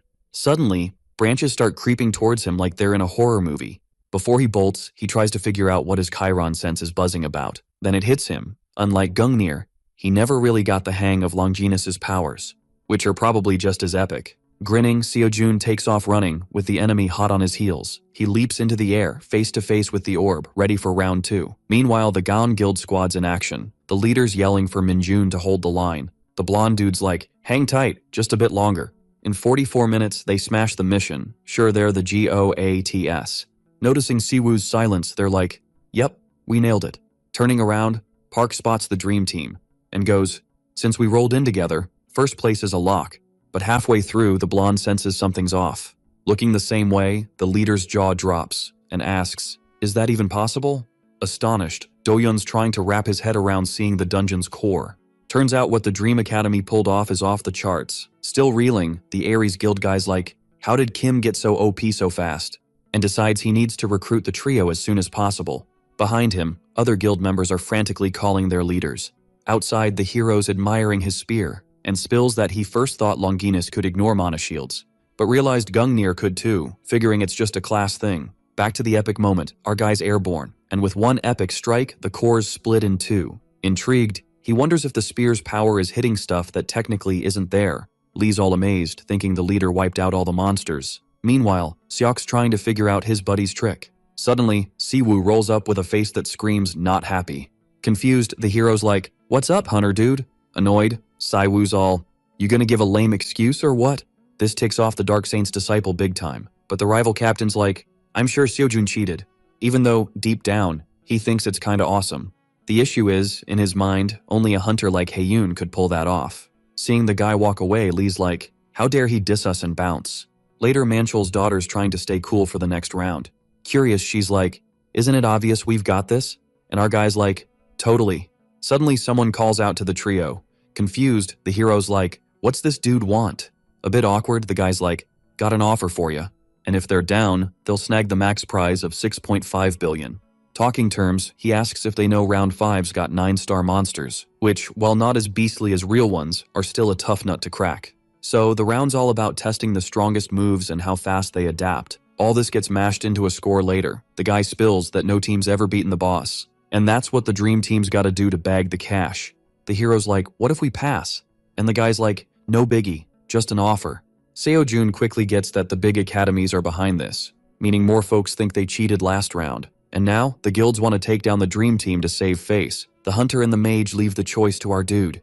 Insisting, the guy from the org says everyone's hyped about the idea, since the competitiveness of that battle has totally tanked. With his arms crossed, Kim wonders what the best move is. Then, the young dude asks if he can throw in a counteroffer, because he wants the amount to be 10 billion instead of 6.5.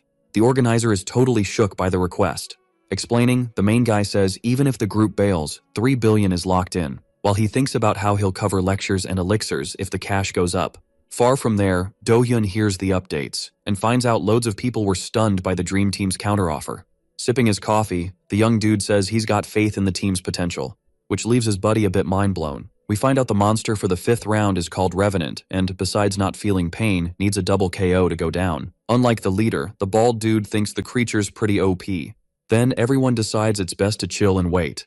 Inside the dungeon, Minyul jokes Seojun's possessed by the ghost of cash. Knowing what's on the line, the main guy tells his friends to go all out. Suddenly, a black mist rolls in, making the trio turn to see what's up. Nearby, a creature seems stoked to have visitors, since it can't wipe the grin off its face.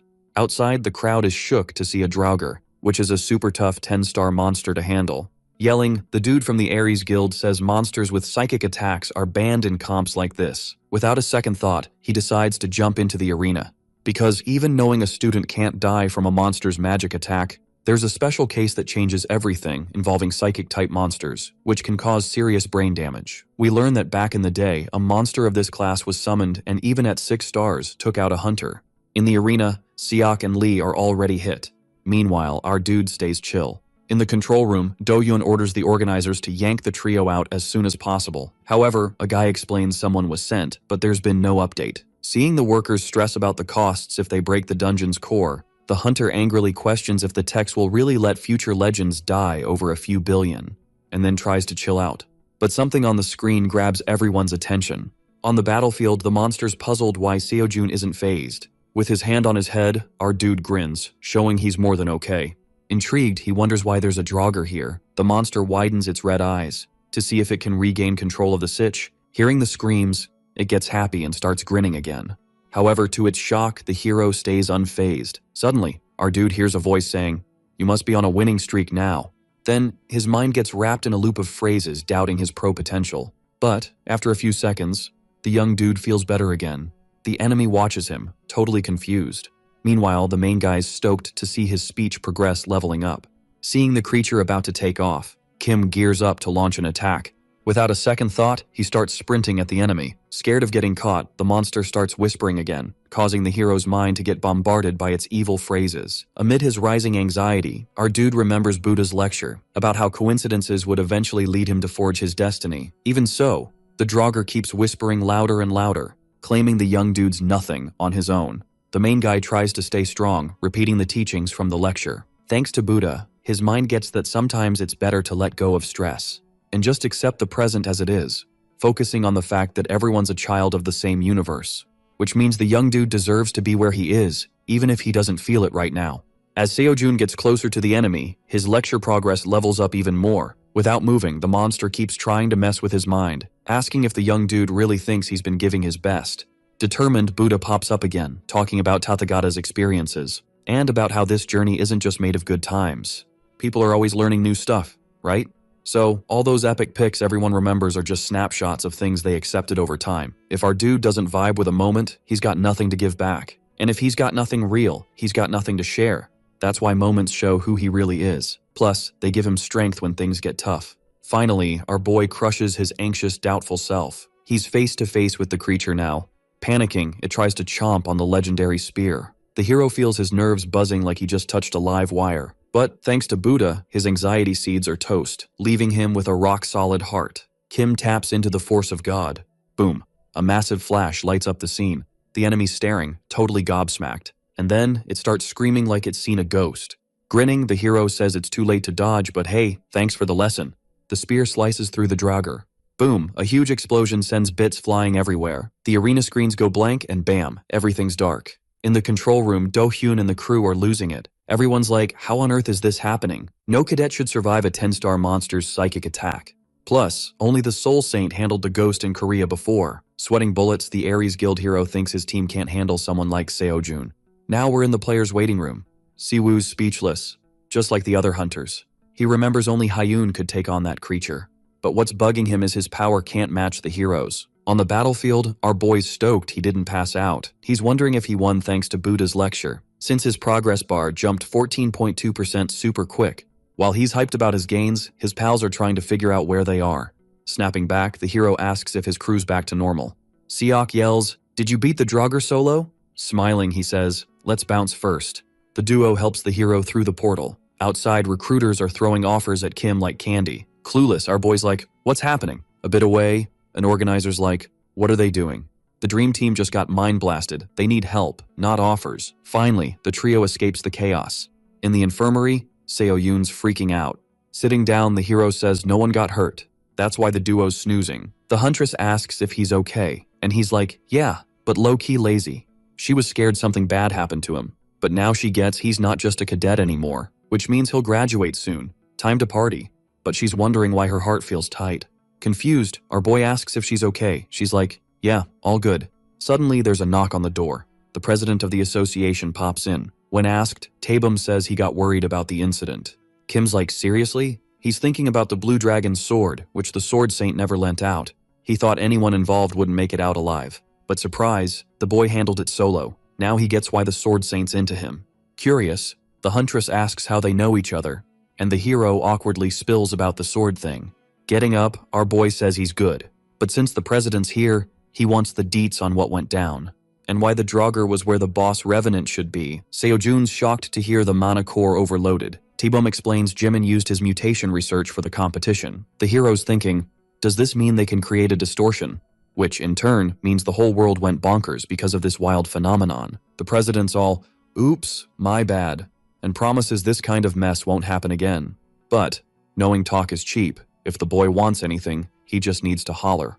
Grinning, the main dude says he'd be stoked to get 3 billion ones. The man nods, ready to make it rain, not realizing the boy meant 3 billion for each person. Because of the epic showdown, skills that could make the top academy elites cry came to light. And, thanks to the Dronzer drama, every guild wanted to snag the dream team members, which basically set Korea on fire, metaphorically. Still chilling in the hospital, Manchul's daughter says she'll only keep the 3 billion. Lee's cool with it and says the main dude can keep the rest, since he soloed the boss like a champ. Super hyped, our boy hugs his squad and shouts he loves them. After splitting the loot, Kim's sitting on a sweet 22.5 billion, which means he's just 4.5 billion short for the Sky Sage's lecture. In the guild HQ, the boy asks Seo-yoon if the Dream Academies hit the big leagues. The huntress confirms, and the hero wonders if they can now tackle 6-star dungeons. But then he finds out they need an A-rank hunter on the team for that. Knowing the girl's a B rank, the main dude worries they won't get the green light soon. Concerned, the girl apologizes, but the hero insists he couldn't have done the tournament without her. Outside, our boy realizes he probably shouldn't have brought it up. The real issue is figuring out how to stack more cash. Thinking, Seo-jun debates whether to wait or hit up the mana lecture first. Stuck on what to do, he decides to ask his mentor. Boom, the instructor pops up and asks what's up. Nearly jumping out of his skin, our boy asks if he could show up less ninja-like. The mentor's all, nah, that's no fun. They head to the terrace to chat it out. After a pause, the mentor asks if the hero's level is all good. Because if it is, he'll offer a causality discount for both lectures. The protagonist's all, what's this causality discount? And finds out it's a special event. Curious, the young dude asks if price cut events are still a thing at the Academy of Transcendence. The mentor confirms, saying the boy can score up to a 100% discount. Pumped, he's all in. But the mentor says no freebies, gotta earn it, which means his student has to join the ongoing event. The goal? Support students with killer grades in exams and simulations. Bummed, Kim's like, well, my grades were trash. But then he remembers all he's learned since then. Still, he figures it's impossible to ace enough to be top tier. The mentor cuts in, saying the contest is for students with the most improved grades. So, the discount matches the improvement rate, which means all the hero needs is to boost his grades. Our boy's mind is blown by the offer, and he decides he can't let this chance slip. Elsewhere, the young dude announces the fake gold bar is ready. Scrolling on his phone, the mentor tells his student to hang tight, since the exam fees gotta be paid first.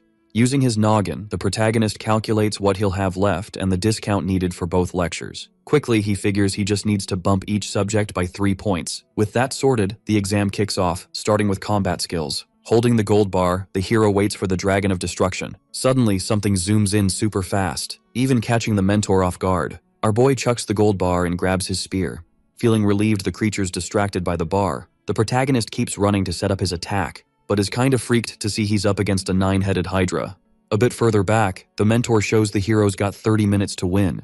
Grinning, the mentor tells his student to hang tough, while the kid's all, why didn't my teacher mention the problem would be different? The mentor, super chill, says he thought the kid knew, cause if the questions were the same, it'd just be about memorizing answers. Just before getting whacked, the hero's like, Nim should have given me a heads up. Then he realizes dodging might not be an option. Boom, a mega explosion goes off. Our hero's launched into the air like a rocket. Determined, he tries to focus on boosting his 3 key points. Kim activates his Stairway to Heaven ability to stay airborne. Surprised, the little dude's like, "When did you master that move?" The hero just stares at one of the Hydra's heads, no words. The creature fires a purple beam at him, leaving a tiny cut on his arm. In seconds, our boy's screaming in pain, and crash lands on the ground. Confused, he's like, "What's happening?" Then he's all, "I'd rather die than feel this pain." A message pops up saying he failed. The mentor strolls over, asking if it hurt a lot, explaining that the Hydra's a rare class poison monster. Seo-jun recalls Chiron's ordeal and gets why he wanted to die too. The silver lining? His progress rate went up, even with the fail. Still, he wonders if he should give it another go. The teacher says he can quit if he wants, but can't promise the points will be enough. With no other choice, our boy hits yes. Facing the enemy, he thinks it over, and figures he needs to deal damage for good points. So he whips out his aura blade. With a strike, the monster loses a head, which makes him super stoked. He's all, "Just gotta do that 8 more times." But then, bummer, the head grows back. Wide-eyed, Kim's like, "How's that possible?" The Hydra, impatient, shows off its skills, leaving the hero no time to even blink. After failing again, he wakes up screaming on the ground. Shaking, he wonders how to beat this thing. Thinking back, he got 4 points hitting Fafnir with the Longinus spear, but never really got how points are scored. The mentor says if it's too tough, he can read the comments, but doing that will lower his score, which still doesn't stop him from getting a high score. Our boy starts crying, ready to tell everything to go to hell, and so another attempt kicks off. Panicked and angry, he orders the enemy to charge. All the while, the professor's cheering him on from afar, shouting, the hero's like, "I hate the little one," before getting caught in an explosion and failing again. After hours, he finally passes and eagerly waits for results. To Seo-jun's shock, a message says he scored 8.8. The mentor's like, "You're becoming a different person." Curious, the professor asks when he learned divine power, but says his standard scores still kinda suck. Trying to shake it off, the hero's relieved to get the points he needed. And pumped, he's ready to keep going. But later, he totally regrets his choice. Flashback to 9 days ago, starting the endurance test, holding a big rock instead of Atlas for an hour. At the end, he scores 5.9 points. 6 days ago, he preps for the speed and reaction test, where he must win a staring contest against Argos. Problem is, Argos has like 100 eyes. Kim scores 4.2. In the 4th test, he has to endure Archlick's mana drain. The creature's like, "Is that all you got?" Awkwardly, he explains he hasn't turned any speech into mana yet. After scoring just 1.6, he feels totally doomed, cause his total scores only add up to 9.1 points. Ready to quit, he asks if he can get any discounts. The mentor's like, "Nope. Score growth's gotta be 50% or more." Then, he's all, "Time to kick off today's exam." The dude's gotta listen to the Archlick's epic jam session for a solid 30 minutes. The creature pops up, hoping our hero doesn't flop this time. Thinking hard, our guy's sure he's gonna ace it. Fast forward, the test wraps up. He's relieved, but remembers level 2 is where it gets real. He's gotta shake off some gnarly 9th level hell possession in an hour. Out of nowhere, a spooky voice is like, "You'll never shake me off." Kim smacks his ear, wondering who's yapping, not realizing he just nailed level 2. Level 3 is all about resisting Aphrodite, the ultimate temptation queen. Seeing her, he's like, "Aren't you freezing in that outfit?" Boom. Another level down. His mentor's totally shook. Level 4 is a screamfest from hell for 30 minutes. Loads of tormented souls pop up, blaming him for their mess. He faces a monster, asking if they've met before. He's kinda blanking. Seeing he's crushed another level, the mentor's like, "How's he doing this?" Level 5, the Demon King's ready to rumble. Seo-jun's sweating bullets as the demons all, "Even Faust couldn't handle this," cause the hell of lust is like a no desire left behind zone. After smooching Park, he's off to Ambition Hell, where he can snag whatever he wants. In Gluttony Hell, the Demon King's bragging about endless food, a buffet bonanza. In Sloth Hell, our dude's fighting to stay awake. Next, Wrath Hell offers him a shot at payback on his heart's tormentors. In Envy Hell, he's facing all his wish list items, but he powers through again, until Pride Hell hits. Suddenly, he's back in the real world. He flunked the 5th test with 22 minutes to spare. Checking his phone, he's like, this level's no joke compared to the others. Still, he's all about trying again and again and again, until he burns through 9 tries. Wiped out, he waits for his score, explaining he passed level 5 cause his heart's got some serious gains. Hearing his progress is 31.7%, the mentor's in disbelief. Last time, it was May 15th.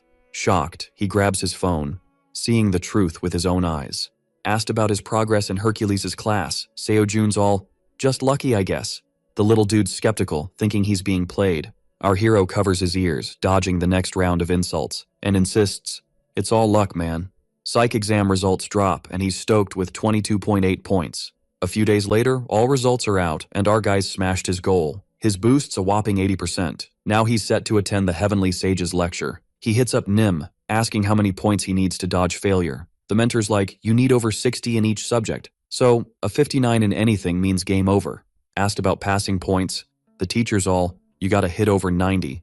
So, he needs a total of 630 points or more. Checking his score, he's feeling the frustration. Seeing him typing, the little dude's like, "Starting the Sage's lecture now?" Our guy's all, "Yep, but what's the Celestial Meteor lecture gonna cost?"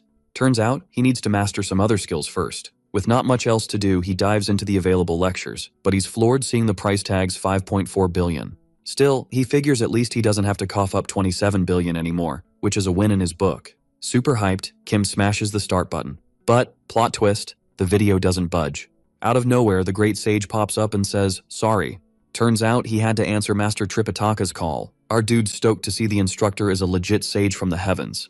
The guy breaks it down, saying this lesson's all about stick and spear basics, plus deflecting, grabbing, and pinching moves. He spills the tea that all spear and stick moves come from 3 forms, which he's gonna remind the cadets who totally spaced out. Kicking off with deflecting, the sage says it's all about an outward deflection move. With one epic demo, the teacher splits the mountain in half again. Next up, grabbing. The dude says you gotta push the stick inward. And for pinching, you gotta strike like you're pinching a single point. After the demos, the instructor says if you want to learn the Celestial Meteor, you gotta nail these moves. Especially since these techniques are a must for certain spear and stick moves. With lecture 1 done, our hero gets his daily task, and finds out he's gotta do the deflecting move 1,000 times. Beside him, the mentor explains that in the next lectures, everything's gonna be next level, which means the levels are gonna be totally different. Our guy jumps right into the task. So after setting up his spear, he nails the first move. Boom, a massive explosion happens and debris flies everywhere. Confused, our dude looks around and sees he's wrecked a big chunk of the area. We zoom over to a far-off temple, where the Ale Academy rep, Cha Heen, Gaon Academy rep, Lee Jin Song, and Mills Academy rep, So Jin Hyun are chilling. Putting his cup down, the guy says the top 3 hunters' status isn't looking too hot. All thanks to the Dream Academy, so he's thinking of checking out Seo Jun's fighting skills. The blonde dude asks if he's nuts for wanting to mess with someone backed by the Sword Saint. And without waiting, he says he's gonna pretend this convo never happened. The short-haired girl bounces too. But the Mills rep brings up the upcoming exchange tournament. Shocked, the girl asks if he's thinking of sending Hayoon. Grinning, the glasses guy asks what they think of the plan. We're back with our hero, still shook by what he did with one move. Sitting down, he says it felt like he used god-level strength. The catch is, it drains a ton of energy. The mentor explains this course assumes the student's not a newbie. So at the boys level, the bar's gonna be super high. Thinking hard, our guy wonders how he'll finish the daily task. Lightening the mood, Nim says if it was truly impossible, he wouldn't have let him sign up. When asked how to get through it, he remembers the magic course, and says if the boy took those classes to boost his training, it'd be a breeze. After cleaning up his mess, Kim says he's ready to roll. Then he asks what's next on the agenda. Dropping some wisdom, the professor suggests checking out the experimental classes. The hero decides to do that and starts with instructor Lu Dongbin's lecture, which is all about developing inner focus. According to the prof, you gotta up the size of the vessel, aka the human body, which has flow points split into 3 types, being the upper flow point, the central flow point, and the lower flow point. The first is where the spirit returns to the void, making it the MVP, but our guy finds out that point's out of this course's league. After mulling it over, he figures out why, since if the brain controls the upper flow point, it means it's in the mental zone. Plus, you can't use inner focus at that point or the middle point, which is in the heart. In the middle of his thoughts, our hero suddenly feels something's off. Clueless, the mentor's all, "What's up?" Turning around, the protagonist's like, "Got a question." He can't wrap his head around why he can't take both courses at once, even though the upper flow vibes with Siddhartha's rock-solid mind, which means any magic course already boosts 2 flow points at once. Kim's like, "Yeah, that checks out." But the more advanced the course, the less he gets it. Seeing his progress in the Merlin course skyrocket, Seo Jun's like, "Told ya!" And he wonders if any other students mention this. The mentor's like, "Nah, shouldn't be a biggie." The protagonist's all, "Can you ask the instructors about it?" Noticing the professor's not too thrilled, the young dude's like, "Why the hesitation?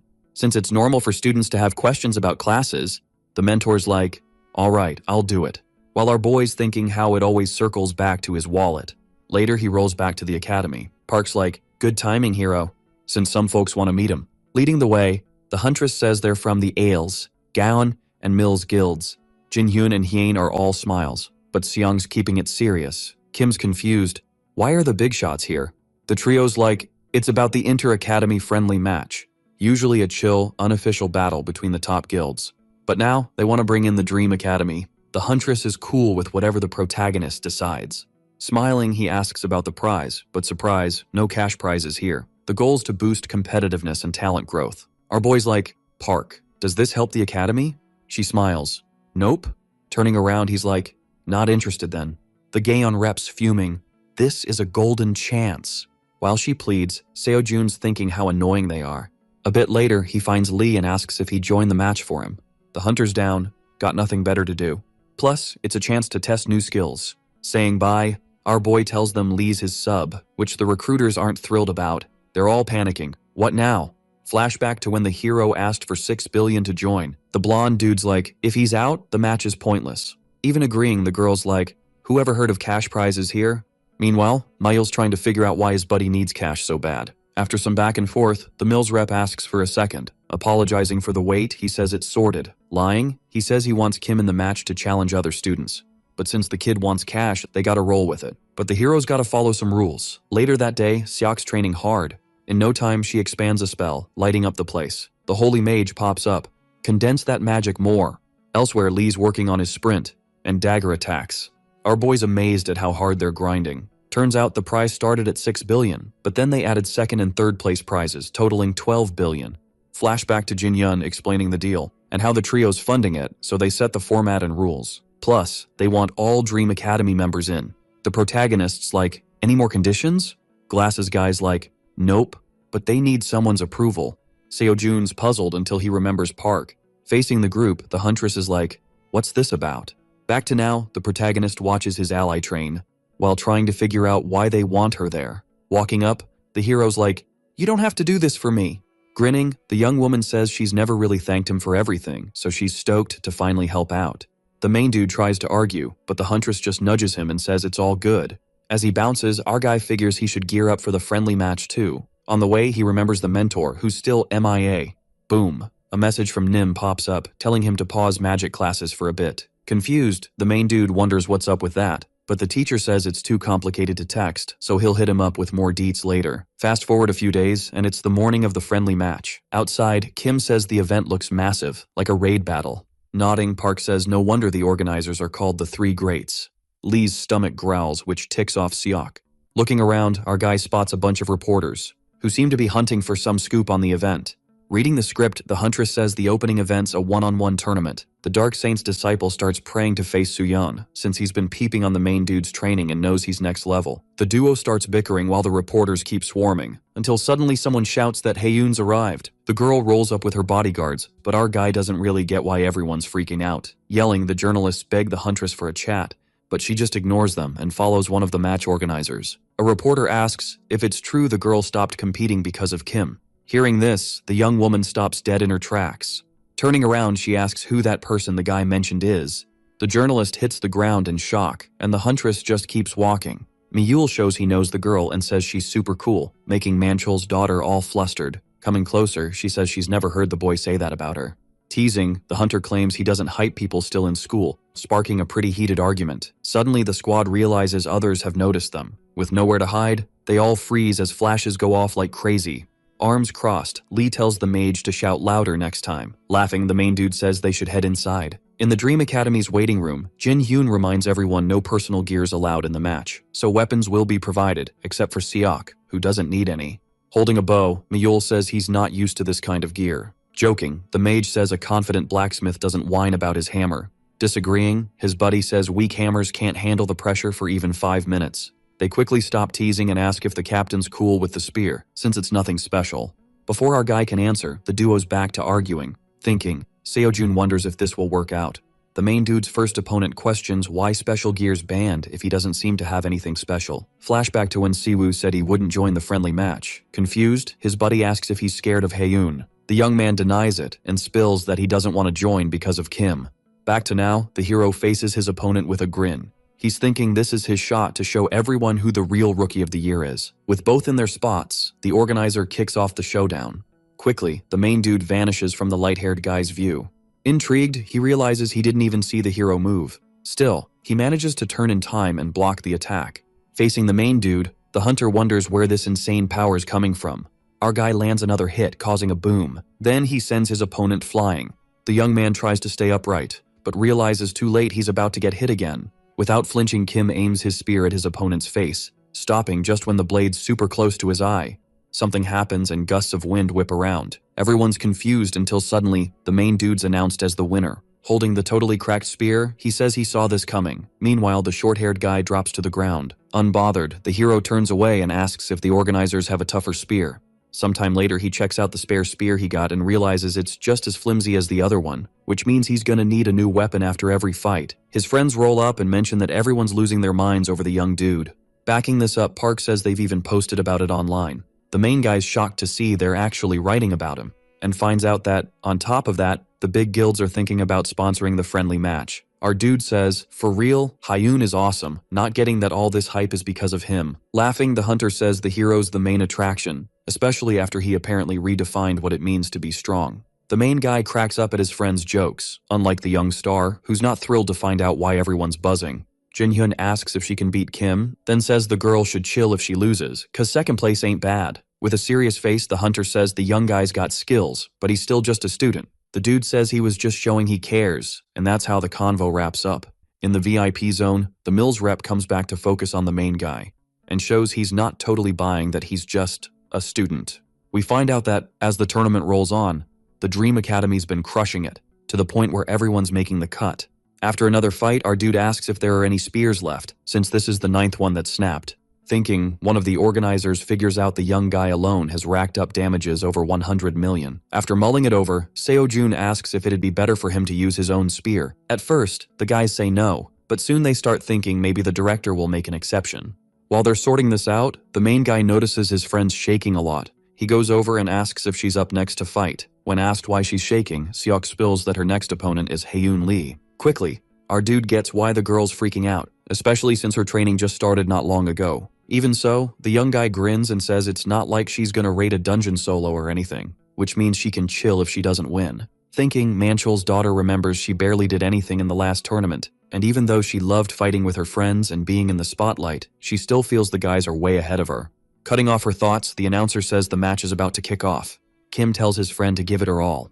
Smiling, she says she will while thinking she needs to prove she belongs on the team. In the arena, she sees her opponent coming closer, and gets even more nervous. But as soon as the start signal goes off, the mage bolts with all her might. With her power on, she says the huntress can go ahead, but the huntress says she should make the first move. The mage says she doesn't get what the girl's planning, but the girl claims she thinks this is the quickest way for people to know their place. Drawing her sword, Hyun narrows her eyes, and asks the young woman to show what she's got. Without moving, Manchul's daughter sees her opponent's guard is totally down. Fuming, she vows to make her regret what she just said. Mockingly, the huntress says that was a super original line. Closing her eyes, the mage activates one of her spells, called Fear. It's meant to mess with the opponent's senses. Then, she charges in with everything she's got. The reps are shocked by such a move, since it's not common for a sorceress to get into close combat, especially against someone like the heroine. On the battlefield, the young woman with red eyes dodges all the hits like a pro. Still, Seok doesn't give up and teleports closer. Thinking, Hyun wonders how a student can move like that and cast spells at the same time. Then, she says out loud she's starting to get why her students always lose to the Academy of Dreams. We find out the main job of a mage is to use buff magic for the squad from a safe spot. But in real fights, things never go as planned. That's why the girl was taught to focus on practice over theory. Watching the fight, Lee cheers for her friend, while our dude thinks about how the young woman fights a lot like the Holy Mage, who, during the epic chaos of the Great Cataclysm, became the ultimate monster nightmare, earning the title of War Mage. Dodging another attack, the huntress asks if that's all the mages got. Then, she decides to throw a punch of her own. Seon spits out some strawberry juice while her opponent's busy calling her pathetic. But surprise, surprise, it was all part of a bigger plan. The mage cranks up her power again, sending debris flying everywhere. Problem is, the huntress looks totally unfazed, which means they're not even in the same league. After a slap, Seok gets launched like a frisbee. Cha's relieved, but her friends are freaking out. On the ground, the mage can't even move. Hyun, not caring, grabs her shirt, ready to keep going. Lee bolts, while Park's just standing there, jaw dropped. Our dude's about to charge in, but the mage stops him. Even banged up, she insists she's good. An organizer steps in, telling the huntress to let the girl go. Without much fuss, she obeys and tosses Manchul's daughter to the ground. The protagonist rushes over, scooping up his buddy. Still turned away, the red-eyed girl calls the scene pathetic. Kim's fuming, but Suyeon tells him to chill, since it's all her fault for being too weak. Turns out, right after the match, the med team swooped in to help the mage, and luckily, her injuries weren't too bad. But even with the huntress's harshness, she just got a warning. Miyul, outraged, tried to get back at her but ended up on a stretcher. Park vows to make an even bigger scene, but Seojun stops her. The girl asks why, but the hero just tells her to let it go. The tournament rolls on, but the protagonist's barely paying attention, only remembering his friend's worried face, and constantly needing new spears, until it's finally his turn to face Hyun. They stare each other down in total silence, while the announcer hypes it as the most epic match ever. Outside, everyone stops to watch. Breaking the silence, our boy says he's got a question. He needs to know if she really had to go that hard, even being the top prodigy in hunter history. Without waiting, he says he's always felt lost, but this proves how hard he's worked, and that's why she can't just diss it. Impatient, the hunter asks if he's done with his speech. Rubbing his neck, he says she needs to feel it to get it. So, it's go time. With his hand in his pocket, Kim tells her to bring it, full force. Just like she did with Seok. With a dark look, he promises she'll taste humiliation. Hyun says all the praise must have gone to his head. Unfazed, our boy says she'll soon get it. Confused, the judge checks if they're ready, then kicks off the match. Furious, the hunter gears up to fight, but to her shock, the hero just stands there. When asked, he repeats himself, showing he won't budge. Annoyed, she argues, but he says that's not very original. Finally, the hunter charges with everything she's got. Yet Seojun just dodges like it's nothing. With her eyes glowing red, she desperately tries to land a hit, while he just watches and yawns, all while swaying side to side. Debris starts flying everywhere. Still, our boy asks if that's all she's got. The hunter steps back completely to activate her special power. He's a bit surprised she can use the aura blade, since that means dodging's not an option. Turning his shoulder, Kim blocks the hit without a shield. From afar, it's clear he only used the spear he got. A flash lights up the place, leaving everyone stunned. Giving it her all, Hyun can't believe she's being pushed back by a student. Unable to take it, she steps back. The protagonist still stares, unmoving. Then, he powers up and says he's getting serious now. She thinks she's all that. She's out here doing epic stuff like it's no biggie, all thanks to her mad skills and talent that make it look easy. Watching him go full beast mode freaks her out. She still doesn't quite get what's happening. Her power's starting to wake up, slow and steady. Golden energy wraps around him, and bam, a wave hits the swordswoman. It's tough to handle that kind of hit. Even the trickster gets a bit banged up. This injury leaves her puzzled, cause the powerful dude just twirled his weapon. Out of nowhere, something's pulling her in like a magnet. Boom, an impact shakes the battlefield. All that energy's dragging her toward the fighter. Being yanked around like this is scary. She's getting closer and closer to her rival. Now things are getting real intense, cause Seojun's about to unleash his epic attack. A massive energy beam blasts toward the cocky one. The force is so strong it even cracks his weapon. The impact sends her flying, until she crashes hard on the ground. This whole thing leaves her totally shook. She didn't see it coming. She thought no one could top her, no way anyone could beat her. After all, she's the GOAT of skills, and her enemy's like, this ain't over. Plus, she can't let her name get dragged through the mud. Her hand moves quick, sword ready to strike. She's gearing up for a brutal hit on the dude. But then, one punch from him stops her cold. The hit sends her flying back, no sweat. You can see the fire in her eyes. She's so mad she tries to go all out again. Then, another dude's like, should we step in? But the other guy's like, nah, Hyun's got a weapon. Seojun doesn't. Still, the fighter's not backing down, and the prodigy takes another hard hit. After getting tossed, the swordswoman lands on her feet. As she gets closer, the guy's like, some people get beat up every day because they don't have your talent.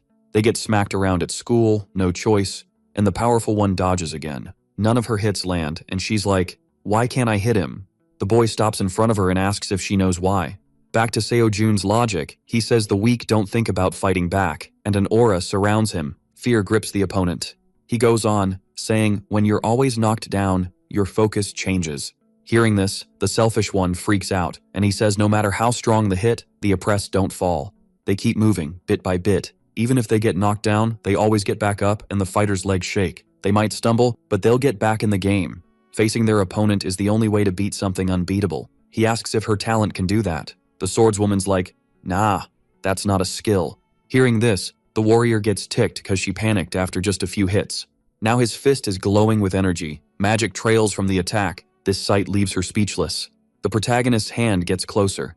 The peak she stood on shatters, just like her vision of herself. Luckily, his arm stops, just to ease the impact. Such power leaves her speechless. She drops to her knees before him. A trio is shocked by what went down. The other two are flat on the ground, and this young woman feels a bit relieved. The defeated one is stunned by the power gap. He asks if she gets it now. The first round of the tournament goes to the young man. The three are like, what now? The moment's a bummer for everyone. Even the blonde didn't think he could beat Seojin. Hearing him is wild cause even retired, the guy's a big deal, level S, academy leader. Even the slick one thinks he might lose too. Every hit from the protagonist isn't from a regular student. Before, he wasn't this strong until he learned some new tricks. Now it's clear the protagonist's on another level. Time to admit they can't beat him, but maybe they can use his strength to their advantage. Some folks ask if the winner's a Star Sword disciple, others want his thoughts on the exam. Everyone's jaws drop seeing him zooming through the air, totally ghosting the reporters, even if they could be taken down by the fighter. These three pranksters can't let the Dream Academy slip away. Now, the buddies all like, what just happened? It's the champ heading back to the locker room. They chat about the press, which the powerhouse totally dodged. Now the whole country seems to be buzzing about what went down. The internet's blowing up, calling him the next big thing in pro hunting. Loads of people online are fangirling over him, until the haters start throwing shade for no reason. Both just stare at each other after reading the comments. Then, the chill one cracks up at the whole situation, cause it's time to gear up for the next round, happening in a dungeon, with all the teams battling it out. But here's the kicker. The squad's stuck in the hospital, which might mess things up, and the reporters outside stopped her from getting answers. Finally, someone managed to kick them out of there. As she comes back, Seojin's gotta catch some Z's. He waves goodbye to his buddy. Now the goofball realizes using divine strength was a bad move. He should have just knocked her out. Turns out he got caught up in the moment and slipped up. The tiny dude pops up announcing he's the mentor. But something's got him shook too. After all, he ended up spooking the main character. To make things worse, the dude's gonna pull this stunt again next time, cause it was epic. Now the strong one asks if his buddy found out anything. Not only did he grill a bunch of instructors, but he also quizzed the next director to be sure. Most teachers thought it was impossible. Makes sense, cause there's no way the Transcendent didn't think of this. But the little guy's got something to spill, cause the admin thinks it might be doable if he gives it a shot. Even though they're not sure, the manager said it might be possible, but using the lower and medium points at the same time was a no-go at first. This makes the dude wonder why this only applies to him. Since this is the leader's take, it's an expert's opinion.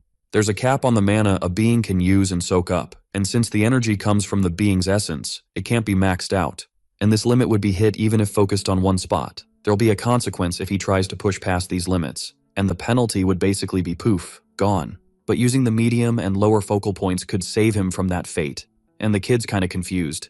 The reason is, his karma count's never been logged. In other words, there's no karma math for his being. This comment reminds him of when his little buddy had to tell his boss the fighter didn't have an ID. His hands soon clash afterward. The takeaway is that not having a registered karma makes him limitless, and the director thinks this would stop him from vanishing.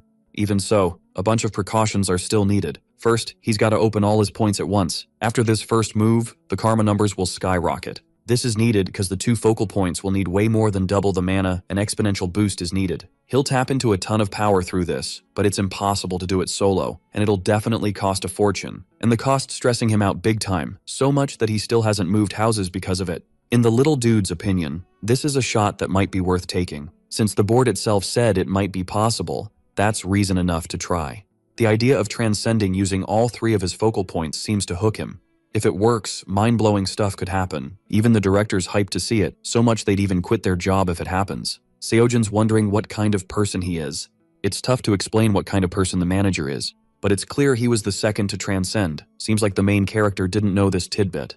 It's the first time he's hearing this story. Then, the mentor decides to spill the origins of the Transcendental Academy until the door starts creaking open. That buddy from before is back, and the little creature vanishes in a flash. She asks who her friend was chatting with, and he plays it cool, denying it right away. When the plan for round 2 is laid out, the slick dude pops up to cut her off. We see the trickster gearing up to break down how it's all gonna go down. The exchange is a lit chance for everyone to flex their skills and face off against the best of the best. The organizers decided to roll with the second round, even though Seojun's flying solo on their side. So, they're thinking of switching up the rules for the next showdown. The plan? Each team gets one student and one instructor from each academy, and that's how the dungeon duos will be set up. This way, Seojun and Seoyun can jump into the action like usual. The catch? She's paired with a rank A hunter, which might crank up the online hate for her being class B. When the smart girl asks if the prize is going to get a boost, the organizer looks like he just got hit with a pop quiz. The one who's totally lost is the main dude, but the girl keeps grilling the slick guy about this switch up. As she starts pushing for this change, the flustered dude asks what kind of prize she's dreaming of. She turns to her buddy. Now, the girl says her friend shouldn't sweat it, cause no one's had his back so far, and she wants to pitch in. Plus, the chill one couldn't care less about the haters. Listening to her seems to get him deep in thought.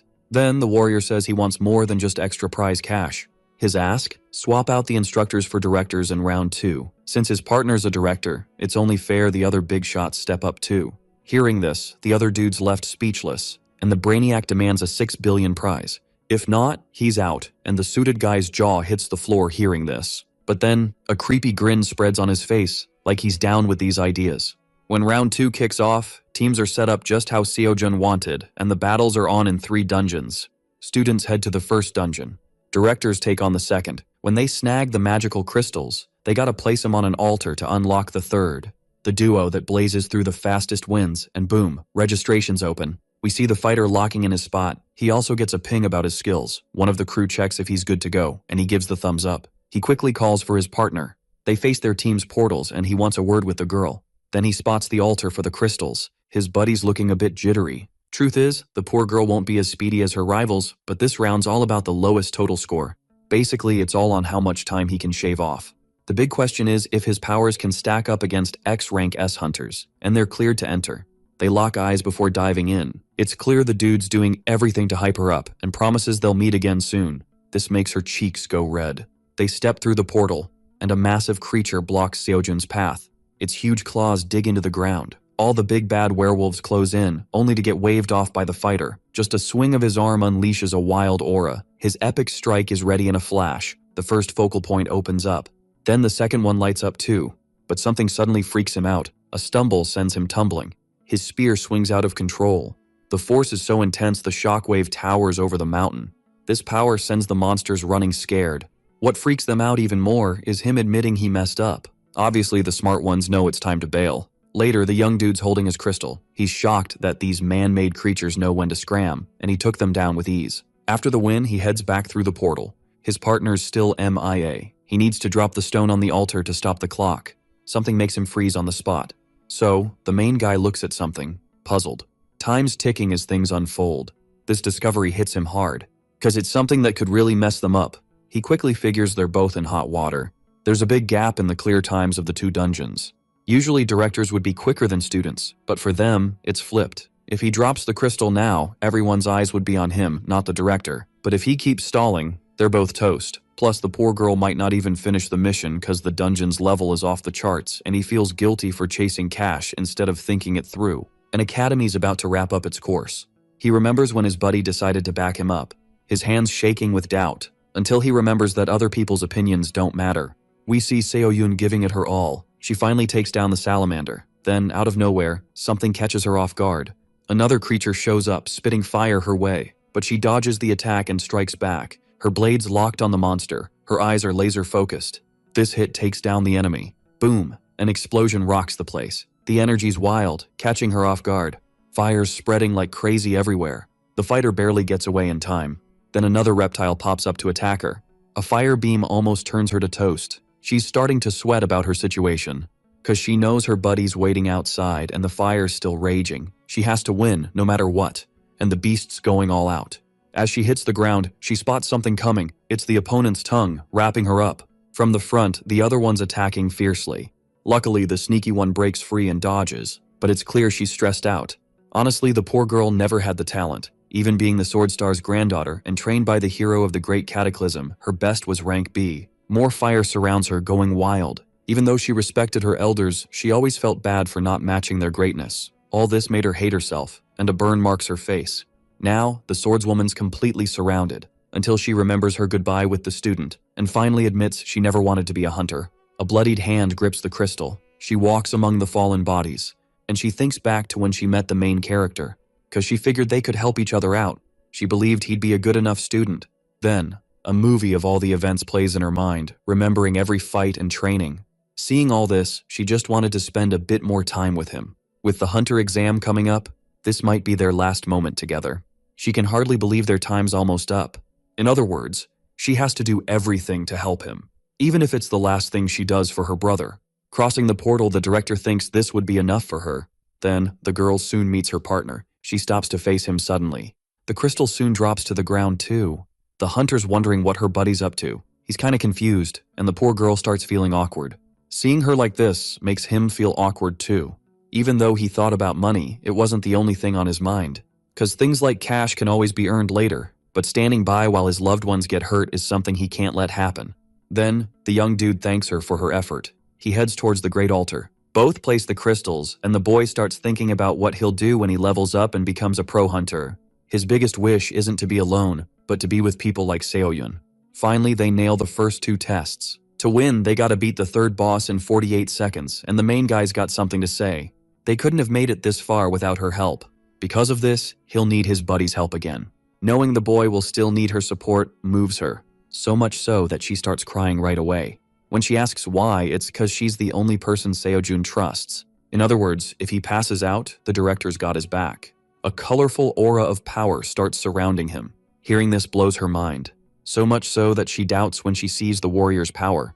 It's going to be impossible to find and beat the basilisk in 30 seconds. The only way out is to use an attack so strong it'll blow up the dungeon. Then, the strategist gets ready to act. His aura blades powered up with the strength of the gods.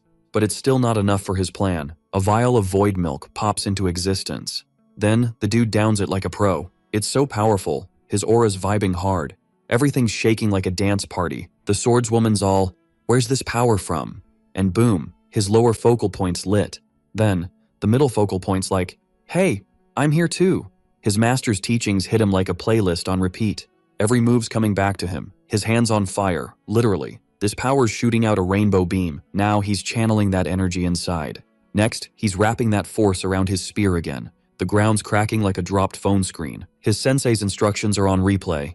His memory's getting clearer, like wiping fog off glasses. He's super focused now, like a gamer in the zone. He picks a target like choosing a pizza topping. His eyes are shining like LED lights. He zooms in for the final attack. Then, he goes for the massive thrust.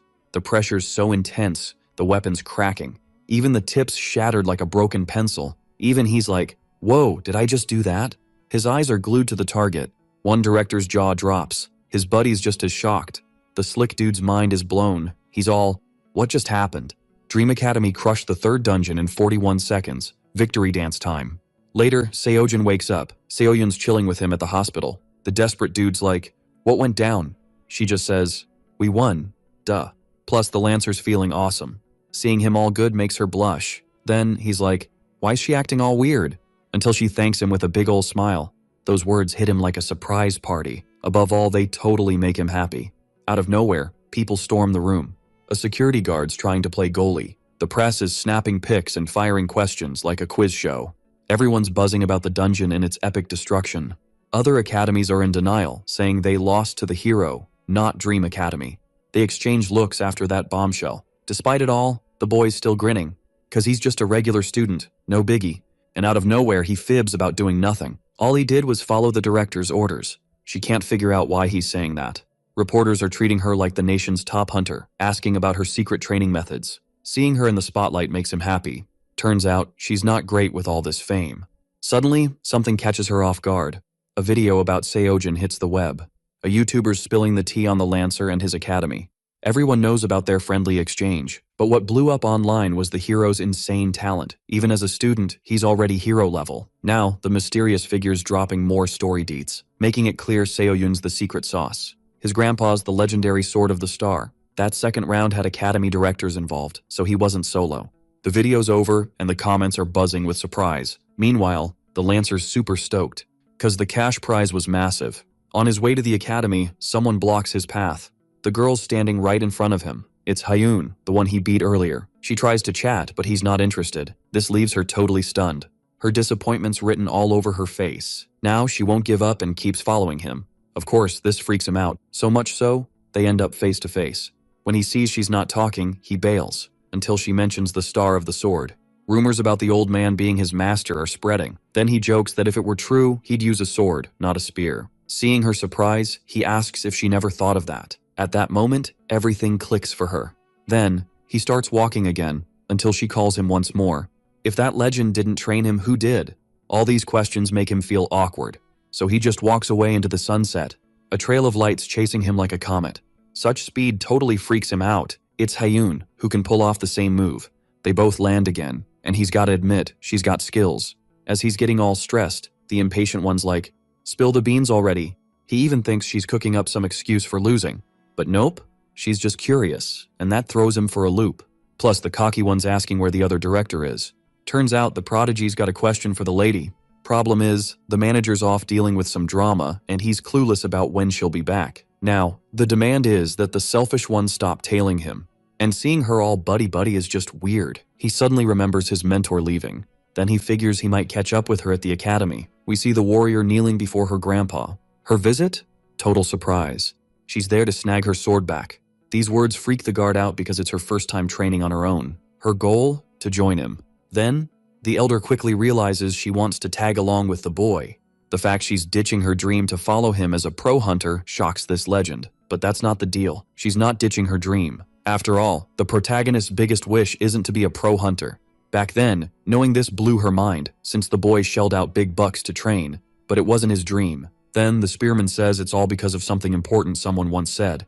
He can't explain it. It's kinda tricky, and his mentor's left scratching his head. The lesson the hero got is that dreaming's a verb, and jobs are just nouns. Basically, a job can't be a dream, so what he dreams of isn't becoming a pro agent, but carving his own path in life. She gets all jittery remembering this. Her hands clench as she recalls that chat. Plus, the director's all about training in sword art again. Her grandpa watches her, all serious. Now, the poor guy's broke. That stuff used in the dungeon cost 2 billion won. To make it worse, that amount seems to have tripled. The big question is how to score more cash. Something soon surprises him out of nowhere. He senses a presence and asks if that someone always has to be sneaky. It's the Dark Star. The old man's shocked he got spotted, since he only felt him, and the poor dude admits he's getting old. Then, the spearman asks why his buddy's there, worried about the vision. Before they chat, Seojin assures him the kid's fine after facing a tough opponent. Knowing this seems to tick him off, as he told the young man to stick to one weapon. So, the shadowy figure drops off some books for Minyol. Plus, he offers 3 billion for the protagonist to agree to make this delivery. Switching gears, the warrior asks if the elder knew the Demon Star's disciple was at the academy, and that seems to surprise him. But it's about another student, and this other legendary dude paid him 10 billion wons to watch over his pupil. The trickster starts explaining the whole story, but it's all gibberish. In the end, he sums it up, saying he got paid to babysit that young grasshopper of the Star Demon. Someone's like, "What's this convo even about?" Another legend rolls up to the scene. Turns out the bearded guy's not thrilled to see the Dark Star there. They both glare at each other, all fired up. So much so that the gray-haired guy's aura starts flaring up. The slick one demands an answer. His rival unleashes his power too, saying it's just business, and asks the same thing. The spearman's feeling all awkward about this. The two elders get all heated and are about to throw down. But if they want to brawl, they gotta take it outside. This argument's wearing down the dark-haired guy. Since there's nothing else to do, he decides to step in. His aura spreads towards the two. They're hit by such power, and they end up following the young man's order. It's wild how strong he's gotten so fast, and they gotta be careful not to wreck the place. After all, if the academy gets trashed, the Dark One will have to take his student to live in the mountains. Just like the swordsman won't be able to face his own granddaughter after wrecking her school. After getting scolded, the elders are totally losing it. Time for the duo to chat about the big stuff. The Order of Truth is scheming with the Berserk. He's not sure, but the apostles might be on the move. Enemies could be stirring, but linking them to the wild warrior is still a mystery. The plan? Investigate, and he needs Seojin's backup. He called him because the legendary dude can't solo this mission. Plus, their foes are doing experiments in a special dungeon. The young guy's a student, so he can only hit up certain dungeons. But they can chill until he aces the hunter exam. When the rival asks if the kid can help, the swordsman's like, "Why ask him?" The answer? The hero's the only one who can. And the fancy guy's confused. The dark dude's not spilling the beans, since the suited guy won't trust him, just like last time. This confession hits hard. Both of them get all tense again. It's like they're two kids on a playground. Now, what's the Sword Star doing here? His granddaughter's not around to greet him. He remembers meeting her. That memory just makes him madder. Then something grabs everyone's attention. They're all ready to face whatever's coming. Something's got his attention. Steps are taken fast. Out of nowhere, someone crashes in the hall. Seeing this person leaves him speechless. Hyun just popped up out of thin air, the intruder's blushing. She just happened to pass by the rival academy. Feeling a huge energy, she decided to snoop. Now she's in front of the legendary sword user. Enough to freak her out. Of course, the poor girl's panicking, and the protagonist even jokes about the dark one hitting her. The elder demands answers from him, until the dark-haired guy agrees to help. After the hunter exam, and he's all about the cash he'll get. The greedy dude's thinking about his price tag. She's amazed seeing him haggle with a legend, who offers 10 billion won. Deal's finally sealed. Then, the clever one remembers the book delivery fee is separate from the mission. The swordsman teases the warrior for choosing cash over training with his rival. Turns out the gray-haired guy's been there too. Almost leads to another fight. He starts to vanish from the scene, until he's gone for good. Someone asks about his ties with the Dark Star. The young guy says they're just business partners. Now, time to grill her about the invasion. She tries to explain she didn't follow him. The poor girl gets another shot to defend herself. If she doesn't spill the truth, the elder might punish her. This makes her even more frantic. When Seojun's about to wrap it up, the wild girl asks to join the academy. This shocks him, with the hunter exam looming. The anxious girl gets even more jittery. He wonders if she's spying, but she just wants in. Then, the gray-haired guy decides to bounce. The fancy guy tells him to handle her. When the poor girl begs, her idol just walks off. Now she's stuck with the protagonist, totally shocked. She thinks her rival's honest, but it's the director's call, not hers. It's clear he's finding an excuse to get her a scholarship. The mission? Guard these items until Seoyun's back. It's super heavy, even for someone skilled. All her mana's needed to hold it, and the slacker's training doesn't want interruptions. The elder heads back to base. He enters the same room and sees his granddaughter. Her stubbornness about her goal is intense. She stays silent after the taunt, to the point where her grandpa's uneasy. Then she moves towards her blade. Soon, she grips it with determination and starts to slowly unsheath it. The draw creates a mist around her. A massive force is unleashed with a simple move. This technique's all about quick strikes and draws, just like hitting the opponent with thrusts. Distance is key, because if you're too close, your attack's gonna be weak sauce, but the fastest jab, that's all about the joyful blade move. So, the wild sword's all about catching the opponent off guard, until it switches up its attack style, throwing the opponent off the scent of the big hit. The solid sword might be slow, but it's not a total noob. It can totally crash the enemy's party. The big blade's all about putting some serious muscle into the swing. Every move's gotta be about knocking the other guy flat. The colossal is like the big blade's glow-up. Plus, it's a happy clash, because it's beefier, heavier, and way more epic. The sneaky style's all about tricking the eyes with some slick footwork that messes with your head. Talking about the smooth style, it's all about flipping the attacker's energy back at him. Finally, the ultimate sword mashes up the best sword skills, ready to own anyone who dares to draw a blade. This whole vibe makes your aura pop, until the relic's tucked away again.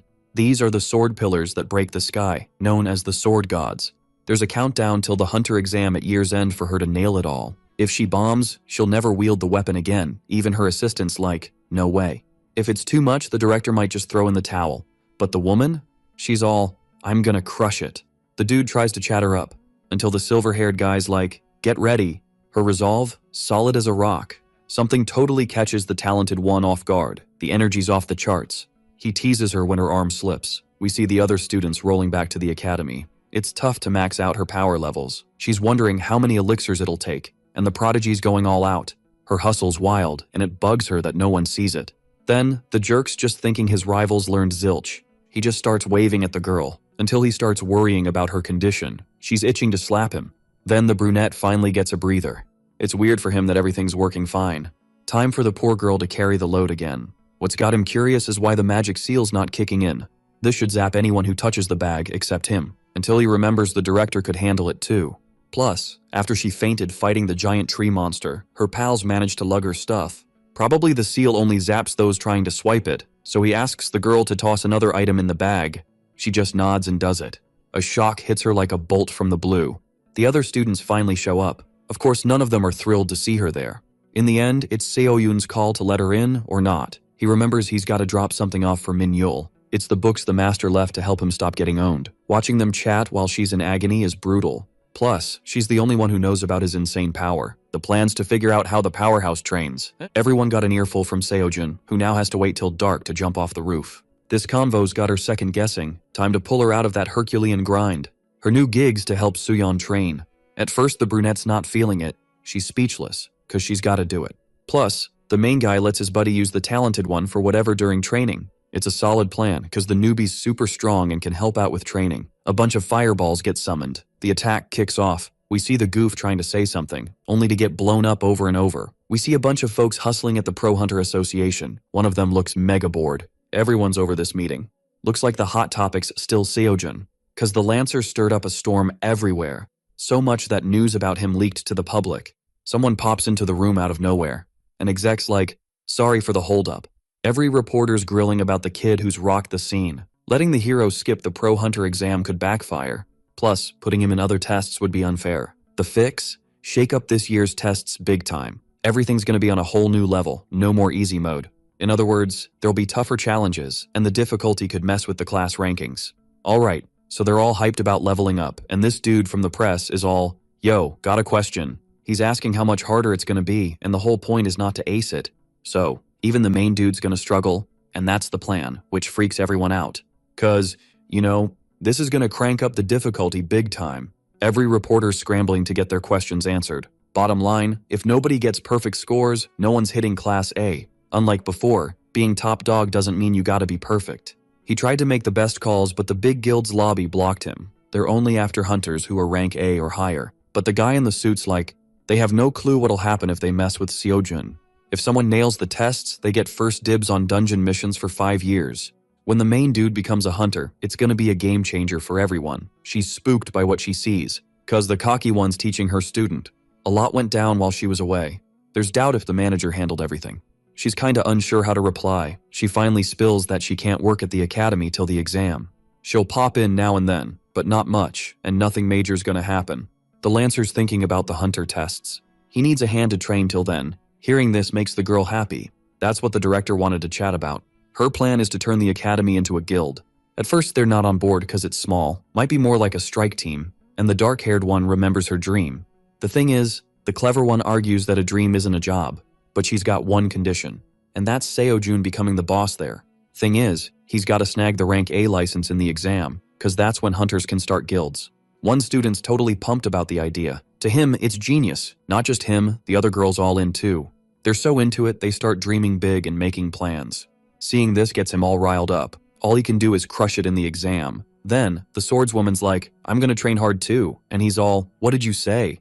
Just for the hardworking one to say, everyone should give it their all. This makes him grin. The duo's getting super hyped about their future roles, and the main guy's like, whoa, chill. From a distance, the talented one's looking a bit unsure. Later, we check out the former director's training. As time ticks by, everyone's pushing harder. Someone shows up for the training sesh. Hyun's kinda shy about joining in. Meanwhile, the hero's going all out, to the point where his skills are leveling up like crazy. Finally, exam day's here. One team member's nervous cause she wishes Seoyun was there. She said sorry for not tagging along, and the warrior's thinking his friend didn't say why she's MIA. Then he remembers to bring up something else. He's puzzled why his rival's there, cause the poor girl wasn't allowed in the academy. Turns out the other students brought her along. None of them are holding grudges from before, so the dark-haired one's got nothing to say until someone spots him. A bunch of people start crowding around them. Feeling awkward, the strongest one waves by to his crew. They crack up at this. One girl's thinking she's got a lot to work on, and the fighter takes off like a rocket. We see a meeting of the exam bigwigs going down. Sungmin's like, there's a promising crew. Yunmi's all sarcastic, saying that Guy's guild is broke. Then, the guy fires back that they're doing better than her crew and Dosuk's. Mancheol jumps in, saying warriors are worth more than cash. They're griping about the association president pulling a fast one for Seojun, but the sneaky ones are ready for it. The dude at the end asks if everyone's clear on the plan. This is Jinchol, who's like, if the main guy hits rank A, things are gonna get tricky. They're chatting about whether they can recruit him, but they gotta figure out what to do if the Lancer says, nah, I'm good.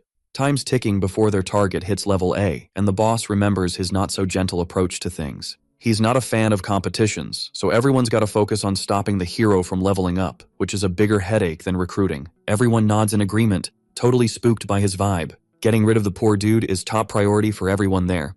The first test is written and designed to be super tough. The tests get flipped onto the tables. The questions seem to freak him out right away, and one of the execs says it's impossible to get a perfect score. Later, the goofballs find out their target nailed the max points. They thought hitting 100 was a pipe dream. The first test was all about theory. The second's gonna test physical skills. Now the third's all about magical powers. Then the fourth's a dungeon raid. In fifth place, they'll battle monsters. Finally, the sixth tests one-on-one fights. Seeing the scores, everyone's blown away by the tough questions. Minhyul only scored 50 points. Meanwhile, their other buddy, who got 87, wonders how the main guy did so well. The lucky dude just guessed the answers. Hearing this leaves them both gobsmacked. Of course, they hate this news, and even the dark-haired one would have flunked right at the start. Now, the girl asks how much Haeun scored. She hesitates to spill when she finally does. It was just 32. They're stunned to hear her say that.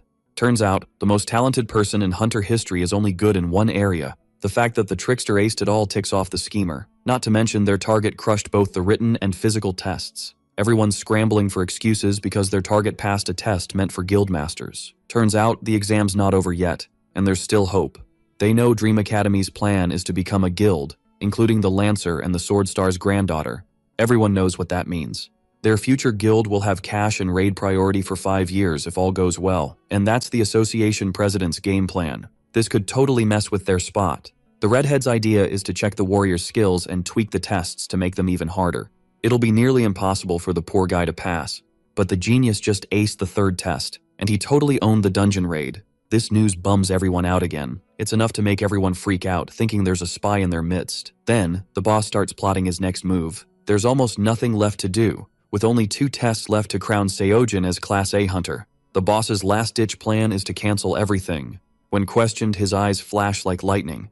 His aura reaches out to the woman. She's terrified by the pressure. The one-on-one combat examiner will be from the warrior guild. This'll have to change again. We see a young dude strolling down the street. He looks kinda uneasy. He questions his boss's choices, who knows about the big 5 guilds meddling but still tells him to chill. Now, the old man cuts him off right away, cause if that would make the Lancer fail, he'd never have started his journey. Plus, the organization bosses wouldn't do this without backup. For now, they gotta let it slide. This decision hits him hard. Turns out the slick dude ignored orders and went after the warrior. His surprise is obvious, cause the crazy guy's aura is off the charts. The dude asks what he's doing there. He's so worried he thinks something happened to his old director. It's not about her, and the ally notices his energy's way different since last time. In months, the fighters leveled up big time. Seems the legendary swordsman already knew this. His question is what's up? There's something to tell Seojun. Day 3 rolls around, and the Academy trio scores perfect. Everyone's hyped, except the dark-haired one. His silence is louder than a rock concert. A dude pops up and says the examiner for the last test got switched. Everyone's like, oh man, this is gonna be tough no matter what. But the student, he's thinking it's way worse than that. Now the 4 big bosses of the guilds are stepping in as examiners. Everyone's jaws drop, except for the Lancer. He's got this super serious look on his face. 1 hit and Haeun's down for the count. She scores a 64. Shockingly, those points are actually decent. Her opponent? Manhwa, with a sword so legendary even the Star of the Sword gives a nod. He respects the candidate's strength. It's like the elders paving their way to greatness, but this could lead them to ultimate truth, and the next challenger steps up. It's the warrior. Looking all serious and icy, everyone's hyped for the showdown. They're all buzzing about who's gonna win. People on buses are glued to their screens. Even construction workers are tuning in, and the association's president is on edge. Gym buddies are watching too. They face off, no backing down. He lets out a sigh seeing his next rival. He's impressed by the scores, no doubt, but he knows a perfect score ain't happening. Even the dark-haired dude gets it. His eyes are locked on him. Just yesterday, the poor guy found out the guilds were plotting against him. Even with perfect scores, it's about to get messy. No matter the fight's result, they might just give him 99 points. Protests won't work, and this blows the student's mind. Even the Guardians of Truth Guild got caught up in the mess. Only a chance if the Saint of the Sword steps in? Maybe the old guy will negotiate. This thought's got him deep in his feels. Now he's worried about Seoyun and the deadline from his grandpa. The assistant thinks it's an impossible mission.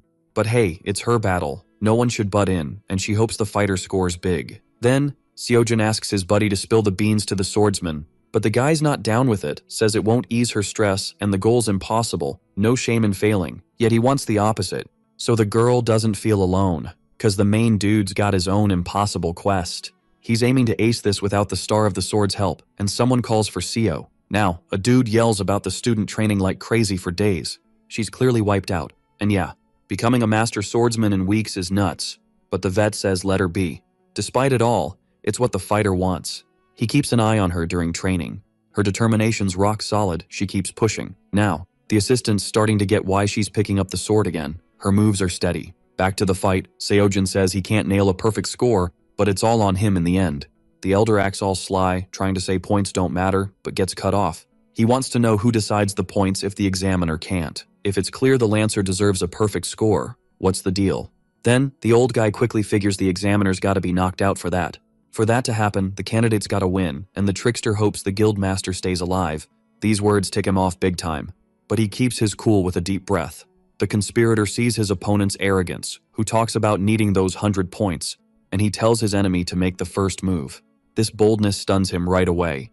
At first, he wasn't planning to go all out, but soon, he's off the ground, moving fast, because he's aiming to teach a lesson, and they both dive into the fight. A ton of energy bursts from the clash. The veteran's rage is clear.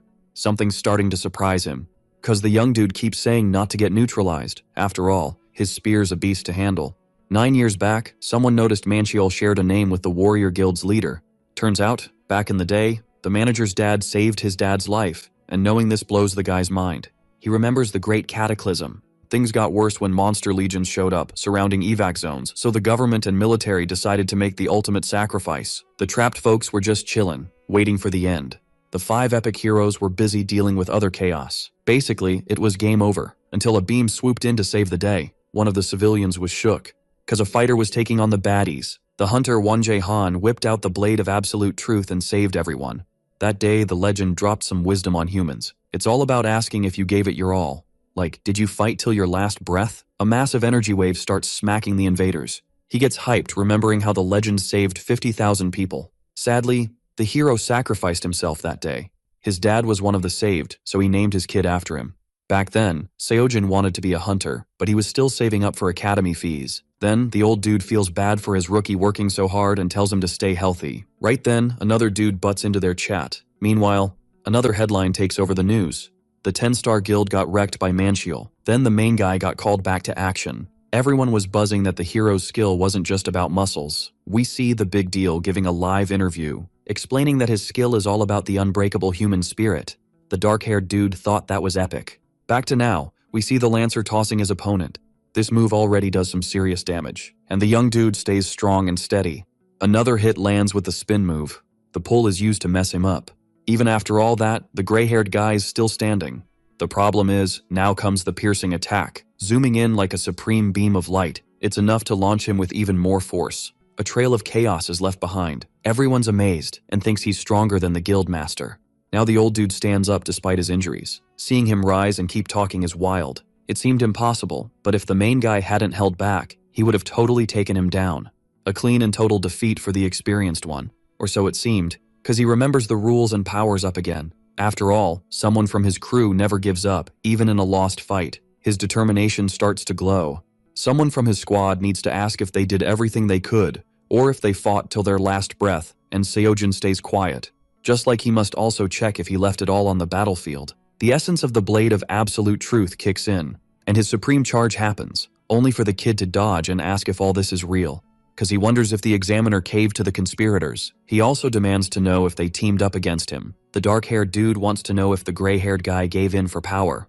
The ultimate question is if this was the philosophy followed by Wonjae Han. We see the memories of the day the savior fought. Then, the fighter thinks he respected him, because he also believed in the unbreakable spirit, just as he wonders how his opponent will meet his dad in the afterlife. Hearing his predecessor's name ticks him off. At that moment, the Lancer remembers he was dared to take his enemy's life. Even though he was almost ready to do it, he won't go through with it.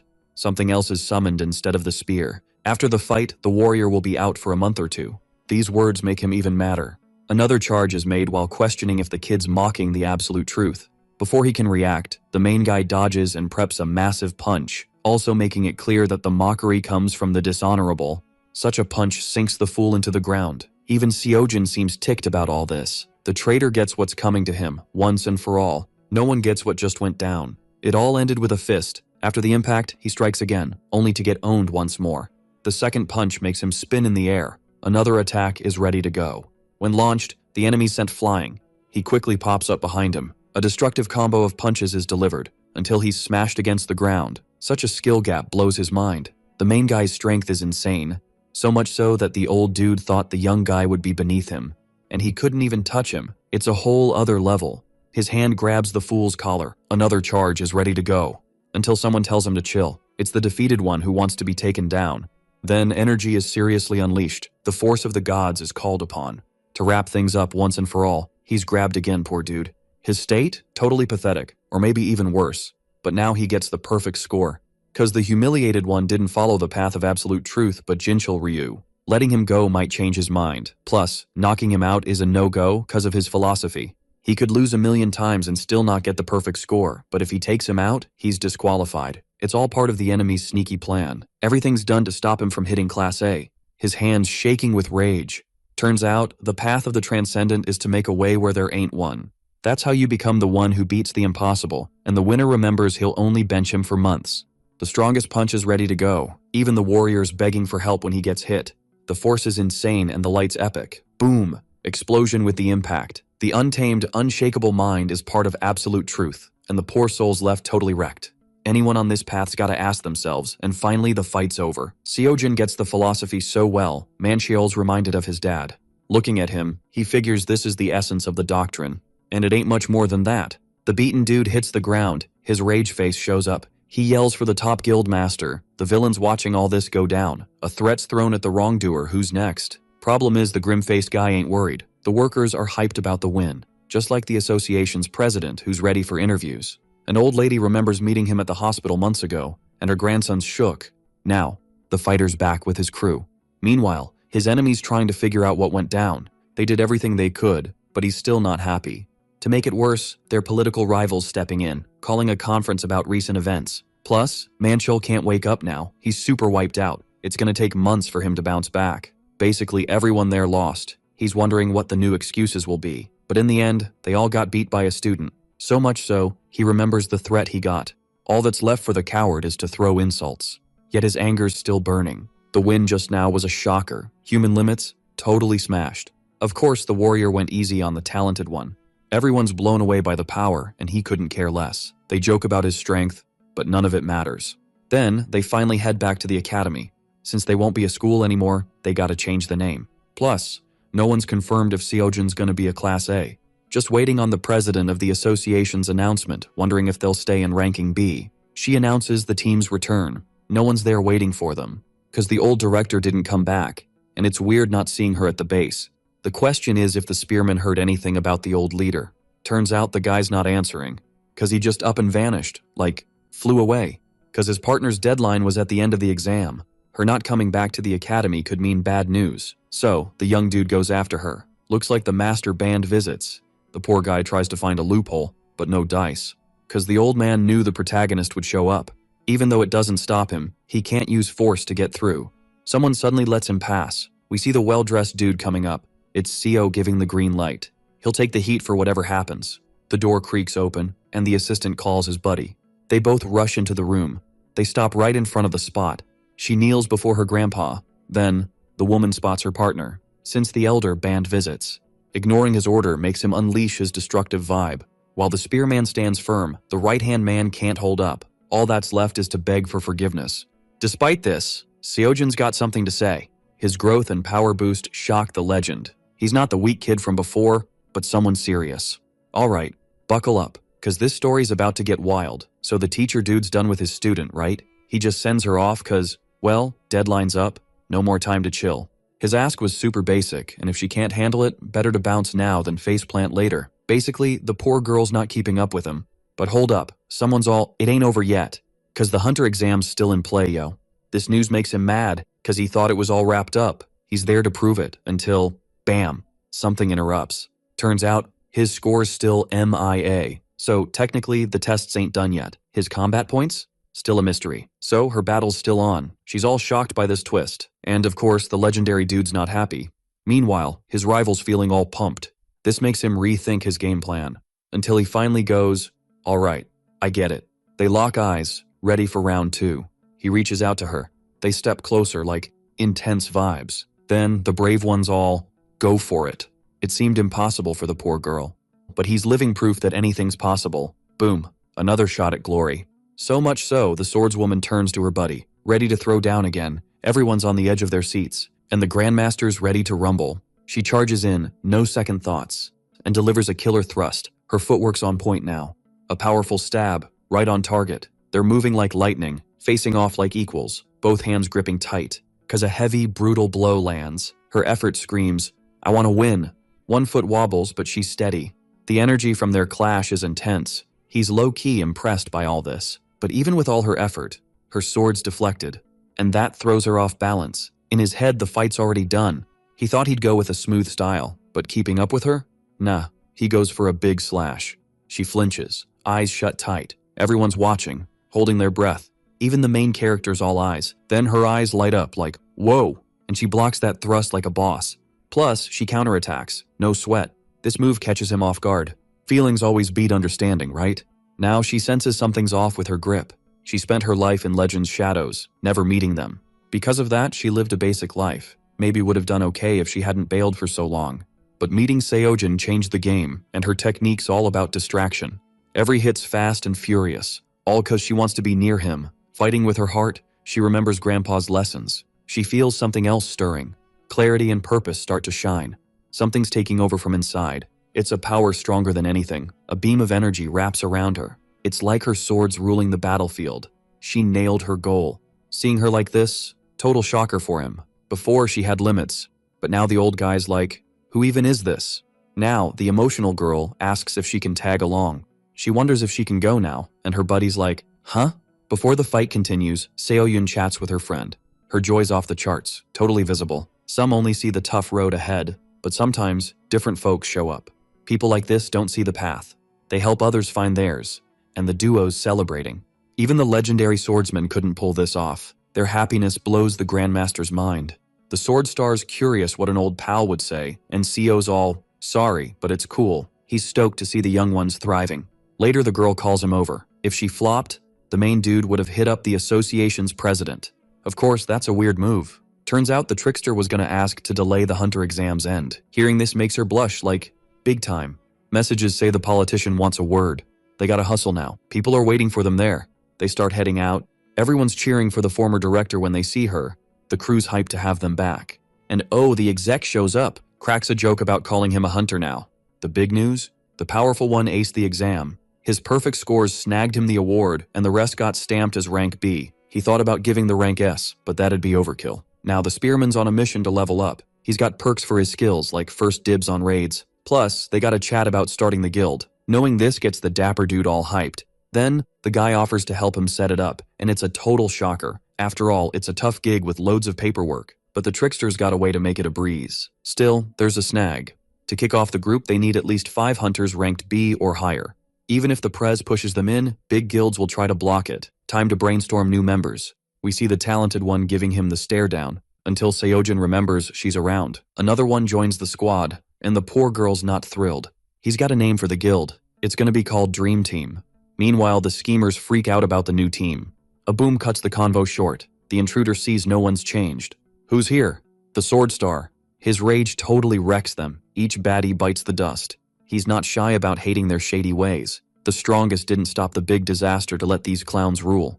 Now he's facing the head honcho, while the gray-haired dude admits the mobster's grown. The villain says his rival's gotten old. Someone pops up, breaking the chaos. It's rude to brawl under someone else's roof. We see the elder noticing the mystery guest's finally here. Her name's Kalia, and she's got a grin. Plus, the swordsman's not hiding his scorn for everyone's weakness. The rogue knew the fools would be safe if he stepped in, and the woman asks why he's there. His move was just to remember who she was. If the main guy makes the guild, everyone's in for trouble. So, they'd obviously try to mess with him using dirty tricks. Then, the Sword Star says trying anything would be dumb. Her question is what happens if they ignore the warning. They lock eyes and the master promises there'll be fallout. The two keep butting heads, until the rogue backs off. Even the mystery stranger's shocked by this move. But the man doesn't need that. The powerhouse soon vanishes from there. All plans are scrapped. He wonders if the apostle's successor will bow to the legend. Then the commander tells him to know his place, cause the Stellar Blade's not to be underestimated. After all, his skills are almost hero level. She'll spell out this level for the fool. There's a huge gap between the guild boss and the elder. Plus, they'll need a new way to hit Seojin. He doesn't quite get the plan, but destiny's set in stone. A ping hits his phone. It seems to spook him for some reason. Everyone gathers at the guild. It's their first group raid, so they gotta bring their A-game, and Seoyun's the vice master. We see Minyul pumped for the mission. Only his buddy's feeling a bit shaky. Hyun explains the difference between these and the fake ones is the challenge and the risk of losing your life. Until Seojin shows up stoked about cashing in with the dungeon, everyone thinks it's weird he's all about the money. Cause the poor dude's stressing over his bills. He soon gets ticked at his pals for judging him.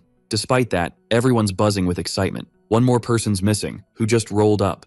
Seeing him leaves Suyeon shocked. It's just her dad joining in.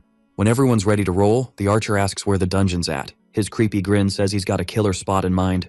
We see someone asking for entry permission for the intruders from the Black Dragon Zone. Turns out, the guy doesn't care and keeps opening the portal. So much so that the fools freak when they find out the old man's with the main guy, and they ask what the old man's group is. He says he's with the Dream Team, and now the Lancer lands a huge hit. Everything's finally sorted, and no more baddies in the way. The swordswomen charge into the fight together. Their slashes are quickly taking down the dogs. The other duos using their magic to attack them. Loads of energy arrows pierce their bodies. Until the monster bodies hit the street, splat.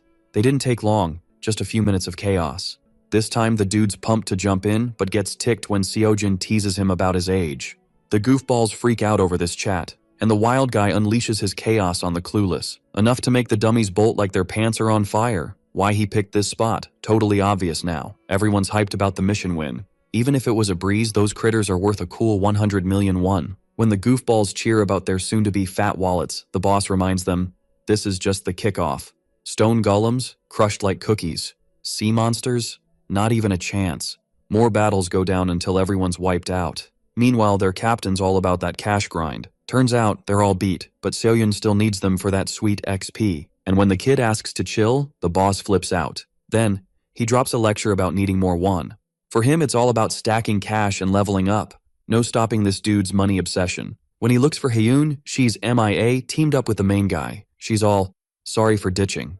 Seoyun's the last hope, being the vice master and all. But nothing stops her hunger for more loot. The new guilds hitting dungeons and snagging Black Dragon missions. This could mess with the big league's status. Can't keep up with the Dream Team. An emergency hits the president's office. A Draugr dungeon popped up, and Soulstar's ghosting. That's bad news. Only this legend could save the day. Thinking of the threat, he orders to call Seojin. Just flash some cash and the mercenary's in. No sweat. Until he remembers his hunter's mid-raid, people spot him on the street now. Knowing the trader's bailed ticks him off, he wants to hit dungeons. He's stressing about cash flow. To top it off, he blows money on a free pass. His bank account's crying. He only paid for that course, but no progress. Now he's plotting how to get more dough. As he strolls, deep in thought, someone's waiting for him. This dude rolls up to him. It's the Hunter Association's big boss.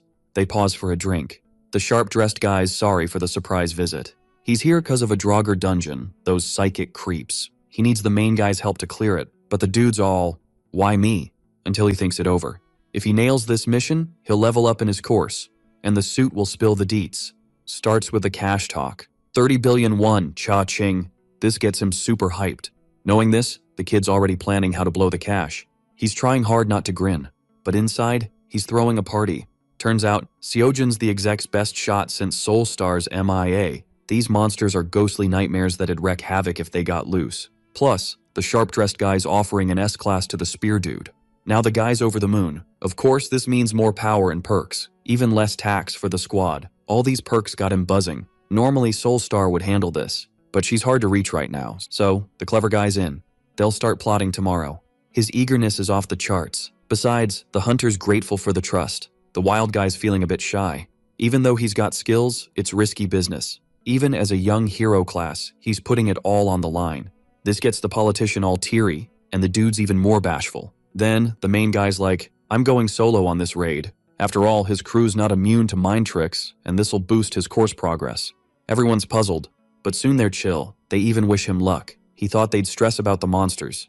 But the only thing that'd bug the dark-haired dude is the end of the world. Plus, cash is a big deal too.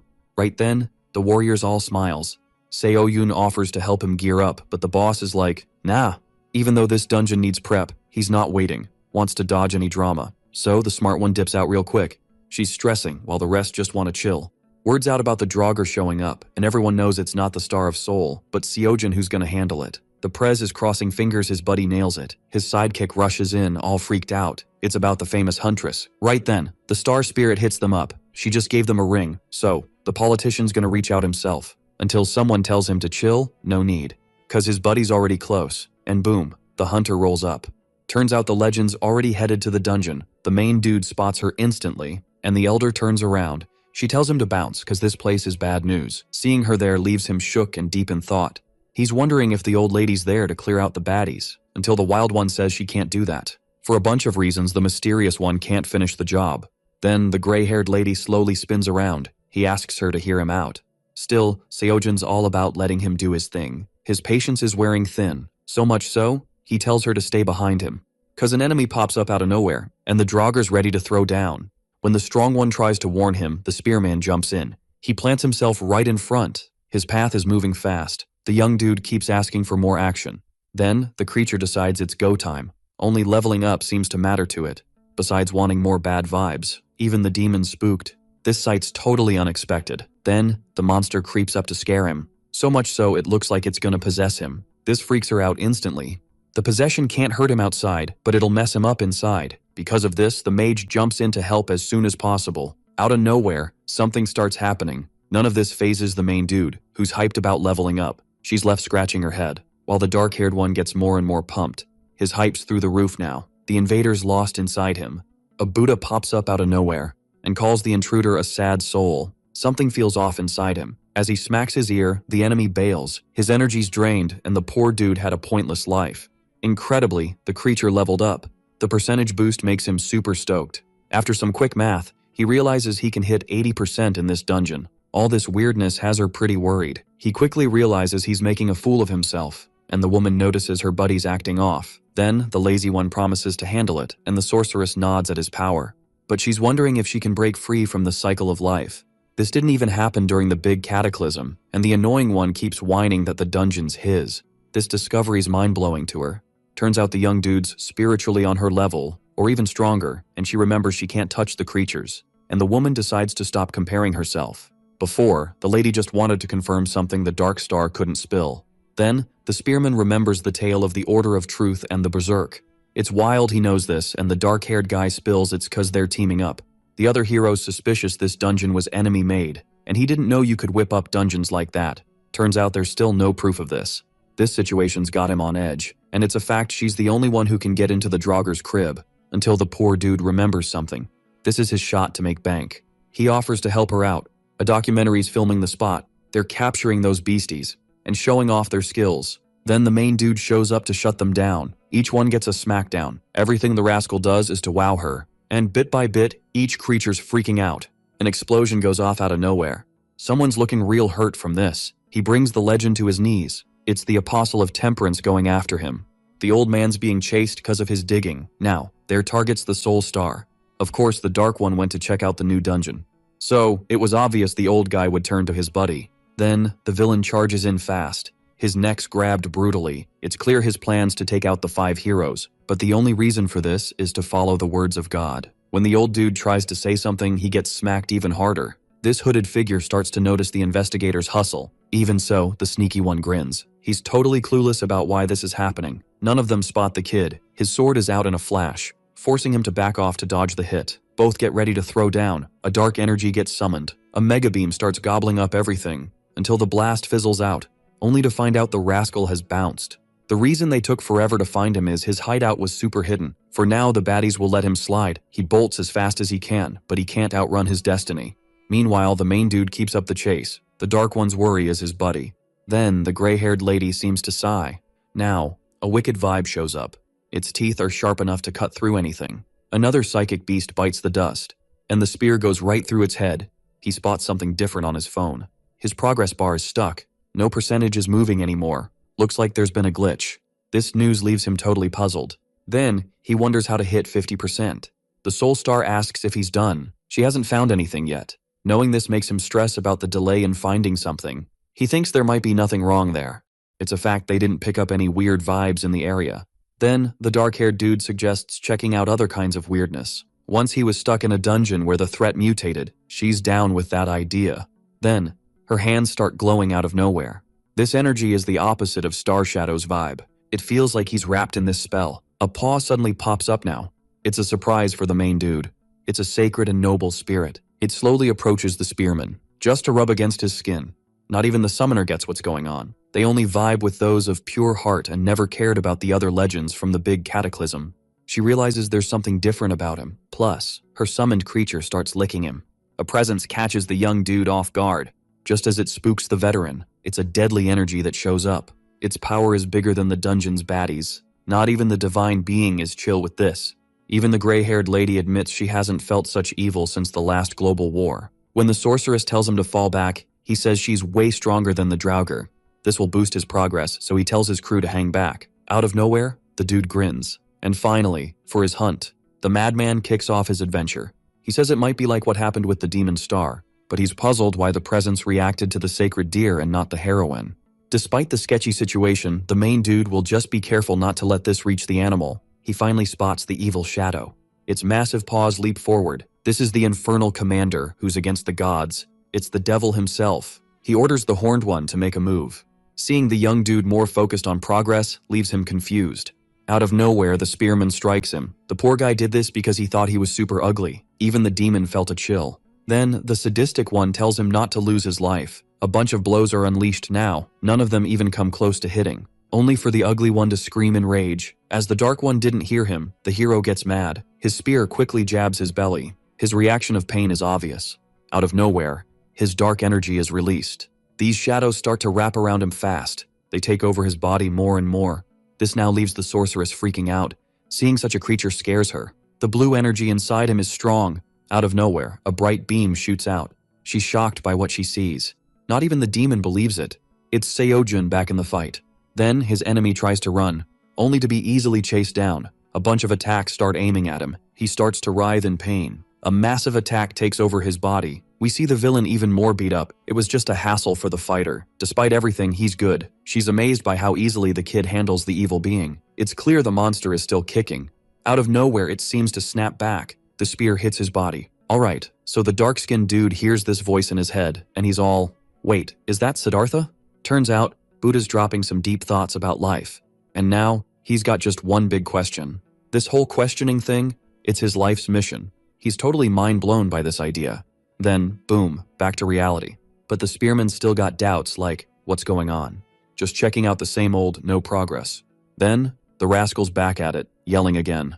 All those life questions pop up again. Maybe he needs to crack them to hit that 50% mark. The devil's not loving his enemy's deep thoughts. They just stare each other down for a bit.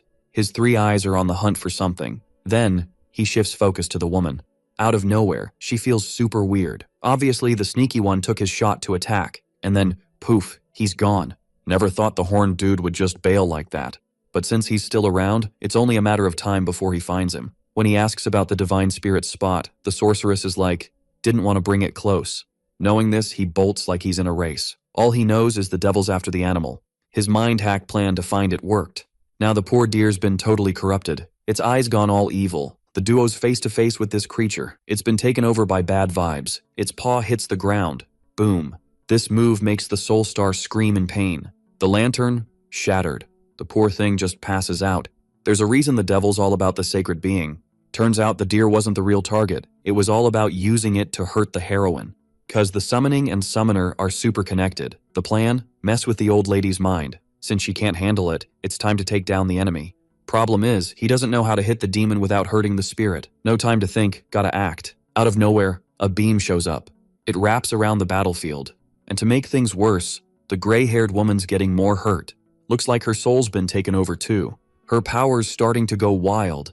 Now the guy's trying to chat, but the possessed one's not having it. She sees him as just another enemy, and her spells start flying. Now, it's all about dodging those shots. This is really starting to stress him out. On the ground, something's holding him down. Another blast's heading his way. Boom, massive explosion next. It messes him up and tosses him aside, plus getting near the deer, no chance. And he's still got to deal with the heroine. He's not even sure if he can beat someone that strong, and if he does, will she be okay?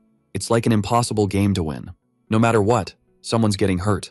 This ticks him off big time, because he's trying to remind her of his past heroics. That's why he can't give in.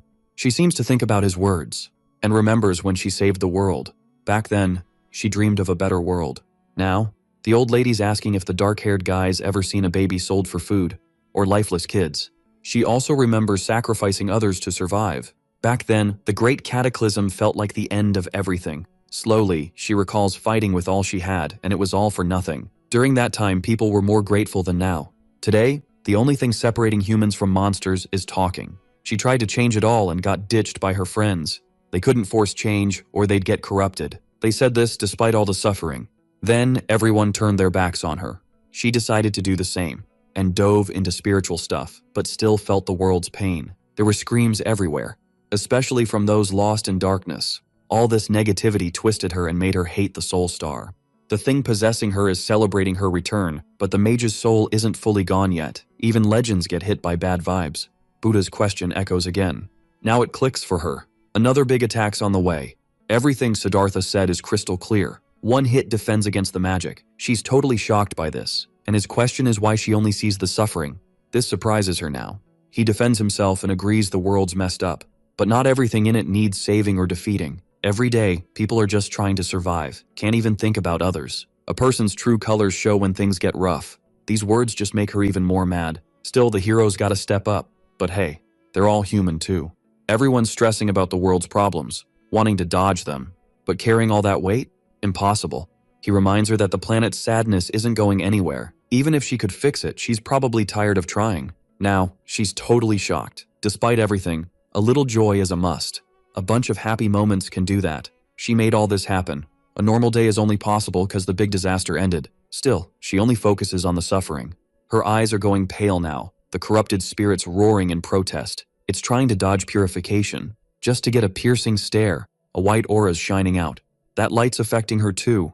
She doesn't get what's happening. The happiness lessons are taking over her. Every kind word is hitting her. Little by little, her stress fades, until she just collapses. Progress finally shows up. This massive power's scaring the devil, his fears cranking up even more, to the point where he starts moving. His shaky legs try to run, but the young dude's closing in. He quickly gets closer to the creature. If the mind's shaken, the body crumbles, and he touches her skin. A radiant explosion happens now. Purification kicks off fast with this. Now the Star of the Soul wakes up. Everyone seems chill after all that. The bad guy's gone too. Plus, the divine spirit's back to normal. All thanks to Siddhartha's soul technique. And the focal point activation helped big time. He's as strong as any hero from the big disaster.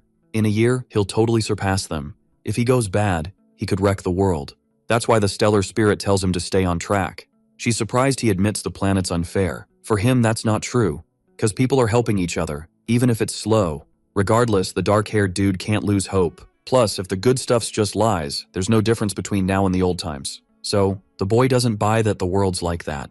His wish to change everything leaves her speechless. It even makes her smile afterward, to the point where she starts laughing out of nowhere. She admits the kid's right. Looking back, the old lady sees she was stuck in bad vibes. We see the protagonist learned a lot from Siddhartha. The Star of the Soul found strength and reasons to live. Now the whole dungeon's starting to reforest. Two people gather at the window. It's wild to think the devil lost. Seems unbelievable to this girl. Only one person could take out that being's physical form.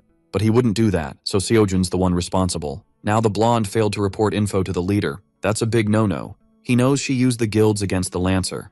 There's a lot of work ahead. She doesn't get this statement. Time to set destiny straight. The question is what the lady will do. Even the gray-haired one doesn't know yet. So, she suggests staying at her guild. As the mage is unsure, the dark-haired guy gives her details. Being saved by the hero makes her deny it. This makes him push the idea. To give back, he offers to teach her his spiritual techniques. But the boy says no. Both go quiet soon after. Even though she refused, she suggests her friend go. Being turned down leaves her shocked. The old lady notes he helped without wanting anything back. Before asking for cash, the warrior holds back. Turns out the sorceress overheard. So, she'll make sure her ally gets paid. The portal opens, and she'll see her friends again. These words leave her unsure. Later, the Soul Star tags along with him. None of them seem to get it. The girls are shocked by something. Her friend asks if she's planning more raids. Not today, she's tired. Everyone's dismissed for another day. Seo-yoon trains with her sword. The other two are competing against each other. He's on his phone, checking something out. And Hyun's leveling up her skills too. Something's got the old lady shocked. Cause Minyul's using shadow techniques. Meanwhile, the other girl's using demonic ones. The new generation trained by her pals surprises her. In other words, the whole squad of heroes is chillin' there. Except for the super talented one, obviously. But she's still kinda sus about the dark-haired girl. And the poor girl's all like, I'm a nobody, seriously. Everyone's training like it's a video game marathon. Meanwhile, our main dude realizes he's rolling in dough. Loads of courses are getting unlocked, like a game level up. He's thinking of asking for 4 billion from the Soul Star. Something shiny catches his eye, and he's like, "Yo, can I have a second with you?" The duo sneaks off somewhere. It's a secret spot behind their base. Someone's hyped to see her alive and kicking. Then bam, the shadow pops up. It's the Star Shadow making an entrance. The elders are shook that Seojin sensed the legendary. Besides that, the gray-haired lady's got a ton of questions. First, they got a chat about missions, and the old lady got saved by the Spearman. Before she can go on, she gets cut off. 'Cause the young dude's itching to spill the tea. His grin's all kinds of cheeky. The goofball spills everything that went down. And, as usual, he's all about the cash he wants to rake in. He doesn't even notice he's blabbing too much. Even the mage is like, "Wait, what was my version again?" Finally, the dark-haired guy drops some truth about the divine spirit. Moving on, the warrior remembers the devil, until he hits the part about possession. But the smart cookie skips the cringe bits. Plus, the clever one circles back to the 10 billion won. In the end, the dark dude's gonna cough up the cash. Then, the sneaky one remembers the heroes of the Great Cataclysm are gonna be hunted. She's like, "Why's that?" The reason's a mystery, and he spills that he was hunted by the Apostle of Temperance. This info's a total shocker for both of them. A lightbulb moment makes him guess the hunt's cause of the berserk. It's just a wild guess, though. When asking about this monster, we find out it's unbeatable. Not even the top-tier heroes have a survival guarantee. If there's no way to ensure this, either the world's toast or the creature's gotta go. That's why the Order might be able to see the future, which sounds bonkers. Still, Seojin's like, maybe the baddies have foresight. Or they see just enough to flip the script. It's probably part of the whole sight thing. Since they saw a future where the wild beast lost, they decided to summon it later. In other words, the exalted voice and the 7 apostles made the monster vanish. The plan to ditch the heroes is because they're the only ones who can take on the berserk, so they decided to clear them out before unleashing the creature, and when everything's set, they'll use it to wreck the world. They bought enough time to wipe out all the heroic hunters. The final guess is now the villains are racing against time because they can't hold the entity for long. The weird stuff might be from her power being unleashed. In other words, the beast waking up might cause chaos, or the Order's using her power. But there's a third theory. If that's the case, these guys really want to wreck the world. But if that was the plan, why'd they help the heroes during the Great Cataclysm? The problem is there's barely any info on the Order of Truth. All of this sounds nuts to the Dark One. But if it's true, they're wondering who's going to save the planet. Both are thinking about who the main character will be. Plus, now the Black Star's decided to dig deeper into the enemy crew, not just the Berserk. For that, he's got to bounce out of the country. It's to dodge being hunted by the Apostle of Temperance. Plus, he's got to check on the heroes from around the globe. He asks what the woman's going to do, but he's still clueless. His plan is to blend back into society. Besides, the old dude knows why she bailed, but it's time for everyone to see her. Of course, the witch is down with that. While thinking, he figures out why they didn't chase the Star of the Sword. And even Seojin's got to stay on his toes. The enemies were watching him, but they weren't sweating him. But now, he's definitely on their radar. The convo wraps up soon. Now, the old man promises he'll be back when he's got more deets. Before he bounces, the Spearman stops him. 'Cause the legendary dude's gotta settle his tab. Someone's whining to the president about the Warrior's S-Class certificate, plus all the cash that's gonna be thrown his way. Some are even throwing around the nepotism card. Another exec's hating on the idea. They're all bickering like it's a reality show. Seeing them all heated, the slick one knows they're all just greedy. The main troublemaker's Jinchul Ryu. Before a dude can speak, the politician butts in. He's like, "Do I look bored or just messing around?" Alright, buckle up, 'cause this is gonna be a wild ride. So, it's a big deal, and he's totally cool with admitting it. The meeting's back on, folks. He's wondering if anyone's gonna argue about giving the S-Class to the Sword Star. And he's all, "I need answers, people." Everyone's on board, and the Prez is like, "Yeah, this is for the swordsman's epic win." Then, the smooth talker brings up the hero's mad skills. It's deja vu, just like with Seojin. Everyone's losing their minds over this. And then he's like, "Oh, and the cash flow too." He's fishing for ideas on spending the dough, and they're like, "Let's help the peeps." But how does paying the warrior help the squad? To back it up, he's all, "Remember the Draugr dungeon? That could have been a mess." His rivals got nothing to say, until he finally chills out. Then the sneaky dude calls them out on their justice game, 'cause their paychecks are fat too. The clowns try to clap back, thinking it's too soon for an S rank. Now the Prez is all quiet. It's his job to lead and protect the newbie hunters. Everyone's getting played by the schemer. The real cash drain is right there in the room. They're instantly ticked off. He makes the Spearman's promotion official, and thinks the haters are just sad. Someone rolls up to him. It's Kalia, ready to chat. We spot the dark-haired dude meeting someone. It's the VP of Dungeon Affairs. He's got a chat with the adventurer, Turns out the prez said he'd swing by, but the smooth dude's not doing that now, and the vibe's electric.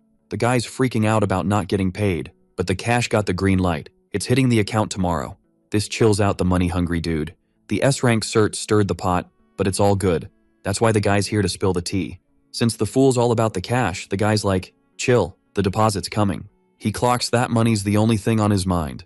Usually folks would pick S-class over cash, cause it's the hunter's dream. So he's curious about the main guy's motives. Now, he's wondering if there'll be taxes. He's obsessed with cash, but it's not his endgame. Nope, no taxes here. Now, the hunter bounces, and the manager has a light bulb moment.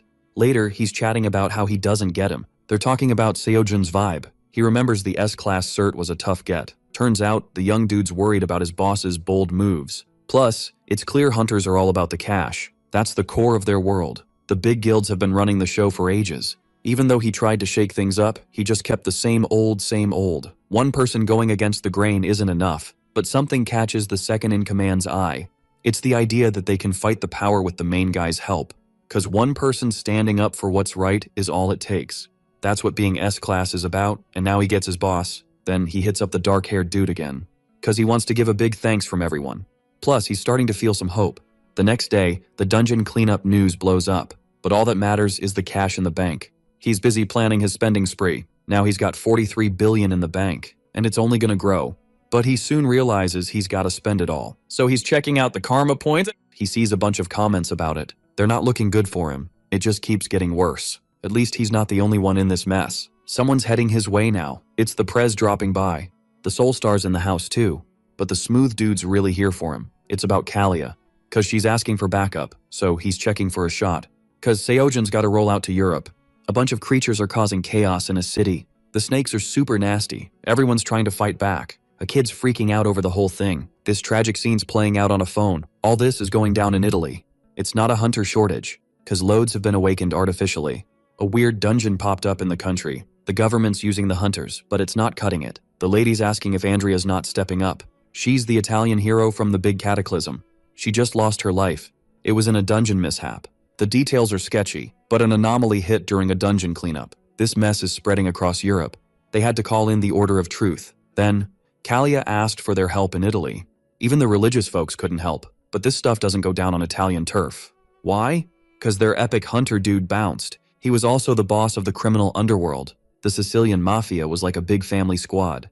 Their dream? A worldwide crime empire. She's thinking about all this. Sure, there was pushback, but no one could take on the mafioso. When he left, the place went full chaos mode. Turns out, the nation asked the Order of Truth to keep it low-key, which made things messy, and the Star of Soul got super mad at the president's idea. So, she said no, but he just came to drop off the blonde's message. So, the Lancer's off the hook. This isn't their battle, and the dude's deep in thought.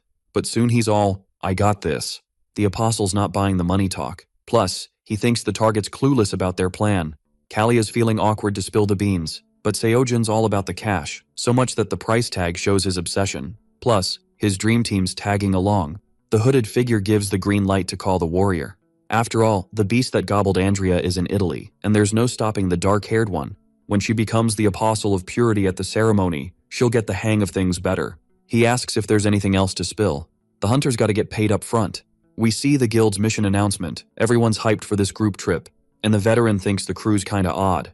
Out of nowhere, her tea goes flying. Something's making everything shake. She's up on her feet now. The hunter's trip is a go, and everyone's mind blown by the cash. Everyone's jetting off in 2 weeks. For some reason, the quake keeps going. Its epicenter?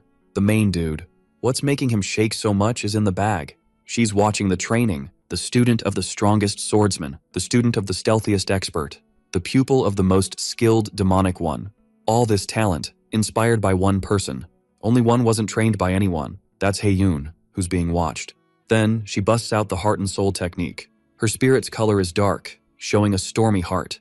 We see the gray-haired woman trying to get close. She blushes when approached. Before, she could have been as wicked as Jincheol Ryu, but Seojun stopped that bad vibe. This changed her big time. Then, she jokes about who could help a lost kid, so she decides to teach her about character building, so much that she asks if she wants to learn from her. The shy one's super unsure, which quickly ticks off the gray-haired woman. A flick to her forehead. This was for not being real. When she's about to whine, she gets another flick. 2 weeks till the Italy trip. So she's using everything to change the prodigy's ways, and there's no dodging these lessons. The poor girl's panic is clear. Now, the main dude notices the chaos. To him, his buddy always seems weirder, and more courses pop up. 2 weeks fly by and the press talks about the Dream Team's Italy mission. Soon, everyone's off to the country. Someone finally lands. We see the team finally touching down. The beasts want to chow down on pizza, but it's not a vacay. Someone's laughing at them out of nowhere. A bunch of guys are eyeing them. He's not a fan of these dudes, and Seoyun's like, "What's the move?" Then someone rolls up to them. Her name's Elena, the national hunter manager. Everyone says hi and gets to know her. In her head, the slackers doubting the group's B&A class. Then, she says she'll take them to the hotel. The unfriendly ones from before pop up again. But the well-groomed ones like, "Ignore them, just keep moving." A weird vibe suddenly pops up in front of her. It's a spiritual connection thing for chatting. The same annoying ones start mocking the foreigners. They're trash-talking the Korean strength. The Lancer's holding back from throwing hands. His patience is solid. But the fools start talking smack about the guild's girls. That's enough to set him off. The troublemakers provoke and mock the girls. So the hunter's like, "Hold up a sec." His guide quickly spots his anger. Thing is, they're Class A mafia members. The suited guy tries to stop the drama, only to get interrupted by the traveler. 'Cause the heroes chill with it. Even so, the European's confused. She thinks it's weird everyone's so calm. The dark-haired dude steps up for a showdown and claps back by calling them dogs.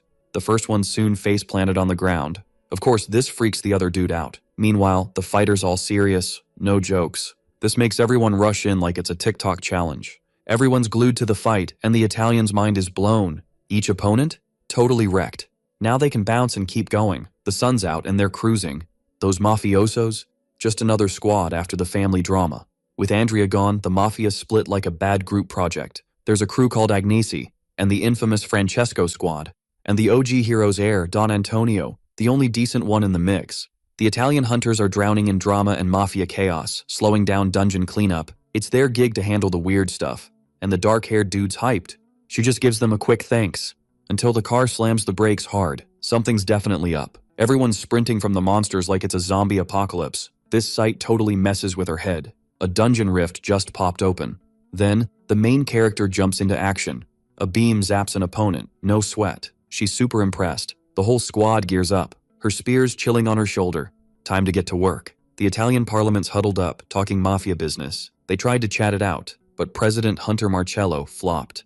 Catanzaro's now Francesco family turf, and Prime Minister Samuele's losing it over hostages in that city. Some dude Antonio's teaming up with hunters to tackle the Sicilian baddies. Nobody dared to act wild with Andrea around. One hero's exit caused chaos, and now it's a disaster zone. More weird dungeons are popping up. Right now, they've got just a few hundred agents ready to rumble. He's grilled about international backup, and the politician's like, nope. What ticks him off is the innocent folks suffering. Everyone's got to step up and save people, but play it safe, because they need them alive. An assistant rolls in with a message. Seems like a big deal. It's news from Latina. No one got hurt, thanks to the Koreans. With her eyes shut, the mage drops her prominence flame attack. Flames everywhere.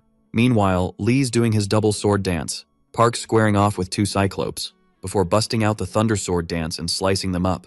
Using wind power, Hyun wipes out the creatures easy, thanks to the elemental energy boom. Elena's helping folks get out of there.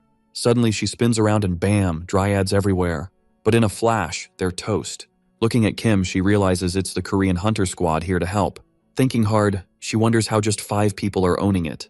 The phone rings, snapping her out of it. Seeing it's the association's president, the hunter steps up to manage the operation. But, surprise, Marcello's got news about the prime minister. With the fight over, Siok's curious about how the dark-haired girl nailed spiritual arts. The girl says it was her first try, and they swap compliments. When asked about his skills, Lee says he's used to solo training. Sighing, Park wonders how everyone around him's so talented. The squad's chatting away, not noticing the visitors, who are stunned watching Seo-jun take down monsters. Turning around, the main character says the blonde hunter showed up just in time, since he needs to figure out what to do with the monster bodies. Elena quickly switches topics, saying the 2 guys behind her want to meet the young dude. Our boys shook, realizing he's in front of Samuel, the prime minister, and Marcello, the association's president. Confused, he asks if his crew needs to fill out some customs form. Grinning, the guys say they just want to introduce themselves properly. The main character shakes hands with the prime minister and introduces himself too. Then, the duo chats about how the young dude communicates so well without a translator. Realizing the hero spilled about the medium, the dark-haired hunter thinks her instructor would faint hearing that. When asked why he's there, the man in the dark blue suit asks if Kim can help Italy, and in return, he'll do whatever it takes to meet the squad's needs. This includes cash, which makes our boy's eyes light up. But not seeing the reaction he hoped for, the Prime Minister thinks he came for nothing. Still, the guy's determined to save his country, to the point of promising not to charge any fees for dealing with monster corpses. Plus, covering all the costs for chopping them up. Feeling touched, the main dude says his squad's got this. Surprised, the guy asks if the dream team can handle the chaos in Lazio, even if it's a bit of a wild request. The main dude thinks for a second, then spots a helicopter overhead. Without missing a beat, he asks if they can borrow it. Samuel's all, sure thing, leaving everyone totally mind blown. A bit later, the squad's cruising around Italy. Pumped, Seojun tells the pilot to hit up the next city. On the ground, the Prime Minister's eavesdropping, and wonders when his heart last did a happy dance like that. Quickly, he remembers when Andrea, the Cataclysm hero, showed up and said he'd fix the mafia. But when the dude left, Samuel thought Italy was toast. Determined not to blow this chance, he tells Marcello to let the dream team handle the citizens' safety. The association's president is all confused, but he figures out the guy's planning to draw the mafiosos out. News about the Korean hunters spreads like wildfire. Elsewhere, a dude calls for Albano and says it's time to meet Agnes. The mafioso asks what to do with the Catanzaro hostages, and gets orders from the boss of Manliness to take them all out. We jump back to the hero squad.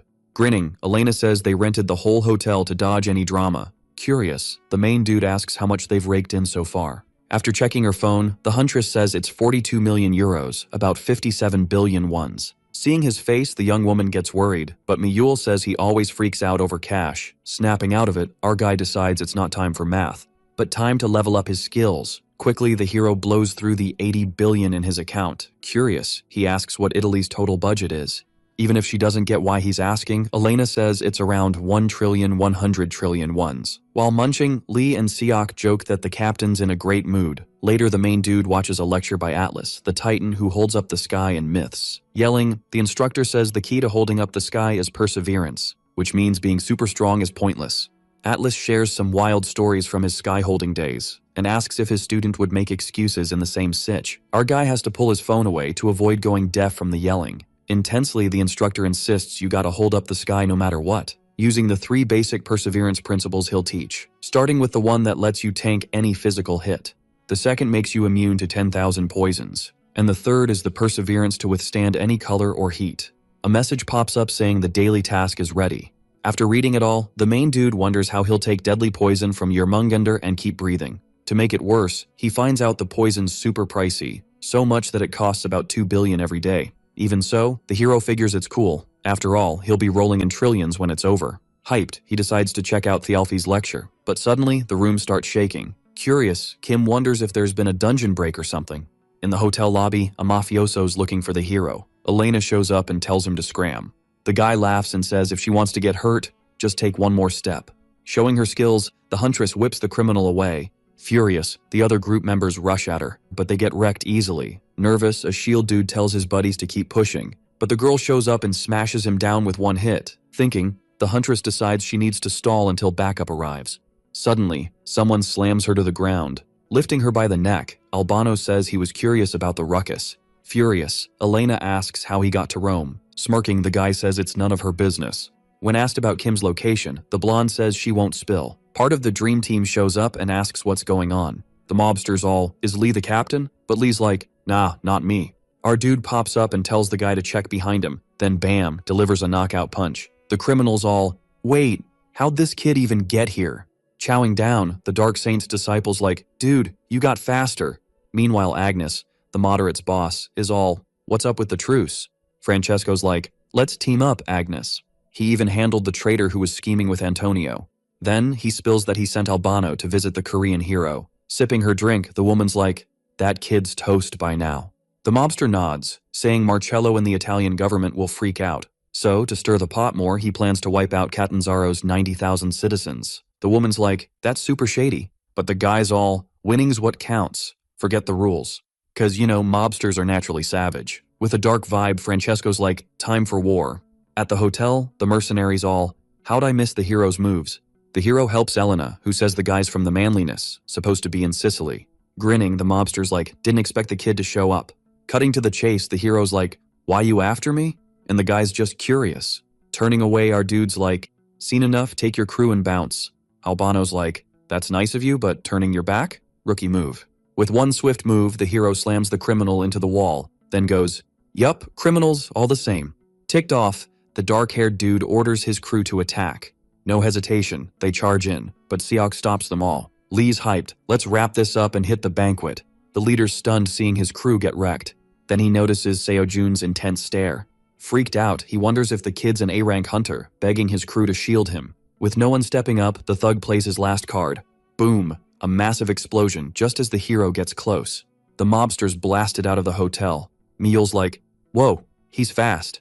Elena's all, we can't let him get away. Taking charge, our dude's like, I'll bring him back. Then charges through the wall hole. While sprinting, the thug's like, we totally underestimated these guys. The hero pops up, where you headed, man? Later, Albano wakes up back at the hotel. The blonde hunter's like, how'd you escape Sicily? The criminal's curious, why you wanna know? Then goes, this fight ain't over. Hearing about Catanzaro, the young woman's shocked. Laughing, the guy's like, too late now. Furious, she decks him, asking how they can be so heartless about innocent lives. Confused, the hero's like, what's going on? Elena sighs, revealing the plan to hold 90,000 people hostage to pressure the president. The mobster adds, plans changed, magic bombs probably ticking, meaning soon, everyone goes poof. The hunter's like, you guys are monsters. But Albano's like, the association ignored us. Plus, they got tangled with outside hunters. Our dude's mad and knocks the guy out, but says he didn't finish him off because the girl still has questions. Then, he tells his friends to gear up for Catanzaro. In the chopper, near the city, the hero's like, Suyeon, can you handle it? And she's nervously like, gotta see the bomb first. Looking at Lee, the hero's like, go with her, you're stealthy. Nodding, the young man's like, no worries, got this. Park and Haeyoon are on rescue duty for the captives. Our dude heads for the aircraft door. On the flip side, Elena's all, this is super reckless, because if the mafia catches wind of them, it's gonna be Chaos City. Kim's chill though, saying everything's gonna be Gucci. He's not letting any bomb go boom on his watch. Without a second thought, the dude leaps out of the chopper, flexing his good speed skills. While sprinting, he notices Thialfi's lecture progress bar is filling up. Thinking, he's like, man, feels like my body's getting shredded. But there's zero chill time, cause the magic bomb's countdown is probably ticking away, and with a ton of stuff still on their to-do list, he's gotta buy them as much time as he can. Meanwhile, Caesar, a mafia dude, is grinning with a detonator in hand. Turning around, he asks about the city folks. A minion pops up saying he told everyone to stay put. The mafioso then tells him to let a few people bounce so they can spill the tea later. When asked how many, he's like, let 10 people go. In the woods, the baddie warns everyone to hightail it back to Sicily before the bomb goes off. But surprise, surprise, Kim crashes the party with full-on energy. On the ground, he's all, glad I made it in time. Then asks if Caesar's with the mafia that took over Catanzaro. Ignoring him, the guy's like, who even are you? And if he's one of the 10 who got a free pass. As the minion says no, the thug laughs, calling him a wannabe genius. So, he's gonna grant the kid's wish to bite the dust. With orders given, the crew charges at the hero. Grinning, the hero's like, should have listened to Jang's lecture too. Turning away, the boss says he's out of here. But then he sees his crew getting wrecked. A dude lunges at our hero with a sword. Kim swiftly disarms him and the weapon. Sweating bullets, Caesar's like, how's this even happening? And where on earth did this kid come from? Quickly, he figures it's time to hit the button and bounce back to Sicily. The hero finally takes down all the mafiosos, and turning around he spots the boss pulling something from his pocket. Our boy and the mafioso lock eyes, until the hero's patience snaps and he charges forward. Sending the enemy into a frenzy, the guy starts running while the hero smashes through the rest of the gang. Trying to shield the boss, some thugs dive in to block the hero. With so many people, the hero ends up toppling over. Piling up, the mafiosos are like, why's Kim so OP? Suddenly, a bright blue light flashes, and in a blink, all the baddies are airborne. Our boy lands a killer blow on the gang leader. Thinking, the brown-haired dude's trying to figure out why the hero's so relentless. Since back in the day, this wouldn't be a thing. Seeing the spear at his throat, he raises a detonator, telling the hero to freeze. The mafioso realizes the hero's already clued in, and asks if he knows what happens if he hits the button. With half-closed eyes, the hero's like, if you do, you're going down too. Standing tall with his crew, he says, not a bad idea actually. But if the hero wants nothing to go down, better not try any funny business. Grinning, the thug reveals he's also an S-rank hunter. Our boy stays put while the other thugs circle him. Even with a knife at his neck, he cracks a tiny smile. Annoyed, the boss says it's time to hand over the spear already. Unfazed, the hero charges ahead. and takes out all the other thugs just by twirling his weapon. With the spear aimed at him again, the mafioso thinks the hero's nuts, before hitting the button, even knowing he's toast too. Seo-jun kneels, staring him down, and to the thug's shock, nothing goes boom. Thinking, he wonders if he pressed it wrong. Meanwhile, our boy's relieved, cause Suyan nailed her part of the plan. Inside the cabin, the dark-haired guy's bummed, since he got caught way too easy. Suddenly, Cesar shows up at the door, making his buddy think everything's chill and the hero's not tough enough for the mafia. Grinning, the mafioso asks if he's here to bust him out. With his face all bruised, he spills the beans, saying he got nabbed too. Our dude steps in, and boom, the guy with the detonator starts pleading like he's in a bad movie. Chill vibes. The young dude says Helena's got some questions for him first. Helena jumps in, asking how they pulled off the great escape from Sicily. The tied-up dude chuckles, playing it cool, but Cesar spills the tea about a secret passage. Kim's all ears, while the mafioso's buddy's like, "Dude, zip it!" Annoyed, our hero gives the dark-haired guy a nap, lights out style. Then, he's back at it, grilling about that secret passage. The guy's begging for mercy, but our dude's like, "Remember trying to off 90,000 people?" Later, the guy wakes up, all groggy, facing the squad. He's thinking, did my buddy spill the beans? Then offers a cheeky 70 million euros to the crew. Everyone's jaws hit the floor at that offer, yelling, our hero's like, "You really got that kind of cash?" The guy's like, "We're not your average crooks, we're mafia, baby." They're into everything, gambling, trafficking, loans, you name it, raking in 53 billion euros a year, right under Andrea's nose. Sizing up our hero, the criminal's sure the deal's a done deal, but our dude's like, "Nah, not worth it, where's Francesco?" Thinking the boss is in Sicily, our hero's like, "Do you guys sell people too?" He's planning to cash in on the duo, big time. Watching the thug get a beatdown, Lee's like, "Could've just talked, man." Sweating bullets. Hyun's like, "Been there, done that." Blonde heroine's surprised, asking if Kim's really gonna hunt the boss. Risky business. Sicily's Mafia HQ, plus the guy's an S-class hunter, no joke. Fearless, our hero's like, "This won't end till we handle them." Crystal clear after what almost went down in Catanzaro. When challenged, he's like, "Not going to Italy without a plan. Secret passages, here we come." And maybe a deal involving people sales. The young woman's puzzled, while our hero's grinning like a madman. Now we're in Messina, the Sicily mainland Italy link, Hunter Central. In a room, the scarred dude's like, Francesco and Agnes are acting sus. Another guy's curious, asking if they're teaming up. Antonio confirms, saying they're gearing up for war. He spills that the spies went radio silent. Nervous, the brown-haired hunter's like, "We gotta prep too." Thinking, the blue-suited guy's like, "We've just lit the fuse." If Francesco and Agnes team up, it's 150,000 soldiers strong. A war means major casualties. The hat-wearing young guy's like, "Marcello's right, let's prep."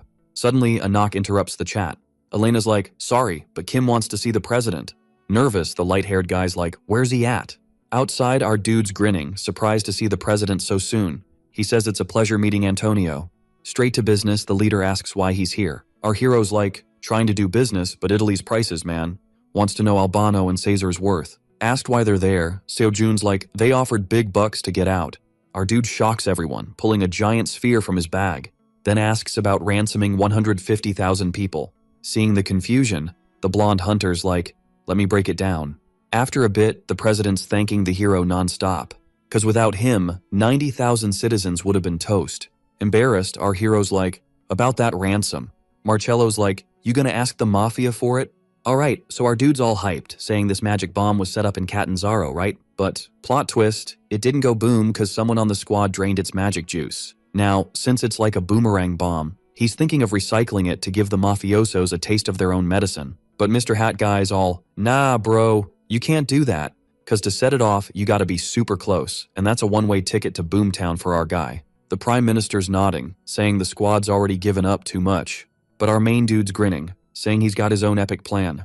Priority numero uno is to wrap this up as soon as possible. Andrea's successor's all curious, asking why our hero's going all out.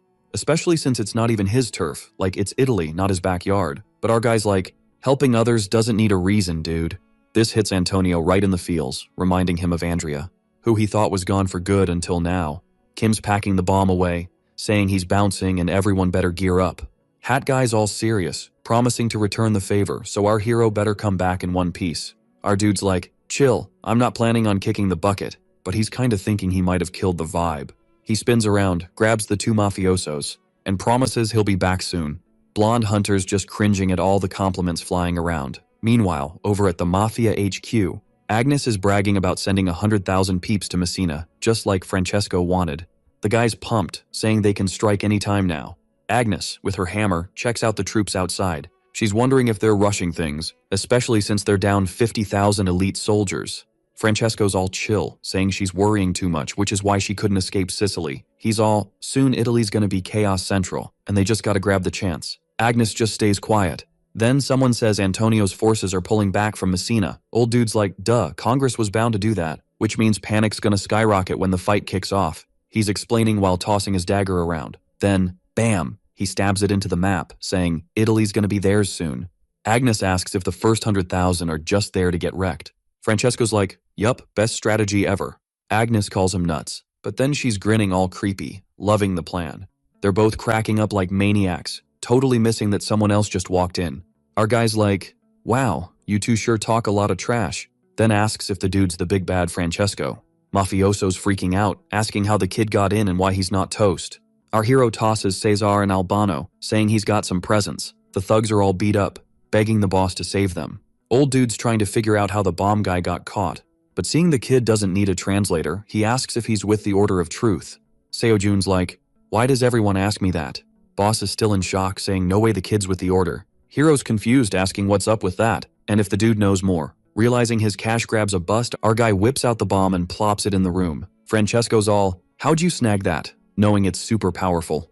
Agnes is ready to throw down, not thrilled about being near a magic bomb. Our guy's teasing, asking if he should fire it up. Old dude smirking, saying threatening with a dud bomb is dumb. Hero's like, true, true. Then he starts recharging it, lighting up the place with rainbow vibes. The mafiosos are totally losing it. Without letting go of the thing, Kim's all, loading's done, dude. The boss is like, if this bomb goes boom, you're toast too.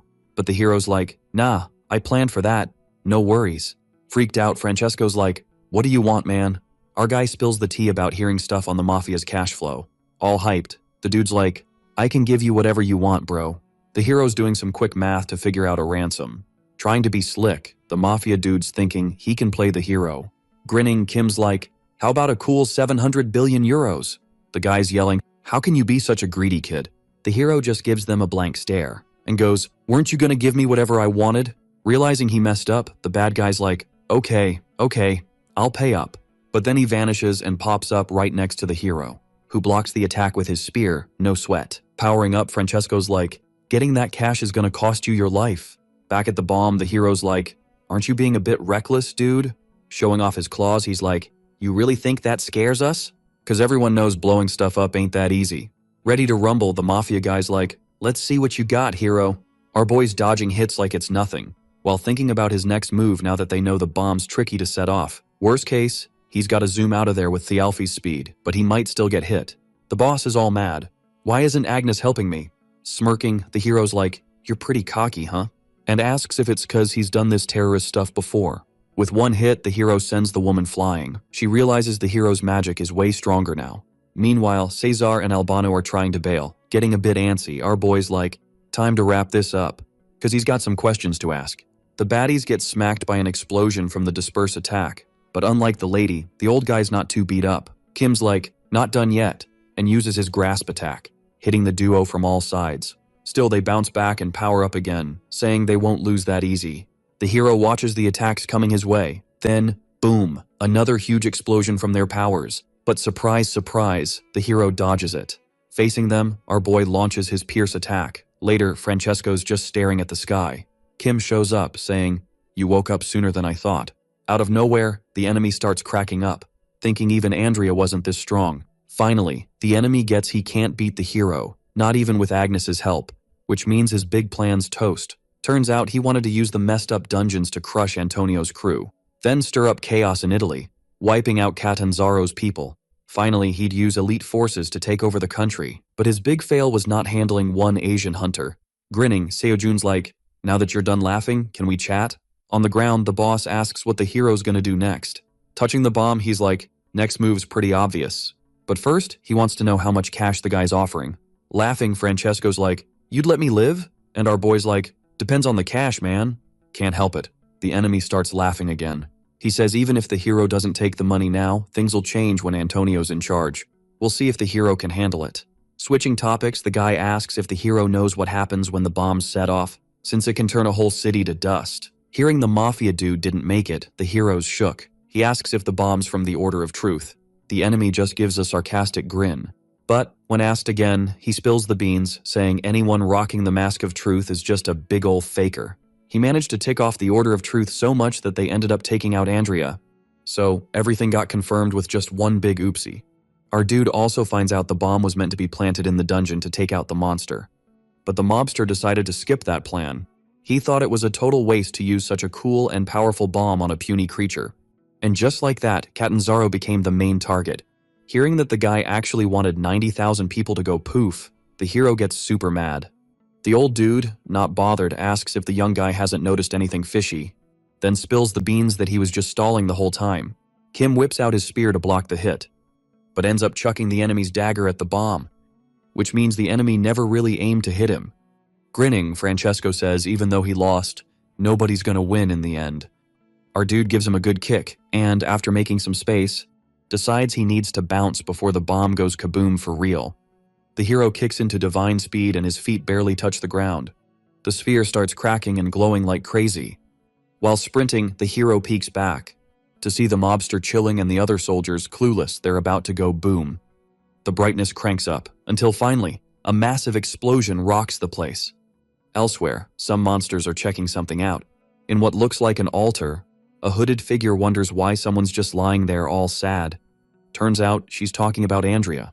A young guy pops up and grabs the Apostle of Patience's attention to let her know the magical bomb just went off in Sicily. The young woman shrugs it off, saying it doesn't matter anymore.